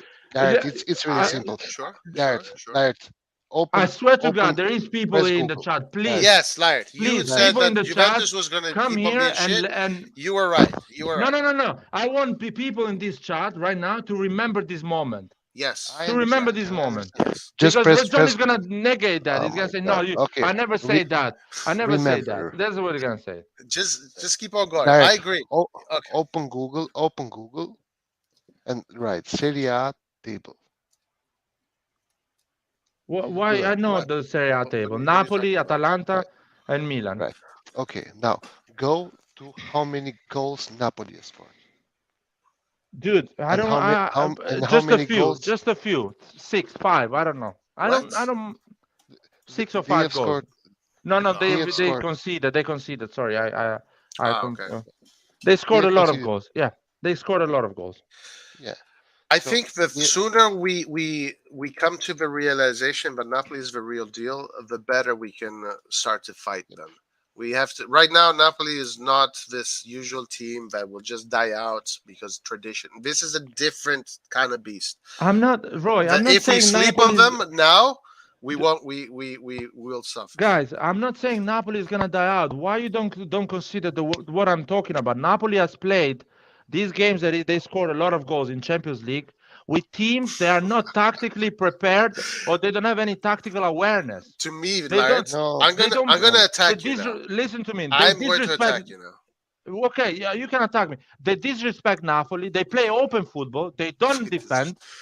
They just open up and they No, get a but lot of goals. Deservedly, Laird, they get a lot of goals. We are not the team that scores a lot of goals. Look at Napoli. Okay, Rajon, if 6-1. we score, Wait, if we score just 7 just goals let me against finish. Ajax, but Just what let are me you gonna finish. say? What are you gonna say if we score 7 goals I against Ajax I on the I next am gonna round of say Champions League? I am gonna say I'm wrong, and I'm also gonna give you $5 million because I know that we are never gonna score 7 goals Okay, against them. okay. Now, Like you now knew listen. the Juventus is gonna Yes, start strong yes, this season. yes, You yes. never. Now, Okay, well now that's fine listen. with that. Now listen. Napoli Yeah. against Cremonese 4-1, against Ajax 6-1, against Torino 3-1, They against were Milan 2-1. 3-1. They were 2-1, 92 Oh minutes, my man. God, I don't care, bro. I'm telling you how the result ended. But that's how I. Against Rangers 3-0, But against Liverpool 4-1, against yes, Monza I'm 4-0, telling you. Come on, Laird, against just Verona stop. 5-2. Rejon. I need to attack Laird. I need to No, no, attack Laird no. But listen to because me. Laird, what he's doing right now. Rejon is No, no, talking no, like a no, no, Laird, politician. He Laird. talks like a No, politician. I Like have he to. wants to I have win to the call you election. out. I need to call you out.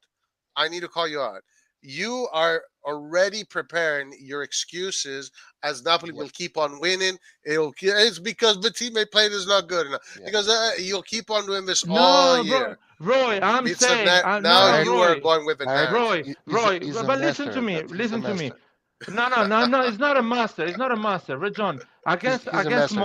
Like it's his against Monza, signature move. His yeah, okay. signature move. Against Monza, He's they everywhere. played a team. They played a team that they had the previous coach. The moment Monza changed the coach, they have a different tactics. They are a proper tactics. They are a proper team. Now, no one is winning No, against Monza no, 3-0, no. 4-0. You know why Monza's playing well? Yeah. Because they changed the coach.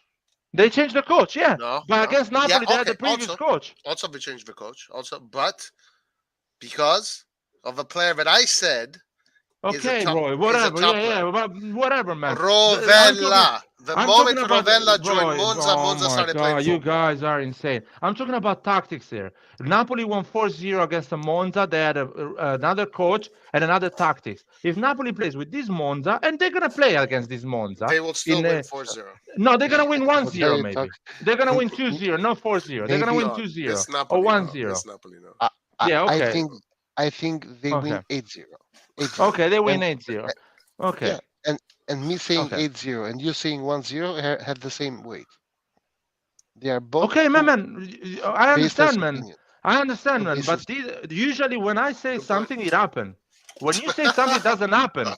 That's Right, what we're right. seeing here. You told me that Yeah. Juventus is not No, gonna start slow. That they're actually gonna be no, there, Yeah, not I like the thought no, that. previous I year. thought that. no, I And it thought didn't that. no, happen. no. I But agree listen, with you, you're when Rejon. you Your word and my but word there is are a the lot same of things you level. said that But also after didn't 2 happen. months, There's my a lot of word things. changed. It's There's a lot of things that you said that didn't happen. I In had terms of tactics, I what I had say in terms of tactics, I in had terms to of I had to football, what fight I say. I had No, to fight you're you guys both last season to tell you that we play once a week. That's why we don't have injuries. You would break my Okay, balls saying did I say saying you're wrong? Did I say you're wrong? Did I say you're no, wrong? no, but you are telling me now that everything you say is right. So how No, come I no. that? But did I say I disagree with you on that? I say maybe it's a good reason why we're not having injuries. No, I you, feel that you said like Yeah, you're something yeah. being changed. you What are you have your talking about? narrative that you don't want to give Napoli the respect they deserve, and you're gonna stick with I it. am now giving the respect to the team they played against. I'm not giving respect to Ajax and Liverpool, man, Yeah, and to Rangers. I'm not giving any yeah. respect to those teams. And then who else? The next team, and the No. next team. The Serie A, for example, he said Cremonese. Cremonese, 92 No, minutes, they no were respect 2-1. to them. The game was 2-1. Of course, Okay, Cremonese okay, is gonna go okay, for the okay. draw, All and right. they get 2 goals on a Okay. counter, whatever it All happened. I right. understand that, but we got 2 goals in the last minutes with Empoli. That was not a game of a 3-1. That was a game of a 1-0 against Empoli. But we finished 3-1. You're not gonna tell me that we Okay. created as much to finish 3-1. And Napoli was the same with Cremonese. There was a game of 2-1. They scored all the 2 goals at the end because I didn't Cremonese watch was the trying to game. draw. I didn't Yeah, watch the that's game, but but I Red John am is a 100. politician. But Red I'm John is a 100. politician I and used understand why that Red one Johnson. for himself But I'm as well. 100% sure that if I go back and watch the game, even though Napoli didn't score in the first half or whatever, or the second or late, Napoli played superlative football. No one is saying that Napoli is not playing well, Roy. For fuck's sake, man. No one is saying Napoli is not playing But well. all I am asking, I'm saying like, that the teams that Napoli is playing in Champions League, they underestimate Napoli. They yeah, didn't everybody's prepare gonna understand. tactically. Yeah, everybody's gonna Well, we will underestimate. see Napoli the return when they play against these teams. They will No, see what how is many gonna goals they're happen? gonna What is gonna score. happen? What is gonna I happen? don't think they're gonna score as much goals they scored But they're still gonna because win.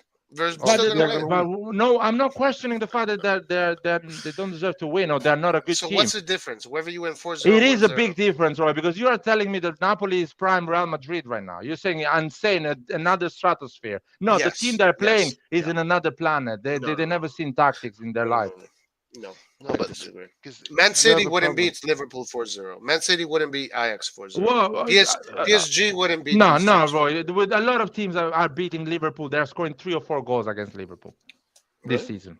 Yeah, a lot of teams. Even Manchester United beat Liverpool, if I'm not wrong. How much? I don't know. I think they didn't play. Maybe I'm wrong. Okay, there you go.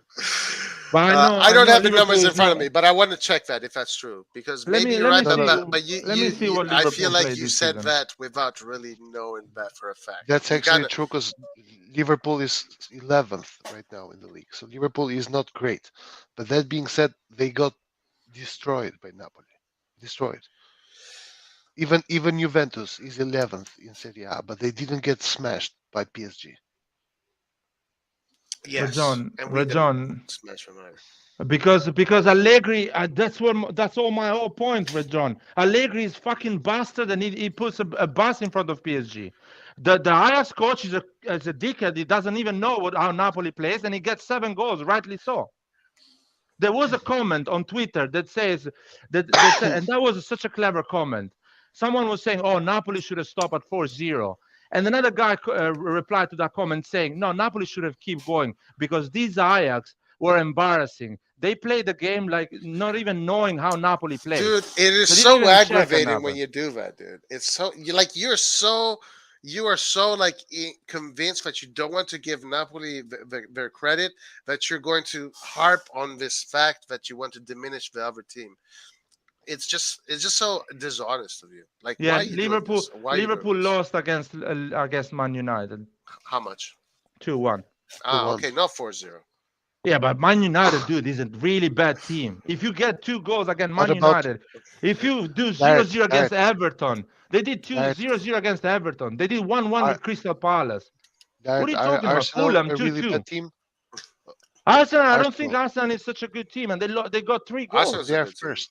They Arsenal- are But I don't. first in the league. Oh man, I watch Premier League. I watch Arsenal. Arsenal is not a solid team. No, Arsenal creates. Arsenal is the best team in England. It's not a best team, man. They are really enthusiastic. They're doing a lot of good things. They go on the front foot, but they got 3 goals from Man United. They lost 3-1 against Man United, and they of course they won against Liverpool 3-2. Another thing is getting 3 goals from Arsenal. Losing against Arsenal is one thing. Getting 3 goals from Arsenal, that means that you are really in a bad situation. Lard, I'm telling you now, 3-3 against Brighton. for the sake of your 3-3. own good, Oh my Lard, God, Brighton just scored 3 9-0. goals just against them. 9-0 treat against Napoli Arsenal. for what they are this year.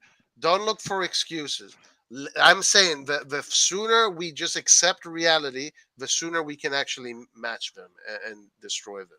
Dude, I'm not coaching Milan, man. Doesn't matter what I'm accepting or something But like that. for your own sanity. No, Because you're going to have to create these stories inside your head for the I'm next not. I don't need to create these stories, man. Listen to me. Napoli is going to play against Chelsea. He's going to play against a team that has attack. He's going to play against Juventus. Did Napoli play against Juventus? Napoli is going to play against Juventus. And maybe Napoli is going to win. He's not going to win 6-0. Napoli is not going to win 6-0 like he won against Ajax. Right. And Ajax is a better team than Juventus. Right. They're not going to win. Right. No teams in Europe, at least offensively, in Europe, Napoli might be top 2 offensively. You will see. I The think- moment they play against a proper team, you will see. But how do you define a proper team, man? 'Cause A team Liverpool is John, not- a team that knows how to defend, man. That is for me what is a proper team. A team that knows how to defend. Dinamo Zagreb, I don't care. right? Dinamo Zagreb. I don't care. Or- I didn't, John. I didn't hype Milan for a 3-1 against 3-2 against Dinamo Zagreb. I didn't hype the attacking force Milan has against Dinamo Zagreb. Because I didn't get even upset play well. when we did 1-1 with Salzburg, because Salzburg is a solid team. They defend. They actually cover the pitch properly. They are a better team than Ajax, right? Who? Salzburg.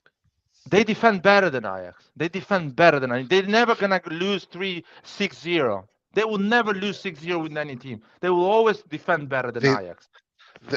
They lost 7-0, I think. This season. Okay, you needed to be this season, right? Dude, I'm talking about this season, man. Every team starts from the beginning, man. I'm talking about this season. I watch football for this season, not for the season before. The season before was the different situations. Liverpool went to the final. Right. Okay, so this season they are a good team. Last season they were really bad.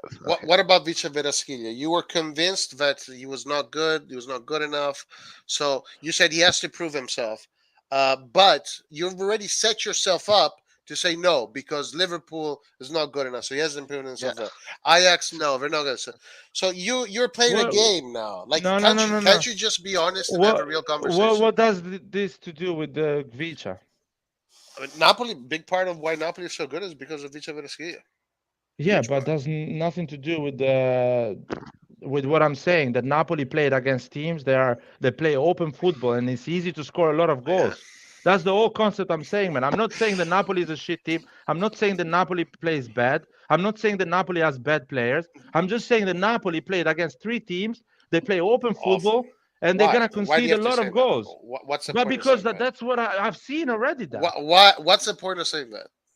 Why not? Why not saying that? Are we Because you're analyzing saying that football? to discredit Napoli. No, That's I'm why. not saying Why? that. Yeah, If you Napoli are. was, listen, Well, if Napoli was the team you think it is, they should beat us 3-0. so They why didn't you do so that. why are you happy about beating Juventus? Huh? Why are you happy about beating Juventus? Dude, I'm happy beating Juventus. I'm not saying that Milan is the top 2 in the world. You guys are saying that Napoli, after No, winning I'm saying. against I'm Ajax saying. and Rangers, No, are I top am 2 saying. in the world. No, You but guys think that Napoli? you're saying Napoli beat these teams that are playing bad. Yes, Blah blah. Napoli is not So, prime Barcelona, man. The moment they but get a team that defends properly, they don't win. but then They you have probably to don't say win. this every time we win against a team that does not play properly. You can't say, yeah, this guy did good, this guy was good, blah blah blah. I am saying this is my claim right now, and I said it 2 weeks before the season started. No, I'm you saying didn't weeks. put them top 4. You didn't put them top 4. No. At the end of the I'm sorry. mercato, at the end of the Not even at the mercato. end of the mercato. Yes, hold on. No, don't do this. Don't do this because I will prove you Don't do wrong. that. I will prove Okay, you wrong. whatever. At the Yeah, end of yeah. the mercato, when they got Raspadori, Simeone, and Dombele, I was looking at that formation. I was looking at their preseason games. I said back then, I don't know if you were on the live, I said this is one of the best rosters in Europe. 2 weeks before they played against Liverpool. 2 weeks before they played, weeks before they played against Ajax. Okay. They don't have one of the best rosters in Europe. Yes, they do. Yes, they do. No. When your offensive line is what maybe the best on the planet, if not in the top 3, you have one of the best rosters on the planet. But their offensive line is not one of the best on the planet. Yeah, it is. It is. It is. Oh. You guys will see. You guys will see. You will see. I'm fine, man. Don't worry. We will see that.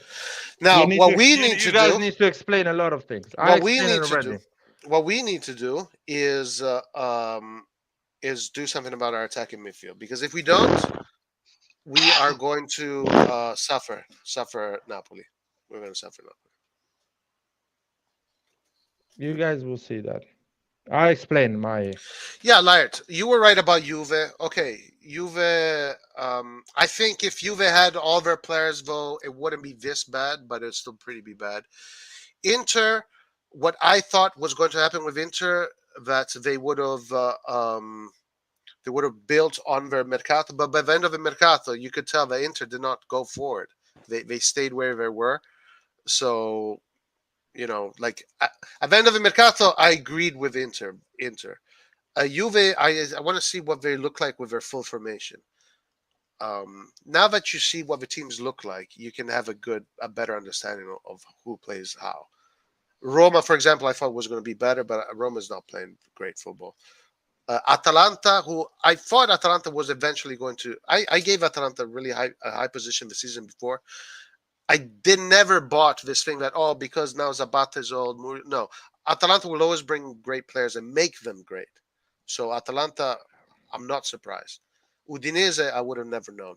Milan is playing at a level that is much better than last year. Napoli has gone into a different stratosphere. So today you can see what is going on.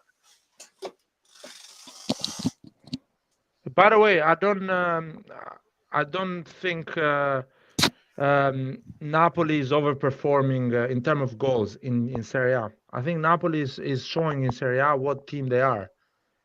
I think in Champions League they don't understand that they've been lucky. They played against open wide teams that they don't have tactical awareness. That's my. And if you guys will see that, the moment they play against a team that actually is more conservative, more defensive, they will struggle. Well, they have You will to see that. lose sooner or later, man. No one is saying they will win the Champions League.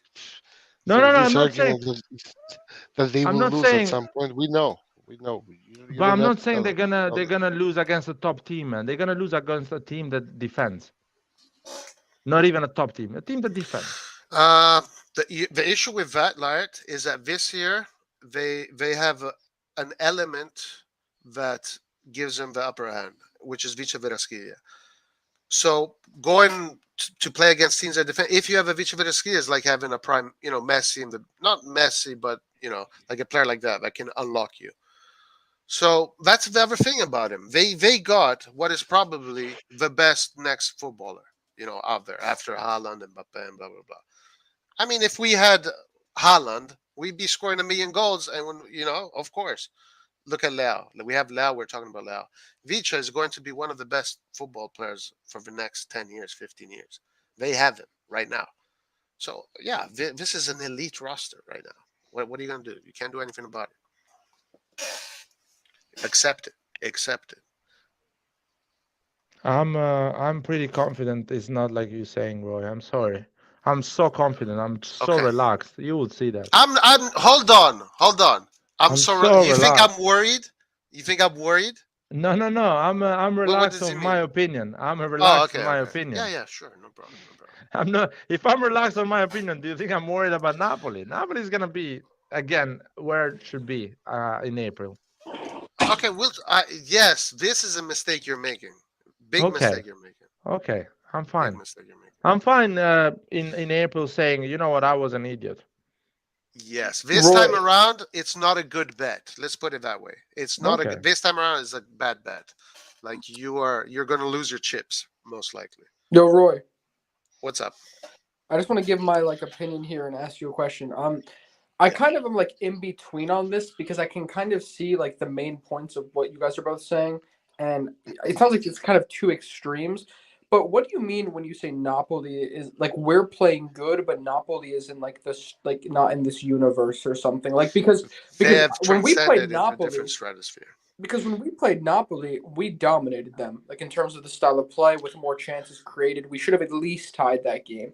So how can you say that they're that good that they're in another level? Well, first of all, I consider ourselves a top elite team when we are first, when we have all our players. Maybe even if we're only missing one, even if that one is just Leao, we're still a top elite level team.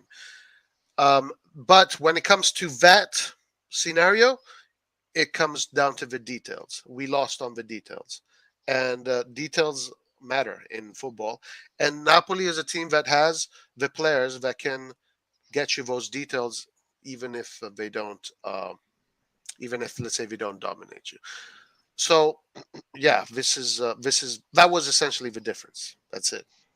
But my problem with that is you can't say that they're so far away from Milan and they're in the But who's saying that, stratosphere. my Did man? you Nobody's see saying What they're that? is far what away does it from mean by Milan. stratosphere? Out of the stratosphere, isn't that what it means? From a tactical, especially technical level, no team, very few teams. Maybe Bayern plays like that. Maybe Bayern can match them. From what I saw, but that's it. I don't know. I don't even think Man City plays better than that. Maybe Bayern. Maybe Bayern plays better from what I've seen.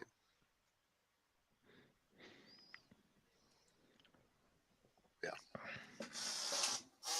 Also, the fact that they played like shit against us and still won means that they are mature Oh in my Serie A. God! They are Fucking not the Kalulu Napoli. that hit that post. I have to hear this all year, man. Guys, Fucking Kalulu, I'm just sorry. fucking score that goal. I'm sorry, So but Red John can last shut up, season, last man. season, last season when we won against Inter after getting trashed by Inter for 70 minutes and then Giroud Yeah. scored 2 goals, I told you guys that we played bad even though we won, and you would not shut up saying we won, Okay. we won. Okay, I Red don't care. John. I don't care. Red John, I'll So tell you now all what. of a sudden it's all about the performance. You are Red not. John. You need to be consistent, man. If you want Okay, Red people to John. take you serious, because you have I'll to be I'll be consistent. consistent Otherwise, with you. I'll be what's the consistent with point? you. Inter I don't know. completely disappeared at minute 70. If they keep playing the way they were playing for 70 minutes, I will agree with you. Because But we Inter scored two completely goals. We scored disappear. 2 goals. Yeah, and we scored 2 goals. And again, no one says that we are extremely better. We are in a different stratosphere. No one was saying that we are in a different stratosphere from Inter. We just said that we're a solid team and we have a chance now to win it because Inter, as much as good as it is, they have just 11 players. The moment they make changes, they collapse as a team.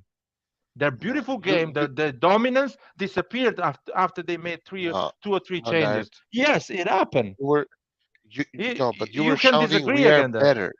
You were shouting, Yes, we we are are better. better, and I had that. We are better. We are not Yes, in a different and stratosphere. but now, And I but now, explained why we are better. But you see, you but talk over me. I explain you why we're better. In the 70 oh, minutes, we put players it's that not change the game. Well, that's a fact, man. now. We put players that Yeah, change the game. Inter didn't put players that yes. change the game, so we are better than them. Okay, now Napoli won, even by not playing as good as we did. Should do Napoli fans have the right now to say they are better than us? Is my Napoli fans question. can say Should whatever they want. They can say should whatever Napoli they fans want. should Napoli fans take the approach you took against Inter? Dude, Is my who's talking about Napoli fans? Who is laughing at them? Did I complain about Napoli fans? I'm telling you, man, you should thank me because I'm telling you what's gonna happen in the future. You should say, Lard, thank you. I'm telling you, Thank Napoli you, is guys. gonna Thank crumble. You thank you you should thank you, say, guys. Lard, thank you, My man. life my life changed Uh, right now. Thank Because you. I told Say you it again. when we won the derby, I Say it told you again. this Inter 70 minutes after they change their players, they disappear. We are a better team because us at the 70 minutes we put players that change the game. I told you that. You didn't listen to me. You didn't say thank you to Lard a year ago. You Right. said I no, didn't. Lard, you don't I understand. forgot. And I that's what forgot. happened. Yeah. You Yeah, didn't that's what understand happened. that. That's what Larry, happened. you're Yeah. trolling now, dude. No, I'm not So trolling, man. I told him that Kessie cannot play as a number 10, and he saw that in the derby that we play like shit with Kessie number 10. He didn't thank and me then for that and then information. and then we won the league with Cassie number 10. But No, whatever. no, no. With Let's Krunic, forget with about that Krunic part. number 10. I thought With Milan Krunic was the number Let's better 10. forget team about that against part. Napoli. Guys, You against forget Napoli. Krunic played 6 games as a number 10. All right, but listen, Not Kessie. excuse me, guys, but let's go to this season. Like, I thought Milan was the better team against Napoli. Milan was the better team. Napoli won on the details and a little tactical mistake by Pioli. You know, and those are the details. You know, those are the details. But Milan is an elite team. Milan, especially at the San Siro this season, is super difficult to beat. Super difficult to beat. In the San Siro, Milan feels at home. They feel comfortable. They feel confident. They feel like warriors. So Napoli beating us at the San Siro says a lot about them. It's not easy to beat Milan right now at the San Siro. So yes, show some respect to this team, Larry. Come on. Dude, I'm telling you what's gonna happen in the future. You should show some respect on me. Listen to me, man. I'm telling you. I'm seeing the future. I see the future. I'm cursed. I see the future, man. I'm cursed. Well, all right, Clint, you joined. What's up? You got something to say? Hey, what's up? What's up, guys? I'm just listening to you talk, Roy. I got beef with you, man. Roy, you can't be saying that. That's blasphemy what you're saying right now. What am I saying? No, saying that like Napoli has the best roster in Europe. Yeah, I can. No, I like, didn't say Juve has a best good team. roster. I didn't say best roster. I I said thought that's top. what I heard. I said top 2, top 3. In Europe, like roster wise, just say they play well, but roster, I doubt. I Yeah, disagree with yeah, that. yeah, absolutely. Because I wouldn't even say they have the best roster in Italy. Oh, yeah, they do. Yeah, they do. I think you're confusing now. What's the definition of roster? Then that's that's my thing. Because I'm just thinking about player quality when we look at roster. Because even for Milan, right, Inter has a better roster than us. Let alone I wouldn't even say Napoli. I don't know. No, if you're talking about performance, then Napoli is playing good. But even about quality, even quality, where the players are in their career, etc. So do you think they start in any team other than Kvaratskhelia, maybe like Osimhen, right? All their other players, tell me in what team can they even start in Serie A? It doesn't matter. I'm not even. I mean, but that's how I'm measuring it though. But that's not a good way to measure it. You have to measure You have to measure teams for what they are and what they do. Because you can go look at any team and say how many would he start in this team. You would see that in many teams that you want to analyze, you would get a lot of players that are playing in a super team right now that probably wouldn't start in another team. It's how the team is playing. The audience you ask the question to is going to give you different answers. If you ask Napoli fans, they are going to tell you the only player they get from Milan is Leao, but even with Leao, they don't know if they should start him ahead of Kvicha or not. If you ask Milan fans, they will tell you we only get, I don't know, Osimhen from Napoli. But if you ask Napoli fans, are they No, going to it does pick your just my defenders? definition of roster. Maybe we don't Uh, have the same definitions, Because and that's why. Yeah. when you look at that, the only player Napoli would get that wouldn't be conflicting with their own players from Milan would be Magnan, because the defense, they have a better defense than us, at least goal wise so far. In the midfield, I'm sure they are in love with Anguissa and with Lobotka, because they have been amazing so far, right? So this is the problem. Saying that which players would you start from them, it's just point of view answer. It doesn't really Yeah, I bring don't us think to that's a any. good way to analyze a roster, because even Vicha Verasquilla, like if Yeah. for us it'd be okay, Leao or Vicha. Even there is like you're asking, you know, But the Subjective question, opinions. sorry, the question will be more fair if you ask this question in August, beginning of August. If you ask this question, none of in this call will put so many players of Napoli in Milan starting 11. No one in Italy probably will put these players of Napoli. So Clint is right here, that he's saying that the roster is performing incredibly well, and these players, if they keep performing like this on a long period, let's say 2 years, I'm not saying winning, just performing. They can easily finish second or not win anything, but perform like this. They will be an amazing roster, and I will agree with every one of you.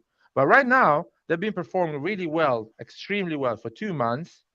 Still, they cannot be considered the best roster. They can be considered the most informed team, and some of them are going to end up to be the best players, whatever you guys consider. mm, But no one of no, us will put Politano ahead of anyone. yes, yeah, That's the Politano you thing. can put ahead of. Listen, But listen, no, I'm talking Laird, about August, not now. Now, not. But the Yeah. quality of that offense and the quality of the midfield and their weakness is the depth in the center back position. That's where they have the biggest weakness. Um, but that quality in the offense, not just the first lines, but the second lines and the third lines, nah, nobody is up there with Napoli right now. Offensively, very few teams. Like the amount of quality they have offensively makes them puts them Roy, in a different but stratosphere. this August, no one will pick These Elmas players like ahead of. Raspadori, Osimhen, Simeone, Vice I get Varaskiglia, it. I get it, Lozano, man. Politano, Zerbin, Yeah, Zelinski. These guys are not going to forget how to play football. Why are you thinking that? You think these guys are going to just forget how to play football? Yo, these guys are ballers. They're going to keep on these playing the way they play. They're going to Roy, destroy. Mamma mia, ragazzi. You Nathan guys will are. pick. Listen to me. This August, Nathan will pick. How's it called? Zaniolo ahead of Zelensky. What? This August, if you ask Nathan, you want to buy Zelensky or Zaniolo? Nathan will say Zaniolo. Right now, after 2 months, no shit. Even a 5 years old kid will say that Zelensky is a better player. Politano is a better player. Yeah, yeah, Lobotka is a better player. But yeah. this summer, everyone was saying, "Oh my God, Pogba is coming back." So in terms of roster, Napoli is overperforming. In 2 years, No, if they no, are still performing like this, no. yes, they are a good roster. Laird, But right Laird. now, it's just I too mean, much. no. I agree with Larry, bro. They are No, overperforming, which is a good. no, We're not dismissing no, them. They're no, no, no. not But they're not playing good. But this Oh my is compare, god. this is the because You the guys reason this why are I'm is the saying living that, in a same thing. dream. You're Inter living. fans used You're to say about hoping. us. You're coping. That's what Inter you're doing. fans You're used to coping. say this about us last season, by the way. I'm no, fine, but I man. mean, If but they last year say we were that, I'm overperforming until okay we with won that. the league and we proved them wrong. So I'm not saying Napoli can't do that. We're not saying they suck, but they are, because let's be concrete with everybody, even media, including us. Nobody was putting Napoli in no top four. Now I agree that Well, Roy hold on. did Hold on. speak about they did speak about Carascilia, but we L- did not even know they were even Last performing at season, this level people and going weren't rampant. putting us in Let's top not four lie here. either, bro.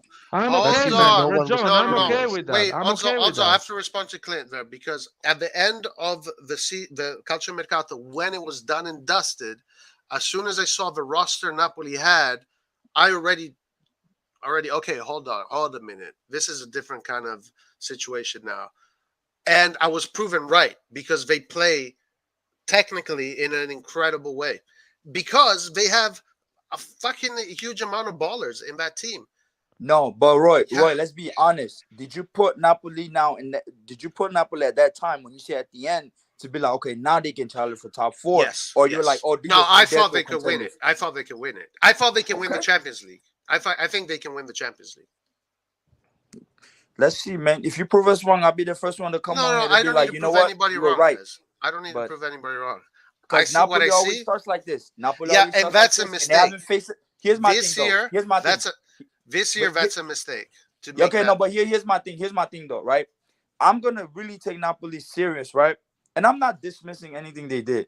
I'm gonna take them serious until they face adversity. Let's see when we come back from the World Cup, because that's gonna be a new season, right? Let's see that.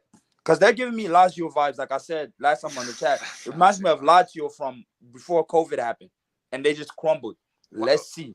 How? just Okay, saying. just give me a good reason why they would crumble. Like, just tell me how. I mean, other Good. teams readjust. I'll Other tell you. teams pick I'll up tell you a form. good reason. I'll Okay. tell you a good reason. Let's hear this. I'm curious to hear because Uh, maybe you guys are right. Yeah, I'm not. I'll saying, tell you. I'll tell you I'm a not. good reason. I don't have a crystal. Lariat has a crystal ball. I have my intuition, my logic, my senses. That's how I operate. I don't put a crystal ball in front of me. I just use logic. But go ahead. Okay. I'll show you my logic. Maybe Okay. it's wrong. My All right. logic is wrong. Okay. Go ahead.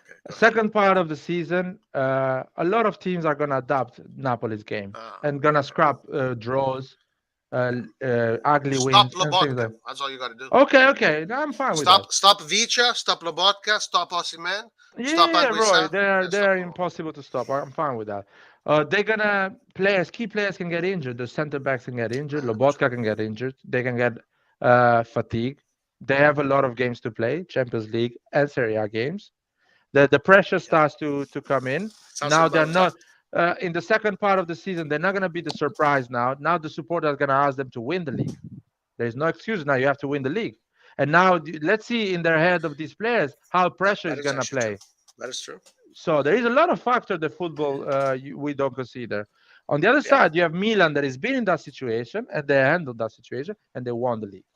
And you will see if we play teams like Juventus and Inter are going to come back stronger, in my opinion, in the second part of the season, and they're going to take a lot of points from teams like Napoli, Roma, Like Napoli. and stuff like that. Yeah, like No. Napoli, they're going to get No. points from these It's not teams. gonna happen. Not this time. And you never know, the referee decisions can penalize you as Sure. well. Absolutely. These are outside of the you don't understand how this is Okay. going. Absolutely. the- This is a factor, but that's And you another, I haven't want to add convinced me another that thing. other teams are going to take away points from And them. I want to add another thing. A lot of good teams are going to be close to relegation, and they're going to fight in a different way. They're Yeah. going to put a different fight on Napoli. And you know what? In order to get points from those teams, you need a lot of quality. Here's Oh, my yeah. thing. Like I've seen like more quality team than Roy, Napoli don't get points. with those teams. Roy. Yes. Right. Yeah, Here's I'm my here. logic behind. Okay. My thing is this though. It's just like that 2 month gap, like for the World Cup, man. Because usually when you have a momentum, you want to keep like that. It's just that World Cup, and that's the reason why I'm saying that. That World Cup come in and it slows it down. Other teams are like recuperating their players. Not saying Napoli, their gameplay is gonna switch, but mentally, where are they gonna be? Because right now there's a momentum, there's a feeling, right? How do you re-energize that feeling? That's what I'm saying. I didn't hear what you said. You got to say it. My mic cut off. No, sorry. I said, like, how do you re-energize that feeling when we come back from the World Cup? Especially Yeah. it's going to be that big gap. What do you mean? Because it's like a new season almost. And how do you re-energize? The reason why I say it's like Lazio didn't lose any players. They came back from COVID and they crumbled. And Lazio played beautiful football. And they could have won. But they did not play this level. No, not this level. No, but I'm not saying, but like these players are not. Wait, but you're insinuating that these players, once the World Cup is back, they're going to come back and they're going to be demotivated. Because we don't know, because they haven't won nothing. Why would they be demotivated? Roy, come on, Roy. These players. No, you what are I'm underestimating. Sorry. Badly. I'm sorry, Roy. Clint is misunderstanding something. Lazio crumbled because their supporters wanted them to win the league. And a team like Lazio with those players, when you ask them to win the league, they start to lose the ball and they start to lose the games. Now I No, want to see it's this not that. Napoli. But I that's want to see this Napoli. I'm gonna see this Napoli when an entire city is gonna ask them to win the league after Maradona won it. I'm gonna see these players Yeah, this when team that can do pressure that. is gonna kick This in. team can do that. That's Okay, what I'm telling okay, you. I'm fine. You're saying this now in Yeah, October. but Let's see that but when listen. it's gonna I happen. said Let's they see it. can do that Oh yeah, man, you because cover I your know ass what always. you're They going to can. do. Yeah, yeah, No, of what course. you're going to do. I know the language. I know the language, Yeah, Roy. yeah. I But know. just acknowledge that because Yeah, I'm. because a Why lot should of I times when I acknowledge that? talk about Napoli, what I've realized is that a lot of you guys you are portraying that I'm saying that all this good stuff about Napoli because I don't believe in Milan. No, I'm See? not saying Now, that, man. I Who think says that? Milan can win the Scudetto. I Who think says Milan that? can win the Scudetto. So I think Milan can win the Scudetto over this Napoli if we do the right thing, but we need to do the right thing because this Napoli is not going to give up. They're going to keep on going. So we have to be much better this year than last year. Much better because this Napoli is not a team. We did not compete against a team like this last year. Yeah, right. And the reason too, though, is just I feel like at a time being too, that might be a problem for Napoli going forward. They're obviously going to get out, the Champions League, right? They're going to go to round 16. Let's say they even go deep in the Champions obvious. League. Oh yeah, okay. Let's say Sorry. they even go deep in the Champions League, right? Yeah. When do they now decide to? They're going to have to make that decision when the games are going to be even more condensed going in after the work or going to summer because we're going to try to shorten stuff out, right? Then they might have bigger games, and would they go Scudetto all the way, or they might go Champions League? Let's go deep to get more money, and other teams might take advantage of it. Let's say, for instance, if Milan is out, then we can focus, we can rest up, and then we can get there because fatigue also is going to kick in, right? So I'm looking at all these factors, and that's why I say I need to see them with adversities. Meaning, okay, Karaskilio went down; they don't have their top player, or like a Lobotka is not there. How do they cope? How do they come back again? How do they go through? Pretty much what happened to us. Once I see that, and I'm not diminishing what they're doing right now. They're playing the best football and they're top. But what Light is saying is like I need to see them with adversity. Until they face those adversities, I can't really even put them on top like that. That's all I'm saying. Well, the thing is that if they lose Varaskelia, they still have Lozano, Politano, Raspadori, Simeone, or Come on, man. Lozano's washed, bro. Lozano's washed. Yeah, but you say that, and I can't take you seriously because I saw Lozano play, and he looks like a baller. Nobody can stop him. When he plays, dude. Today he scored his goal. No, the goal he right scored now. today. Hold on, sorry, Clint. I'll say this, but I'll be quiet. I promise. Okay. What I'm hearing from you and Laird is that you guys are just like scared of him, or you just want to be biased. Oh my God! Or you I'm a Milan fan. It's not about because bias. when I hear Lozano is this, like, no, Lozano is an excellent footballer. Like, he's really good. I mean, last time he scored was in And April, right and now- he scored today. The reason why I say he's washed, he's really inconsistent. That's a fact. but this we're team, from North they're not America. going Like to I be- follow, they're I not follow go- Lozano. It's not going to be like that this year. It's not going to be like that. It's not. Because I mean, there's too many good players in that team. Too many. yeah, but right now he's not even a starter. So Roy, Lazio. Sorry, the Napoli, Sarri's Napoli was playing great football. They didn't win the league. So we've seen that before. You guys are still there? Sorry, I had to. I'm still here. Yeah, Guys, Napoli. one second. I'll be back. Anyway, Clint. Yeah, go ahead. Like, the Napoli Sarris didn't win the league. They were playing in amazing football, but they didn't win the league. Yeah, my thing is I need us because today I watched that Cremonese game. If it was a little bit stronger other team and they were playing like that, Napoli would have not scored all these 4 goals. They collapsed. Yeah, so they find the goals at the end. At the end, right? And they, it gets them over the hump. But what Nathan was saying in the chat, they're kind of like, don't overhype them too much. We've seen this from Napoli before. Maybe not that, playing level, but I mean, they played against us. They didn't even dominate us. So listen, Clint, I've seen this. Forget about the Napoli. I've seen Spalletti's football. I've seen the Spalletti's Roma. Right. Did he took to the semifinals, right? Champions League? Yeah, he went far away. He almost won the league. He never won it, but he always almost. So my point is here, there is an historical that Spalletti's teams crumble at one point. I think it's gonna happen again. That's my whole opinion. There is a high chance that I'm wrong. I agree. I know that. But every season they think, oh, this is the right season, and they never happen. Yeah, and on the record too, I read that Napoli win amongst any other team, like Inter or Juve. So I guess their fans need it because it's been what 34 years they haven't seen anything. Oh Whatever yeah. since, I will so be. I will be like really happy if Napoli wins the yeah, league for them instead I'll be of happy. You know, because Napoli is a city that deserves to win the league. league. Yeah, I'm not mad at it. It's just And be honest, they're playing a football that deserves to win the league. no, they do. They are. I'm not like I said. I'm not refuting. It's just there's a stretch. You know, people are kind of like putting them above a lot of things. Where I'm like, we need to calm down a Don't little say bit. people. Say Roy. No, it's just not you, bro. Because the reason I said people is if you're not in the group chat. Nathan just put some stuff earlier, so you know I'm kind of like saying all of that. He's like, no, Napoli, they have the mentality now. Who's going all out? I'm like, dude, you need to relax a little bit, dog. No, You know, I don't think so. You know, I think if you relax on Napoli, you're gonna lose 6-1. no, it's not about relaxing on Napoli. It's just we have to wait.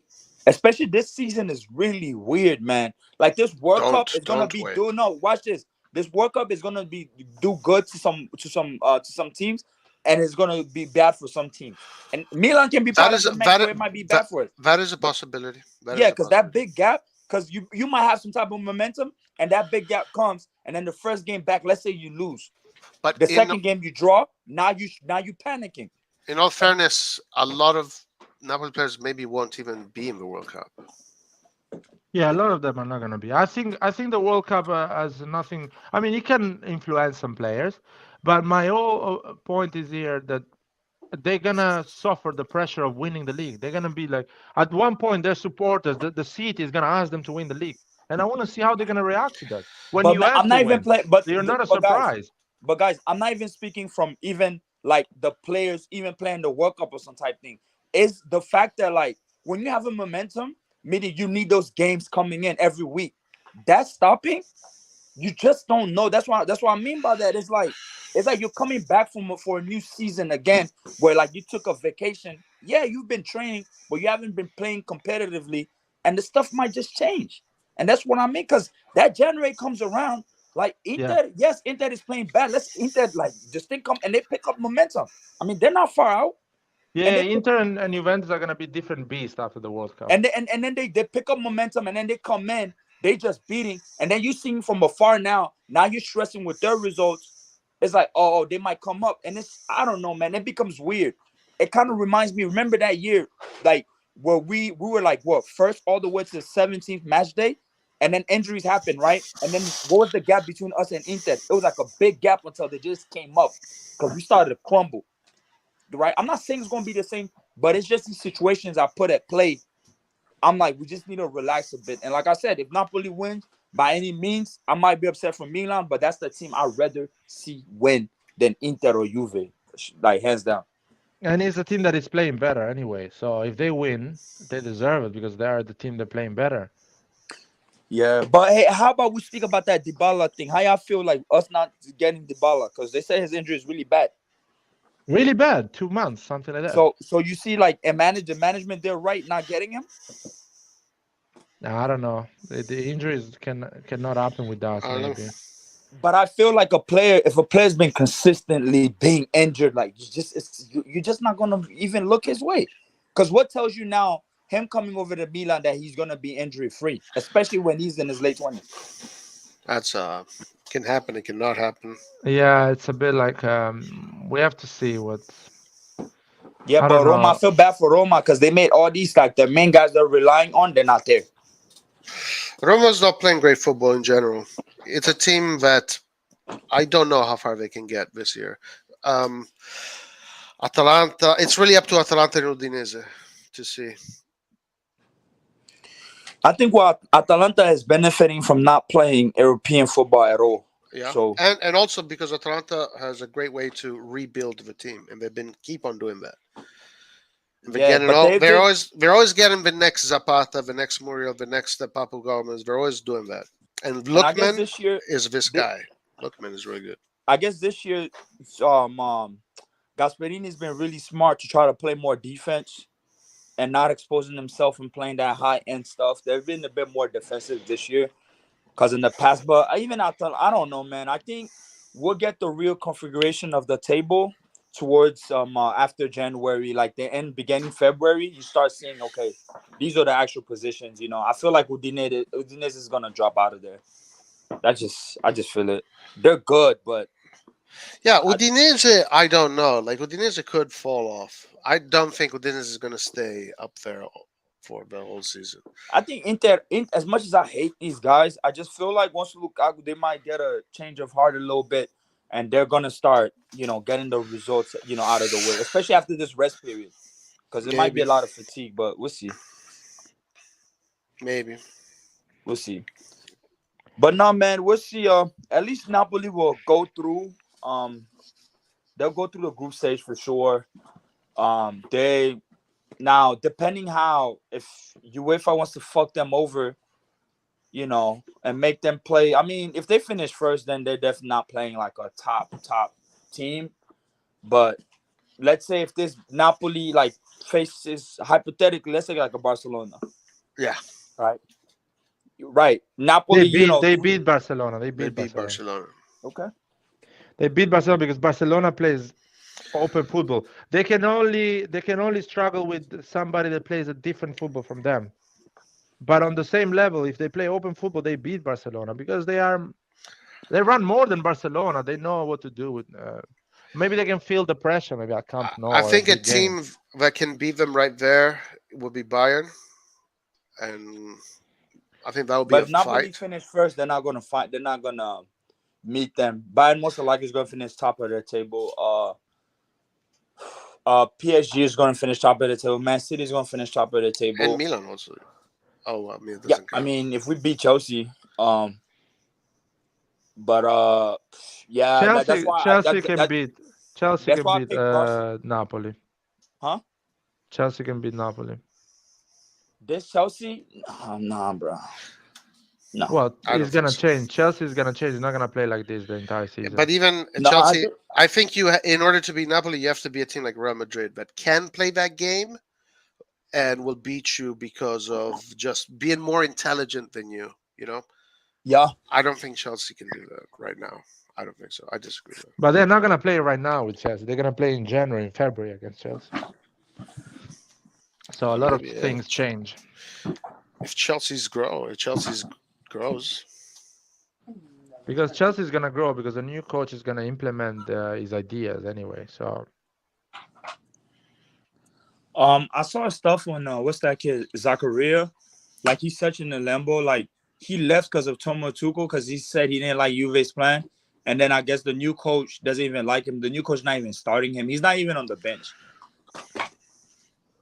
So he's just there wondering. I'm like, damn. I'm like, we could have went and tried to ask for a loan, but no, we don't probably need another midfielder. Zachariah? Yeah. What for? It came out today. No, I don't know, man. Extra midfield, bro. We need everybody. Man, I wouldn't take Zachariah over anybody in our midfield. Why not? I will take more like players like defenders. I will look for some Italian defenders or something like that. But Zakaria, we have Benasser, Tonali. I mean, Pobega. Yeah, we have Vrax. The guy is good. We have our youngsters. Yeah, Vrax. He moves well. He's comfortable. What is it? 150 games, Bundesliga, right? 150 games. So really, he's already played 150 games. Just want somebody. I heard somebody and told me that in the chat. Somebody can double check. Wow, that's a lot of games. Heard that. That's a lot of games. So he should start. I don't know. That's probably why among like Thiaw and Adli and all these guys, he's the first one that at least they try to put in. That's why he plays so well. He's like, he knows what he's doing. You know what I mean? But it's I don't know, man. It feels Napoli plays well, but they're not. I think the difference between Napoli and Milan, I'll say, we have that team spirit. We have that team thing in motion where like it's a team system.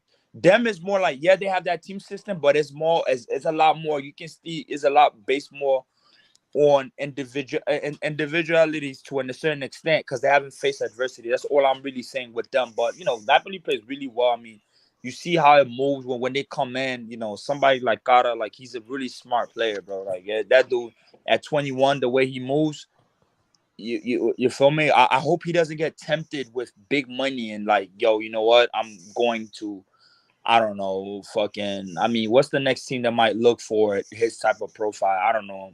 Chelsea's getting them cool. Maybe not them. Maybe They a Man need. That's City. what they need. That's what Chelsea needs. A player like Nkunku. But they're getting Nkunku, so I feel like that left side, they're kind of like stacked on some of their shit, and they loan people like Timo Werner. I think he got loaned back, right? So I don't know. They're weird. They have a lot of they're stacked on forwards. So I don't know. I'm just speculating. Maybe he's the first player to actually leave. Inter. Maybe De Laurentiis sells him because he does some weird Napoli. shit. He leaves Napoli. Yes. Oh, Yes. okay. Yeah. I feel like because when you look at it, what's you call that? Madrid is not gonna go for him. For who? You're talking about Vicha. Yes. Oh, but I'm just hypothetically speaking within the next year or so, because I'm looking at his play, the way he plays, and the team that might need him. I might per se say what you call that Man City, because Man City they're gonna do a whole like rehaul soon though. Some of the midfielders and attacking, that side, they're gonna try to get some new guys in because they're going up in age too. So that's why I feel like a Bellingham is probably gonna go to a Man City. I can see them saying like, okay, we need Carter like to complement the attack. I don't think he's gonna move the first year. After the second year, you can make a No, move. that's what I'm saying. Yeah, in the next 2 years. Yeah, the next 2 years for sure. Like, just like, because if he keeps like performing the way it is, it's gonna put too much pressure, man.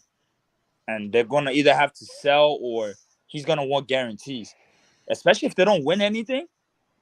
Dog, he's gonna have to leave. So we'll see. We'll see. I think this is gonna be a really weird season. Maybe I he think goes this to is Milan after we sell Leao. I don't think we're gonna sell Leon, man. Why not? If you can buy Vicha for 60 million. Yeah, but I don't think we're selling Leao because the feeling is different because we developed Leao, man. Like it's not gonna be like Leao stays. Let's say we win a second Scudetto, people like Leao, they become legend of the club. I mean, they are Yep. already legend of the club with Scudetto, but they go into another sphere to a certain extent. And like what Maldini said, like this is the best for his development, as Leao. Like I really Yeah, think but Leao thinks differently, man. I understand. I think the same, but Leao thinks differently. And maybe he leaves. That's my whole point. nah. And the reason why, it's No, Majidin. No, I wouldn't. Well, what is the question? I wouldn't sell Lau. Roy, would you sell Leao and get him? Nah. Leao, And it's then, just like, dude, this type Get of shit, Vicha. nah, bro. yeah, No, I'll keep on going with Lau. That's what I would do. but if you sell Leao, will you go for Vicha? Will be is your first choice? If Napoli sell him, sure, yeah.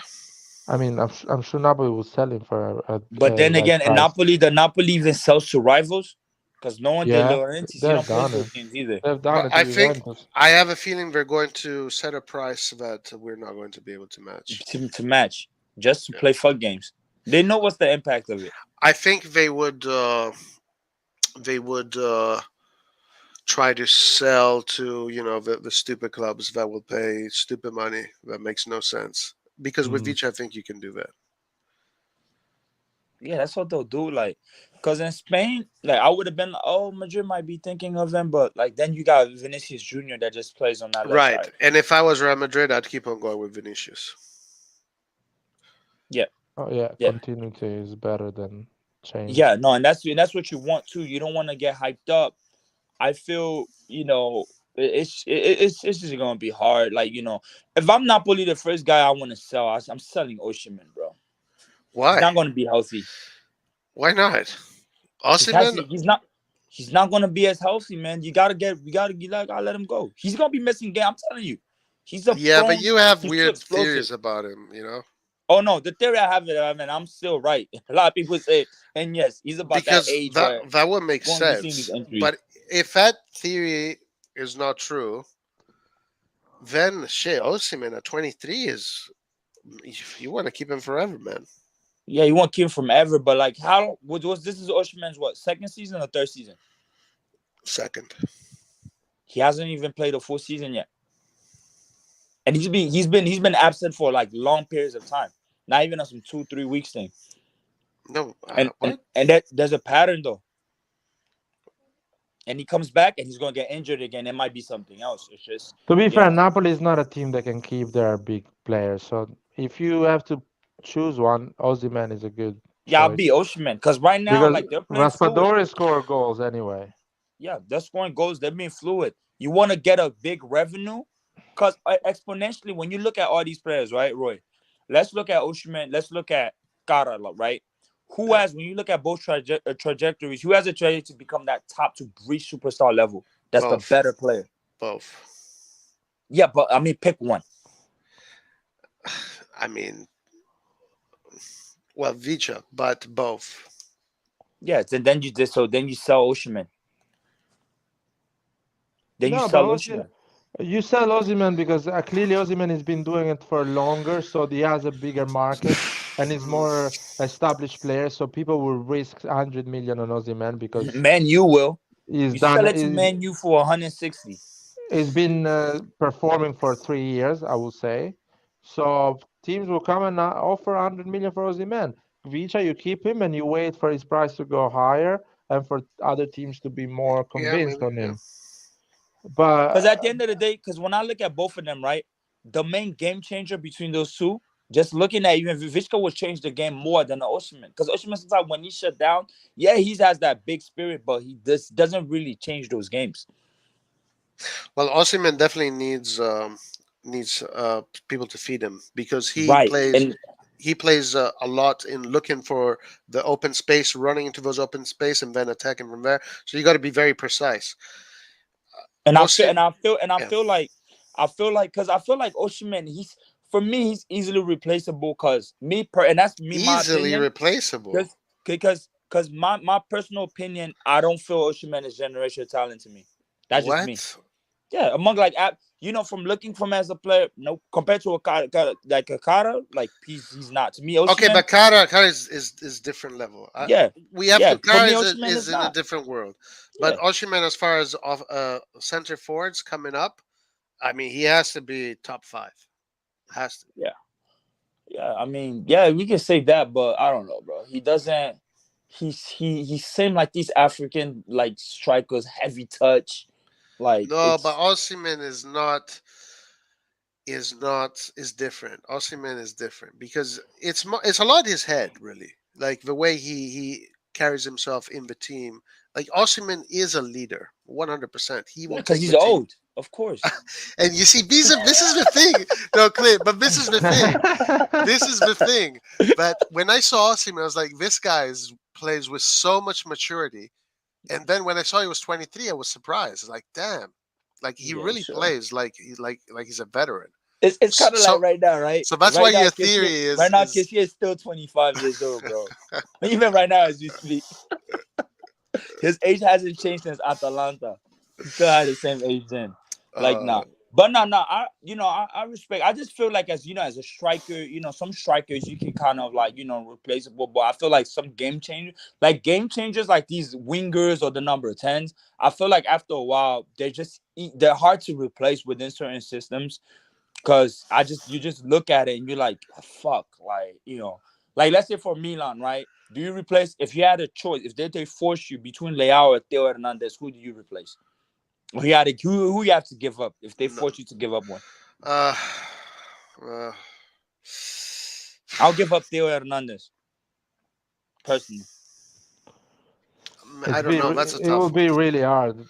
Yeah, and I know, right? It sounds hard, but me personally, I will give up I Theo Hernandez. think now the reason why is because I think they're more. It's easier to find a top left winger than a top left back. I think that's Yeah, now I can agree with that statement too. Because finding good defenders nowadays is really tough. Yeah, I can agree. I can agree.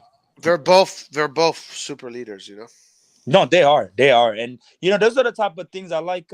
Flirting with these type of thoughts. Like you look at a team, who do you give up within like a particular team? Like who would you want to get this for that? And I don't know, but I don't want to get my hopes up too much. I think Milan is within range. I'd rather us be at that position where we are right now, fourth, fifth. Where there's not a big gap, and then boom, we just go on a run. And when these teams start stressing out and they start crumbling, we start putting pressure. Because I feel like it's better. Because I feel when you're first, there's so much pressure earlier. There's too much pressure when you're first early in the season, man.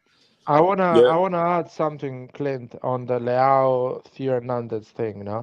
I will sell Leao because the mentality Theo Hernandez has is insane, and how much he loves this club. man, we He's got just lucky. We got lucky. Zoe, he fell in love with Zoe earlier, man. So he's in uh, love with Milano. So he can't leave. yeah, he's But he's just insane mentality. You know what I mean? I don't know if I explain oh no, myself. I mean yeah, of course, man. So that is something you cannot buy. You can buy flair, you can buy an incredible player or whatever Leao is. But I But feel what like Leao too is a really mature kid though. Compared to haven't heard the antics from that kid. We've been what 3 years. He yeah, haven't had a but big head. Theo, man, Theo he is Milan, man. I feel like he's Milan. He loves the club so much.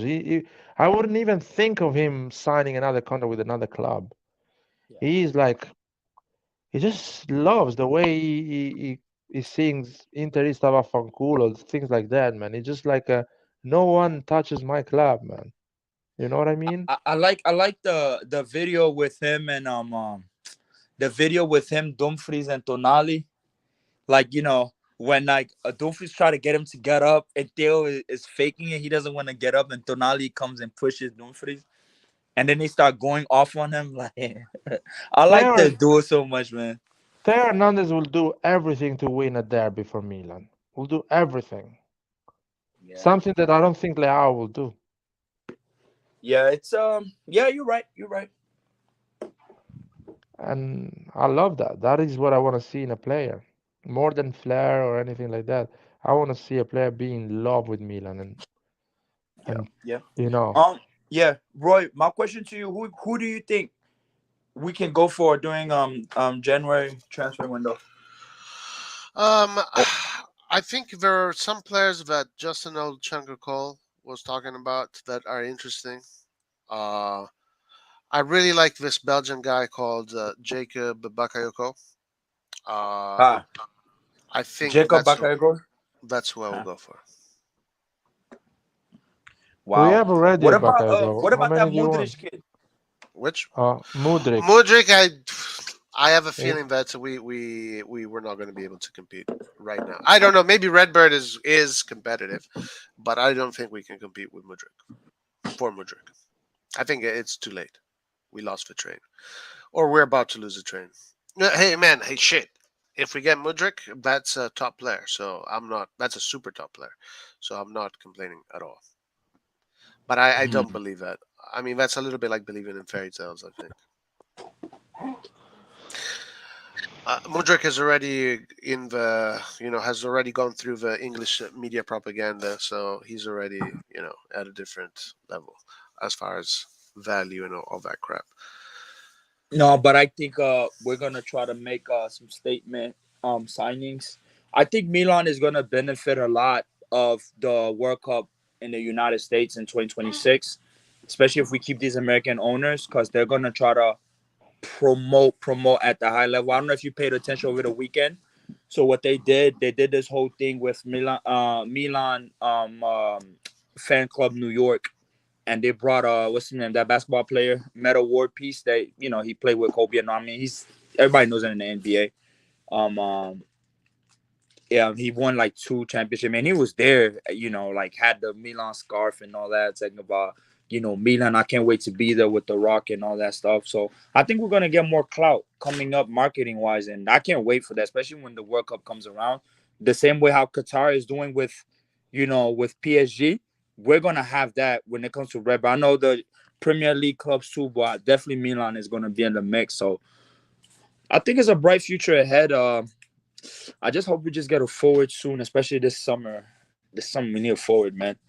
Giroud's gonna be old. These are all gonna be, second wingers. Origi, I don't know, man. I don't know. So Origi's going to score 20 goals. I mean, I guess. I mean, if he gets playing time, he gets comfortable, he can score 20. Why not? Yeah, Why not? I said maybe even Messias will more. score 15. So Yeah, that's a wild bet. That's a wild bet. Like that's you losing all your chips on the table. Who? Dude, happy to lose. Happy to I lose know. those bets and win the league, man. That's the only thing I want. Yeah. Who y'all think is gonna be our highest scorer this year? No. Our high score? Yeah. No. I mean, yeah, Leao can be. How much? Leao has 4. Giroud has what? 3 or 4? I think is you. I think Giroud has a lot, has a pretty good number. I would say 5. Yeah, man. I don't. We'll see. We'll see, man. It's a team that's disappointing me right now is Fiorentina. I had a lot of my hopes high on them, but Yeah, Fiorentina. I don't know why they get this hype. Fiorentina. Like I guess because they had I like Italiano, and they bought I feel like they in the Serie I think top 5 teams. I think they have all the best midfielders in the league for some godly reason. At least talented midfielders. Like we think from Barak, Amrabat, I mean Bonaventura. I don't care what people even think about him.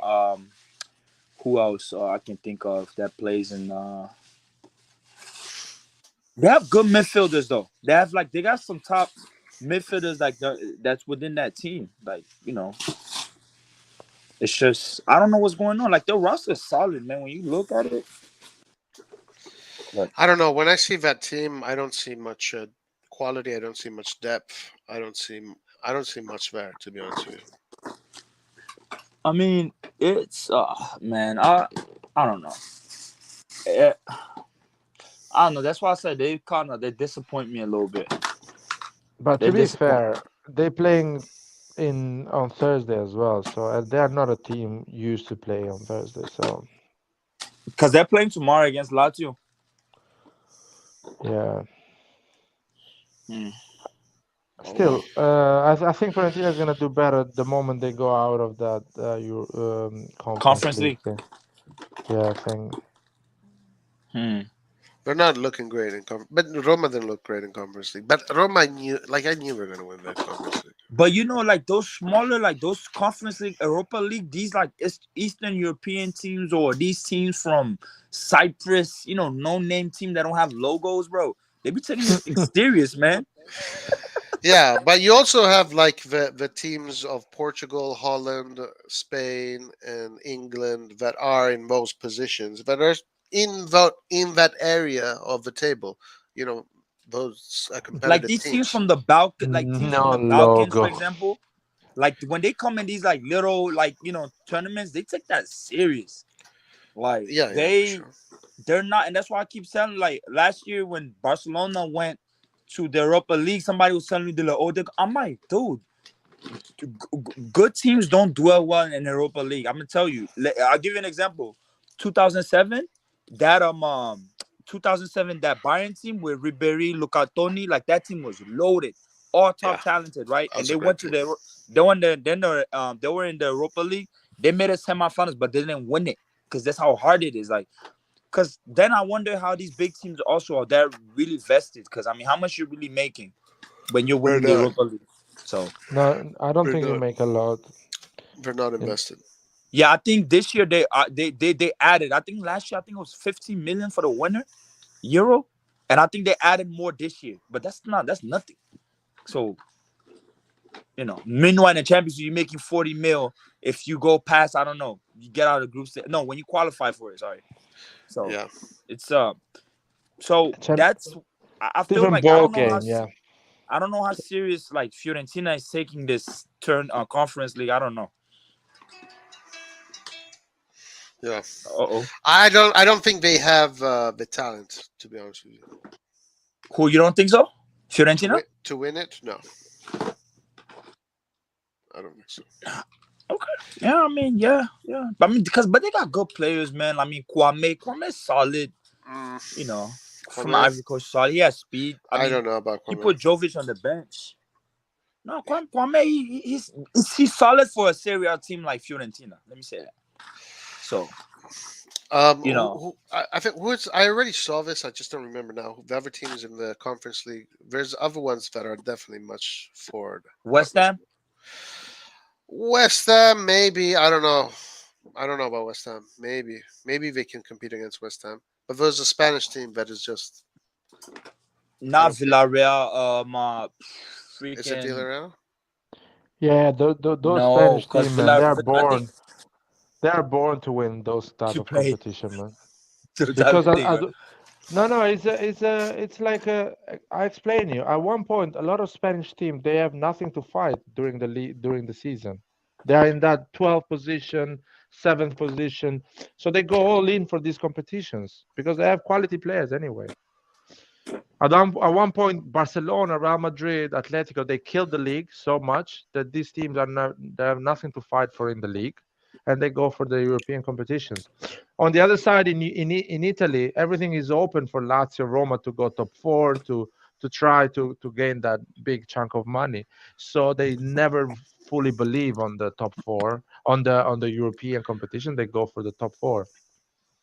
Fiorentina, unfortunately, is going to be out of the Conference League. That's the problem. When they Let's will say, realize. like, let's say hypothetically, if Milan drops to, let's say, to like Europa League, like we're definitely gonna be one of the favorites to be able to go deep onto that. God. I hope we fucking get out right away. Why? Yeah, I think the same. So But we can win the from a league. trophy-based standpoint, I won't be mad if we win that trophy at all, though. I'll be super mad. If we win the Europa League, I would. Yeah. I would like just forfeit the spot to someone else if I was Milan. I'd be I like, will. give it to I me, will. somebody. I will not do a live if we win that trophy. Sorry, you Clint. sure? I'm 100% sure, man. I will not go live. I will hide myself. Man, watch Balotelli score the winning goal. The winning goal in the final against Man United, and you're gonna be like, man, we won it. Depending who we play and how we play, man. If we meet big teams in there, like, come on. No. Yeah, dude, the Conference League, that's a Mickey Mouse trophy, bro. That's definitely a Mickey Mouse trophy. Dude, But it's Bordeaux is in Europa there? League. I thought What is the Europa Bordeaux League? was relegated. But it is a Mickey Mouse trophy for Mickey Mouses, you know? So it's a trophy that matters to Mickey Mouse teams. That's why you should not win the Europa League. Roma fans got mad at me because I said Roma fans got mad at me because I said you guys won a Mickey Mouse Cup, and they're like, "Oh, we're just not Mickey Mouse." But I think it's not easy to win this cup, Roma. I'm like, it's okay. But it's not easy, Clint, to win the Conference League. No, it's not. I know it's not. If you're Real Madrid, it's easy. Teams with, sure. With alphabet names, bro. You play with teams that have a whole alphabet name. Yeah, I know. It's not easy to win, of course. The Wi-Fi password teams, I get it. But yeah, still, no, bro. Like, it's not easy to win this competition. But anyway, Villarreal is it's not. I mean, even what you call that? West Ham. That's why when they be overrating some of these PL teams, why West Ham is struggling? Like they can't even beat like some of these teams in there. You know. Hey, Nathan with the super chat. Mickey Mouse trophies. Mickey Mouse teams. Mickey Mouse trophies. What is Nathan saying, man? People don't like that term. You know, no, we like in the States here, we use that term for when LeBron won his Lakers like NBA ring and the thing they call the bubble. We're like, yo, that's a Mickey Mouse ring, don't count. And they get offensive. They're like, no, it doesn't count. There was no fans, you know. It was closed doors. But nah, man. I mean, Conference League, I think Conference League is good for those teams like, you know, the other parts of Europe, lower leagues, for them to win and feel some type of enjoyment. I think it's fair for them. I think it's really good for Italy because in the Conference League section, Italy has a good chance because those teams in Italy are strong. Meanwhile, Fiorentina is out here embarrassing us over there. Well, the thing is that Villarreal is usually a Champions League team. Flirts with the Europa League and Champions League. So Villarreal Yeah. is just another level. And they went to the semifinals. Damn, that's crazy. They won the Europa League. They went to the semifinals last year, and then now they're in the Conference League. God damn. Yeah, well, because of the La Liga, yeah. La Liga too is really odd. Sometimes you think it's after Madrid and Barcelona, it gets so unpredictable who's third and fourth. It's crazy, man. Thanks. Another super chat from Nathan. We want ABC's team's point. Yeah. No, you don't, Nathan. What's that other team? Last time they were making fun of Man United, they're like, somebody said Man United is losing to a team that doesn't even have a logo on Google when you look them up. Jesus, Man. you're so disrespectful with this. Yeah, team. didn't Ronaldo hit the? He missed an open goal, right? I think he did. Yeah. Imagine for those supporters, man, how exciting it is to play against Man United. Fuck them, dude. Let's do the Super League. No, come on, hey, man. That's what Fiorentino Perez wanted, man. Nah, man. We're good like this. Listen, man. let me send a video to Nathan because of the super chats. This one is for you, Nathan. Let's do it. So, Nathan, you want to see a video of Andrew?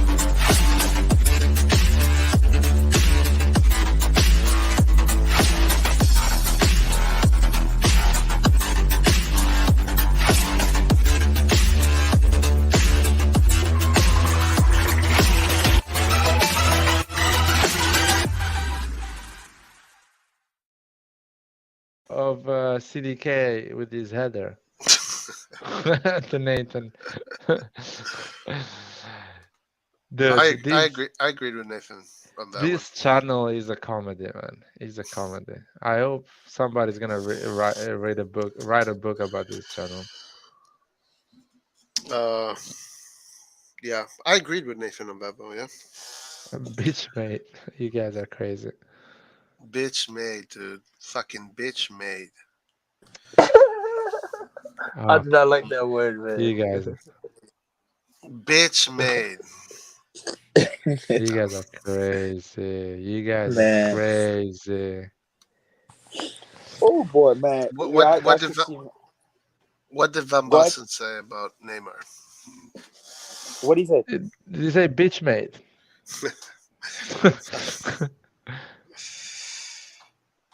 That's what he said about Neymar? No, I don't know. Majidine, tell us. Van Basten. Sometimes you think if these guys didn't have injuries, whoo-wee. Yeah. They would have been, and a lot of them, it's like, one thing I started to understand that I didn't understand as a kid is like, I always felt like if you were a great player, you would have been a good coach. Until I think 2010, it took me to realize when I seen Maradona get embarrassed at the World Cup, I'm like, yeah, bro. Yeah. You can't do that. No, it's two different things, completely different. Yeah. It's so different way of thinking, man. Yeah. And you see, and the thing is, like, they always see it from a player perspective, which I think sometimes it can be hella wrong at some instances where, like, people that didn't play too much like they might play semi-pro to an extent that become coaches, they're like way advanced in like their way of thinking, which I feel like the only player so far, if I look in the history of football, was probably Cruyff. That was like a next to like top tier footballer that became a top tier coach. Yeah, Beckenbauer too. I mean, Zidane as well. Zidane, Saki. No, Saki was not a good player, man. Oh, right. You're talking about good players. Oh, wait, you're talking about good players that became good players. Okay, yeah. I think Zidane and Cruyff are the two creative players that became great coaches. And Beckenbauer. But Beckenbauer was not a creative player, you know what I mean? But he was a great player, bro. Yeah, but I assume a great defender will be a great coach anyway, or at least a decent one. because defenders have to deal with tactics from the early age. You know Hey, what I mean, Roy? sorry. Why don't you guys just tell us what they say instead of saying? Just tell us. I don't know. I have no idea. Did you guys Yeah, I see see what? what Theo said about Diaz. He said like he scores every 5 years. He said it in Italian. Cause Ah, so Diaz was getting his interview. He says like he's like go ahead and do your interview. He said he scores every 5 years, making fun of Diaz. Theo's And now comedy. you're talking, and now you're talking is Yeah, like it was like going on an interview after scoring every 5 years. man. These people are they're so funny, man. but I disagree in not putting Beckenbauer in that list because Beckenbauer was one of the best players ever in the history of a game, and Guardiola was a great player at his time. Yeah, sure, bro. Guardiola was he wasn't a standout no, guy, Guardiola. bro. Come on, Guardiola was not a top. I mean, yeah, he was top, but he wasn't like He wasn't a standout he guy. wasn't Like, Zidane. Nowhere near. Nowhere. does No, even not even. Guardiola even? Because the thing is that Guardiola even falls into the all-time Spain 11, But all-time Roy, Barcelona 11. Do you even put Guardiola in there? I don't know uh, enough Spanish players to put that there. I'll Yep. say something. If I'm not wrong, Capello was a great player as well. He won a Uh, Champions League. He won a Champions League with Milan. He was in the midfield. What's his name too? Was a great player and then won Champions League, right? Rijkaard. what? Say again? Like Frank Rijkaard. Oh, Rijkaard. Yeah. Rijkaard was a Yep, great player and he was a good coach. he was a good coach. But when you say Zidane, Cruyff, and I put Beckenbauer in there, you're talking about players that different level, like elite. We're talking about elite. I'm talking more about like creative players. You know, the Oh, you number just mean 10s and the striker, strikers. Yeah. creative players in general. It's really rare that a good striker like Ronaldo, Maradona, Messi. I don't see Messi becoming a coach, man. I don't see these extremely flair and talented players becoming coach. A great defender like Beckenbauer, yes, for me it's normal that he's a great coach as well because that's what a defender is at the end. He's a tactician and sees the game from a position that you see all, and you read the game as well. But football players like Zidane, Maradona, yeah, they read the game, but there are a lot of instinct, a lot of flair, a lot of creativity. They make rash decisions. Yeah, they make brave decisions. They don't make Yeah, calculated decision. right. A coach needs to calculate.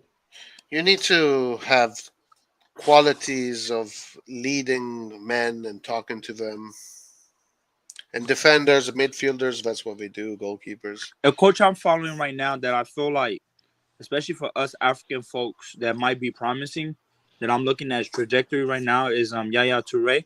So he's at the under 16 of Tottenham, and he's been doing like I've been following like his whole work. He was in Ukraine, like he's trying to like take all the knowledge and he's doing the right thing. Even his brother Kolo Toure, he's like the first team coach of Leicester City under Brendan Rodgers, and he was with him at Celtic. So I'm looking at both of them. Obviously I'm biased, but I think we need a bit on some of these African coaches, emerging a little bit. And I guess they're doing the right thing. Let's see where, it goes. If they can go to France, at least get a first team over there because, it's going to be hard to break into, I don't know, it's like some big league. Because even But I think Vieira, Vieira is a good player. Toure has the curriculum to become a great coach because Yeah. He was a smart, he's really he's intelligent a player. midfielder, like Yep. Rijkaard, Ancelotti. So you Mhm. need to understand tactics if you want to play in the midfield. Even what's his name is a good coach, though. He just hasn't have like Patrick Vieira. What he's doing with Crystal Palace, like they play good football.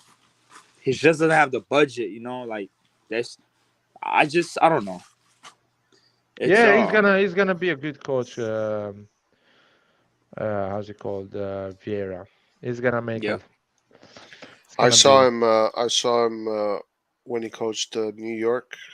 I saw a New York LA game here, Oh Yeah. really? and I saw him and the way he had the team play. It was all right. Yep, New York City. Because, I mean, look at also another guy that was a good, a solid player that won a lot of things. Deschamps. Deschamps won a lot of trophies too, Champions League.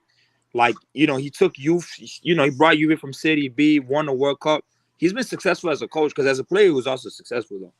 he might have been your most standout, but he was also like a top, player that won a World Cup with the French team as a captain, right? One with Marseille when they beat Milan, like when Champions League first, the first actually season of Champions League when they got rebranded. What he did with Monaco in 2004, bringing them to the final against Porto, and they lost. Then took Juve, take them from Serie B, brings them back to Serie A. He's been dipping down. I think he's a solid. Deschamps is a solid coach, and I'll as be a player. I'll be honest with you. For me, even Spalletti is an incredible coach, even if he has won nothing. Or As a anyway, player, I don't know. Was Spalletti good as a player? yeah, it was good as a player, but not like a world class. It's crazy that Pioli has a Champions League. It's crazy, huh? Well, yeah, he has a Champions League. I found out that Daniele Massaro was was part of the 1982 World Cup team. Crazy with Baresi too, huh? Yeah, Baresi, they won that. Yep. Wow, Yeah. they were super young at that time, probably. Yeah, Vierkwood, Massaro, Baresi. That's good. Good for them. That's found why out recently. my biggest disappointment in football, like my biggest disappointment in football, what irks me until this time, is Maldini not winning anything with Italy. It hurts me so much, man. Each time I think about it, I'm like, fuck, too. Man. It hurts him because you know why, and you know why it hurts me? Because I look at 2006, I'm like, if you would have extended, just be like, let me go to this World Cup. Because he retires, right before that World Cup, we win it. But if the Maldini World Cup was prior to no, but if Maldini goes, he plays instead of how's it called, Materazzi, and you never know if you win it or not. No, Maldini at that point could have won it, but he didn't have it anymore in him to do it. He just didn't have it anymore. Oh man, sometimes I always think about that, and I'm like, man, it's, it hurts. I mean, he had a great World Cup in 1990. They should have won.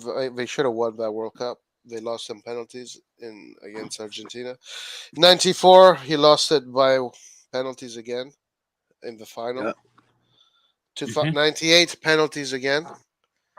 And then 2002, about craziness with the referee. Craziness, man. Oh, man. I remember that vividly. I think I was crying, actually. I was. My tears were coming out on my fuck. I was just cursing South Korea on the television.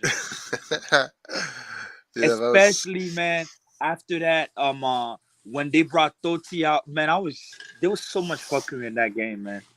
That golden goal stuff, bro, I hated that shit, man. Oh, yeah, dude. 2002 against France in the Euros. 2000.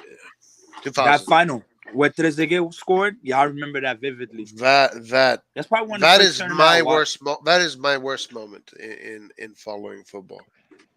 That is my worst moment. That golden goal. You know what? The golden goal was crazy is like, if let's say you're watching the television and you take you take your head, your eyes off the TV, just let's say for 2 minutes, then you see people running around, and then you ask like, what happened? Did the goal go in? Because the game is over. That stuff was so heartbreaking, man. Yeah, it was tough. That was tough. Imagine if golden ball with the VAR. That team celebrate like it was over, like they won. Then the VAR upside. Man, people will flip shit, bro. That would be awful. What you think? If they had that in the Champions League, it would have been beautiful, no? What's that? If they had the golden goal in the Champions League, it would have been beautiful. No, man, it's not. Golden goal it should not be allowed. It's just so shit. It's awful. It's everything against what football means, basically. You don't give a chance to the opposition. Zero. The game is finished. The game is done. It's Russian roulette, man. It's not. But fair. the thing I like about it is just the type of suspense and feeling it'll give you, but it puts you under so much stress as a supporter, because you're like, man, get the goal out. I don't know, man. And it doesn't allow the teams to actually even play, free flowing football, because they're afraid to get scored on. And He's ugly, man. The golden goal is ugly for who is watching and who is playing that because golden goal is nasty. Especially that Korea. Ooh, didn't they fire that player? Wasn't it Anju Wang? Like he used to play with Perugia, right? But That he was came back. fucked. I felt so embarrassed. They when kicked they him did out. that. The club. The they club really fight. did that. No, What? no, Yeah, they didn't. did. They That did. was They that did. was one of the lowest moments in Italian football. Yeah, they In did. Italy, They kicked in him out. general, I would In add in Italy, Italy, in but Italy, yeah, Italian football. that was just Wait, which moment? the player that scored the golden goal in against us. He played for an Italian team, and they rescinded his contract because he scored that goal. He scored the goal. Yeah, they were hella. They were hella mad, man. Just petty, petty, petty, petty. Yeah, it was crazy. It's but no, it's yeah, we'll see, man. This World Cup, I forgot like the World Cup is in 6 months. It's in next month. Huh. No more club football, man. We're yeah. So Hey, boring without Italy. what's up, Antonio? Did you you have something to say or something? No, I just wanted to come in and say hi. You guys are like legends. You guys have been going on for 5.5 hours. Yeah, that's right. Antonio, what's your prediction for Tuesday? I don't want to give predictions. I'm too nervous. I'm too nervous for this. Why you game. pulling a lie? You pulling a lie now? I've never given predictions. Like I'm also. I think we Lie, should can you give me a prediction? give some No, respect no, to Chelsea. no chance, no chance. No chance, please. Give me a prediction. No way, man. I'm not giving you any prediction. I give you $20. I'm not giving you a prediction. I'll give you a prediction. I'll give you a prediction. What's the prediction? 2-1 Milan.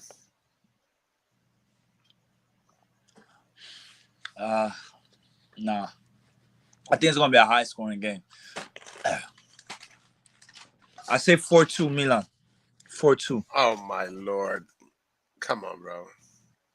4-2. How, Why not? You see, like you kind of come to me and talk about Napoli, but then, and I suspect that the reason why you say those things about Napoli is because you're like super biased when it comes to Milan. But to tell me that they're gonna beat, No, I mean, I'm always gonna be biased when it comes to Milan, but I give credit where it's due. No, I mean, it's a prediction. Milan, Chelsea. I say a 4-2. 4-2. 4-2 for us. Come on, Roy. It's just a Like I prediction. just feel it's gonna be a high scoring game. Don't Hey, take it guys, It's a personal. prediction. Why not? Why not? As you think 4-2 is a stretch? yeah, it's a stretch. We score. No, because we score more. We score more than 2 goals in a game, anyways. That's what Milan is known to do. So I mean, Champions League, we might turn up a notch, and I just feel like Milan, we're good at scoring the first 2 goals, and going forward. Because I just feel like if Chelsea scores, I don't know, it might shut them down. But I'll say 4-2. I can be wrong, but God forbid if I'm right. Well, I'm gonna come in here and start singing. What's that? That Pioli's on fire. I start singing that song. Yeah. We'll see. I'm gonna sing for you with you, man. If it's a 4-2. You okay? I mean I don't know. 4-2. 4-2 is quite. The only thing I don't understand about the 4-2 is how the fuck we're gonna concede 2 goals. When we're gonna concede 2 goals? Because of Tatarushanu? But I don't see Chelsea being threatening with Theo Hernandez and Kalulu on the fullbacks. So you think they start Gabia for the Champions League? Yes, they have to. If they don't, then Pioli deserves he's what he fucked. gets. Gabian should start, and that's it. The defense should be Theo, Tomori, Gabbia, Kalulu. That defense is good enough to play and win against Chelsea. Okay. Oh, you think we'll go with 4-3-3 again? No, it's not gonna be a 4-3-3. It wasn't a 4-3. Why are people saying 4-3-3? Yeah, No, it wasn't exactly. 4-3. That's what reports are saying. It was a 4-3-3. Who said that? You can go see on Sempre Milan. Yeah, Sempre Milan, sometimes the guys that write the analysis don't know what they're writing. It was obviously Pobega was being like the cam. Yeah. So obvious. Yeah. So that 4-3-3, because Pobega was. Oh no! I take it back. Tonali was in the middle, like according to them, and then Benacer was on the right, and then Pobega was on the left, They and then drink too much Leao up grappa top. sometimes.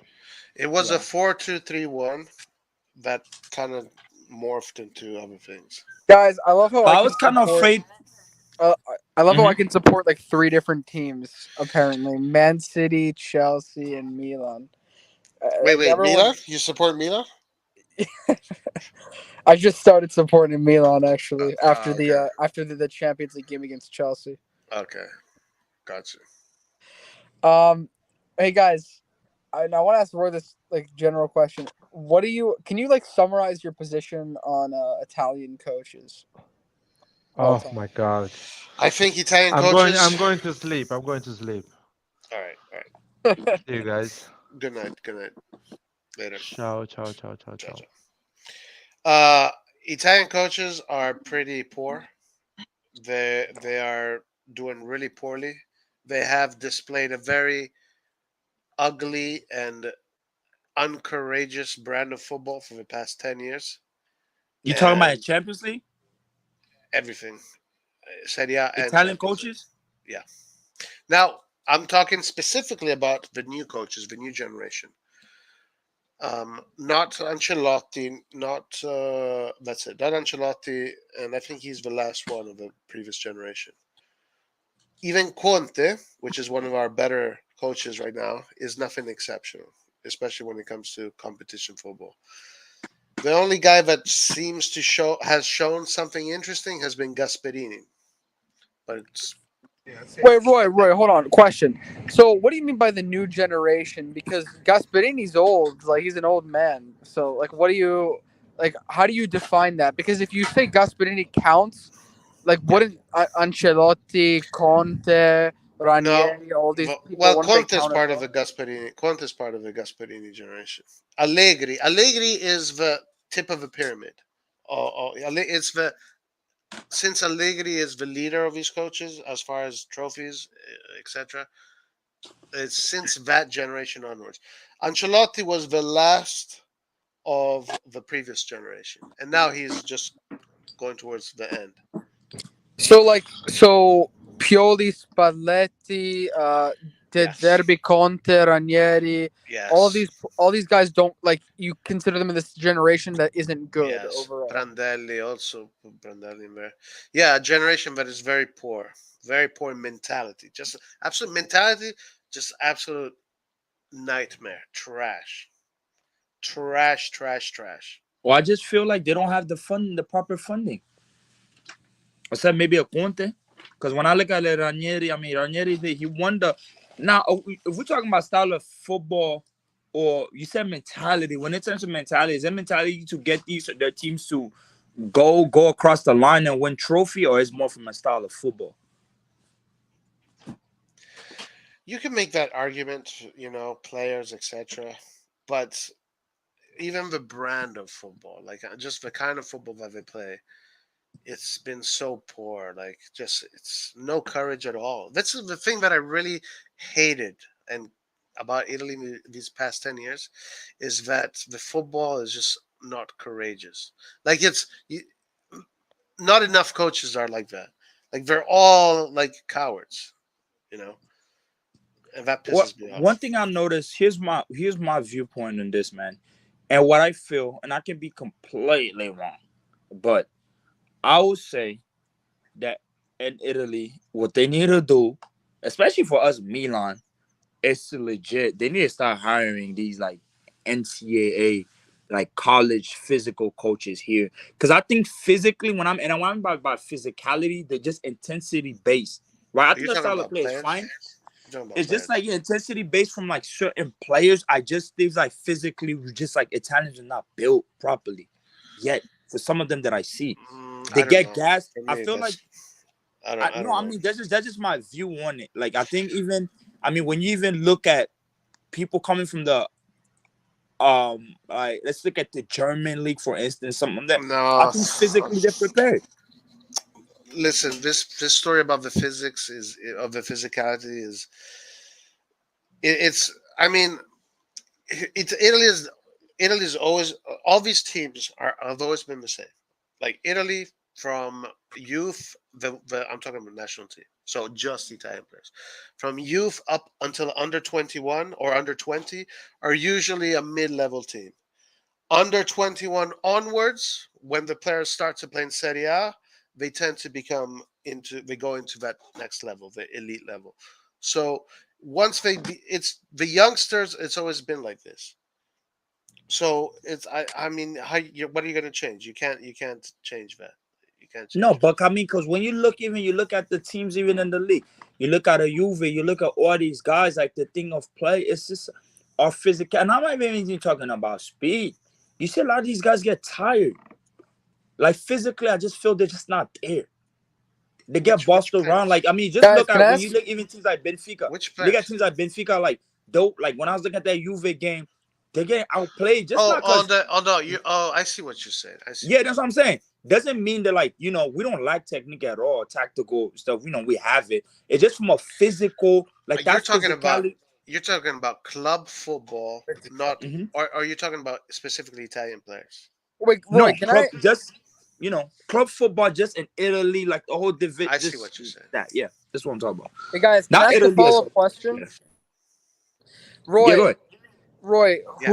who name some good coaches of this generation? Like, how many of them are clustered in one country? And on top of that, like, I know you love Napoli, right? But what I is don't Spalletti? love now. Wait, I don't love Well, Napoli. no, no, But no, go no. I ahead. mean, the way they play, right? That's fair from Okay. what you've been saying. So is Spalletti not Italian? And B, But it's you said Gasperini.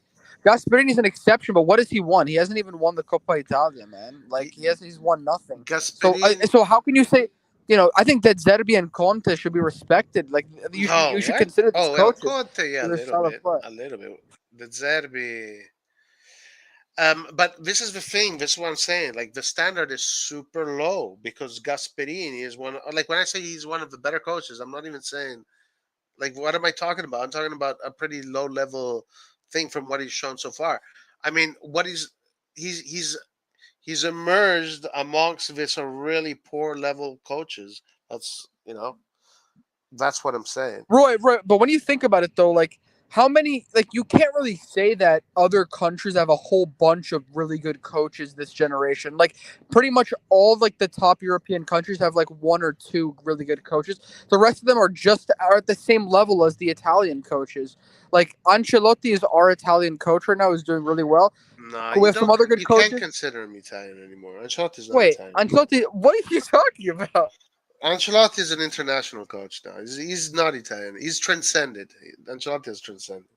Bro, is he not Italian? Did he not coach Napoli like 2 years ago? But again, we're talking about a guy that is already towards the end. Like this guy is a Yoda. He's transcended. Bro, Like yeah, we're talking about the coaches that are now trying to win something. Have been trying to win something. Ancelotti has done it, done it. Now he's ready to. so basically, what you're saying is like your definition is if there's no out of the Italian coaches and the top three coaches of the year, besides Ancelotti, who just won the Coach of the Year, there's no Italian coach who's Yeah. gonna fight for a Champions League. Even Oh, though Ancelotti maybe is doing Spalletti that. this year. Maybe Spalletti can win it this year. That's Maybe. insane. But you're saying Maybe. that you're I don't know. It's like you're saying that I understand what you're saying. Like you think of the best coaches right now, it's Ancelotti, Guardiola, Klopp. And right now, Klopp is kind of tanking, and I don't know who else. I don't know, but those are like the main names. And you're saying that No, there's this is no not what other I'm saying. Italian that's close to that. But Uh, Ancelotti is Italian, so I don't understand this. There's no coaches in Serie A right now that are pushing. Well, actually, right now, yes, Pioli, and Gasperini. They Spalletti. are. And Spalletti, but Spalletti, we already knew this is the kind of football. Spalletti is not a new coach, by the way. Spalletti's been going for a long time. So this is the kind of football Spalletti plays, and he finally has the perfect players for his game. Uh, but Spalletti in the past has been quite disappointing in my view, especially in Europe. Yeah, I don't know. I just kind of there's so many like problems with this statement though. Like I think that Yeah, like it's real. Listen, why don't you just accept reality? How about that? what are you talking about? Just why don't Is the why do you reality have to is fight this? Ancelotti Why have do you like have to fight this notion? It's bro? true. Does It's just Ancelotti fucking have true. like does he have like what's it called I don't know like a Haitian passport or something? Is he not Ancelotti does Italian? not coach in Italy, first of all, anymore. But we're And talking about he's Italian coaches, and he coached yeah. in Come Italy on, 2 years listen. ago. It's a He was easy. he was Listen to me, coaching Napoli. Antonio. It's easy to hear what I'm saying. Okay, it's very easy. Open your ears. Listen to what I'm saying. Saying post Ancelotti, the generation of coaches has been extremely poor. Post Ancelotti. Post Ancelotti. Okay, so you're gonna just set the mark right after Ancelotti. Basically, that's what you want to Yes. say. Yes. So Yes. let me ask you again. How? So you're telling me that Conte, Pioli, Spalletti, even other coaches, Gasperini, whatever, they're not on the same level as how many other countries have a long list of coaches that are much better No, than those names? Antonio, mamma mia. Oh shit. Here, listen, we're going. Okay, class is in session. Okay, Italy has always been at the forefront when it comes to coaches. Yes, we know that there are many countries that don't have a great amount of coaches, but Italy's always been there at the forefront. Now we are in the bottom from like Germany is in front of us, France is in front, Spain is in front, England Wait, is hold on, Roy. not. How many German and French coaches, like in a long list of coaches, can you name? I don't Like, know. I don't know. that's my. So I think you're over exaggerating. But I can see it from the results. And the thing is that the spearhead of our coaches has been fucking Allegri, the worst coach in the history of the sport. The coach that has destroyed football as we know it. That's been the guy. That's been the top dog after Conte, that motherfucker. So this is our football has suffered a lot because of a really poor generation of coaches. Like Roy, who just won the it Champions League? used to be like it used to be that in the Serie A all the coaches were really good. Like they're all really good and they're all very courageous, big personalities, and they did really well. Now it's been just fear. All I see is fear. Like what the fuck? What's going on? Everybody's scared. They're all fucking little pussies.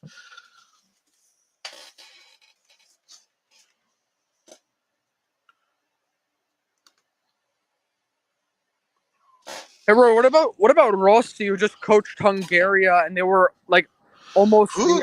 or Hungary, and they were like second in the Nations League group, and they were actually overperforming. Who? Rossi, the coach of the Hungarian national What? team. What? Rossi?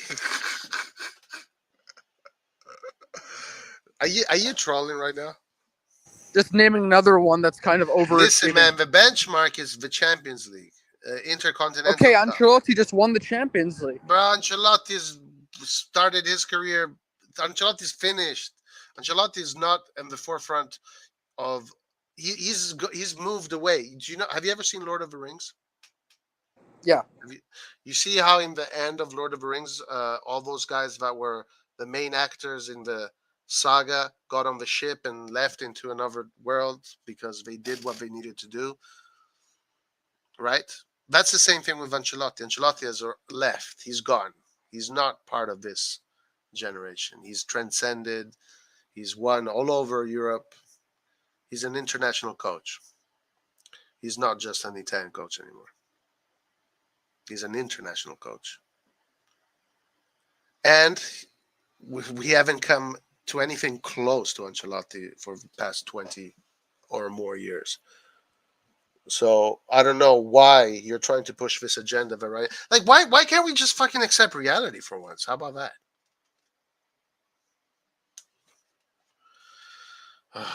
Lord have mercy.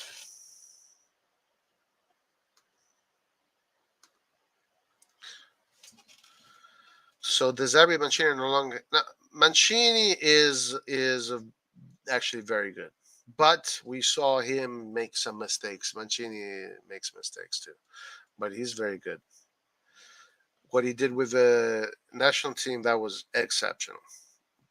And if he can do that with club teams, which he still has a lot of time to do, he could be a Champions League winner. We need Champions League winners.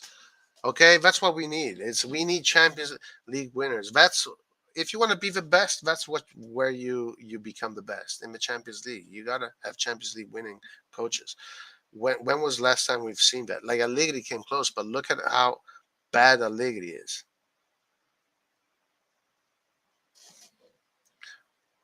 Whatever. Clint, are you there?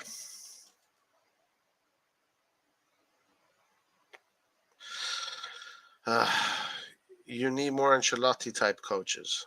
Yes, we need a lot of Ancelotti type coaches.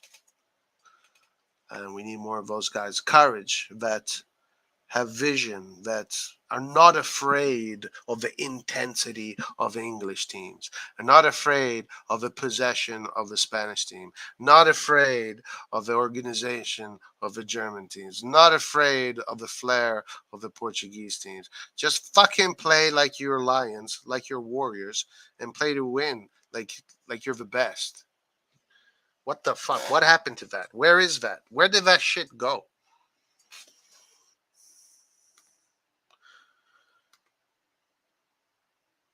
How did Allegri even make it to a UCF? Two UCF finals. Two of them.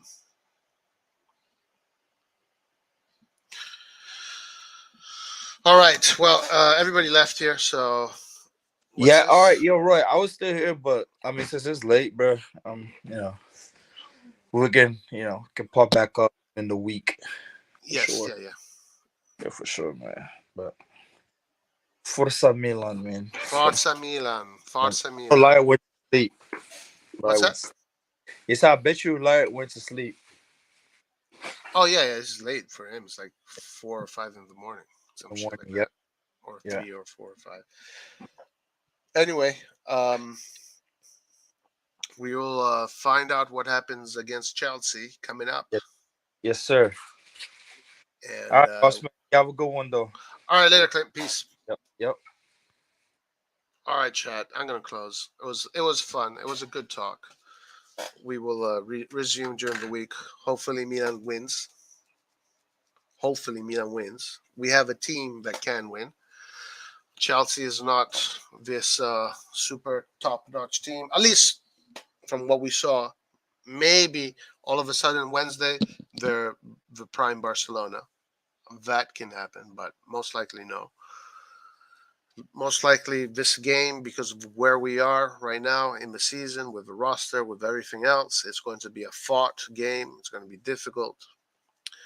And it's going to be about personality and quality against experience, because that's the other thing.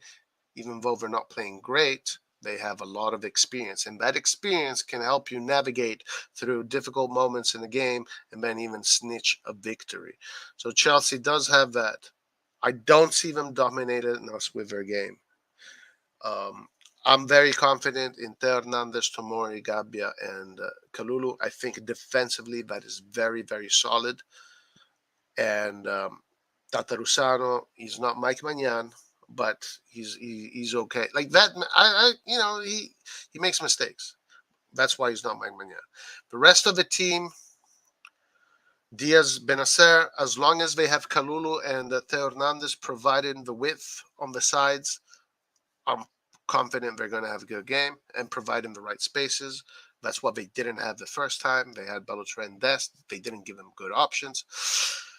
We got to find out whether it's going to be CDK or Pobega or Krunic. I think Diaz should play. I think Diaz is on fire now. He scored a really nice goal against Juve. Keep on going with the momentum. Maybe CDK in the middle. That'll be very interesting. Or play Pobega as this quote-unquote cam / Mezzala, whatever it is. But I think that team is not good enough to dominate Chelsea. I don't think that team is good enough to dominate Chelsea, but it's a team good enough to beat Chelsea and to, get some points. And also, as long as we get points, and because a tie is not bad, and a win would be ideal.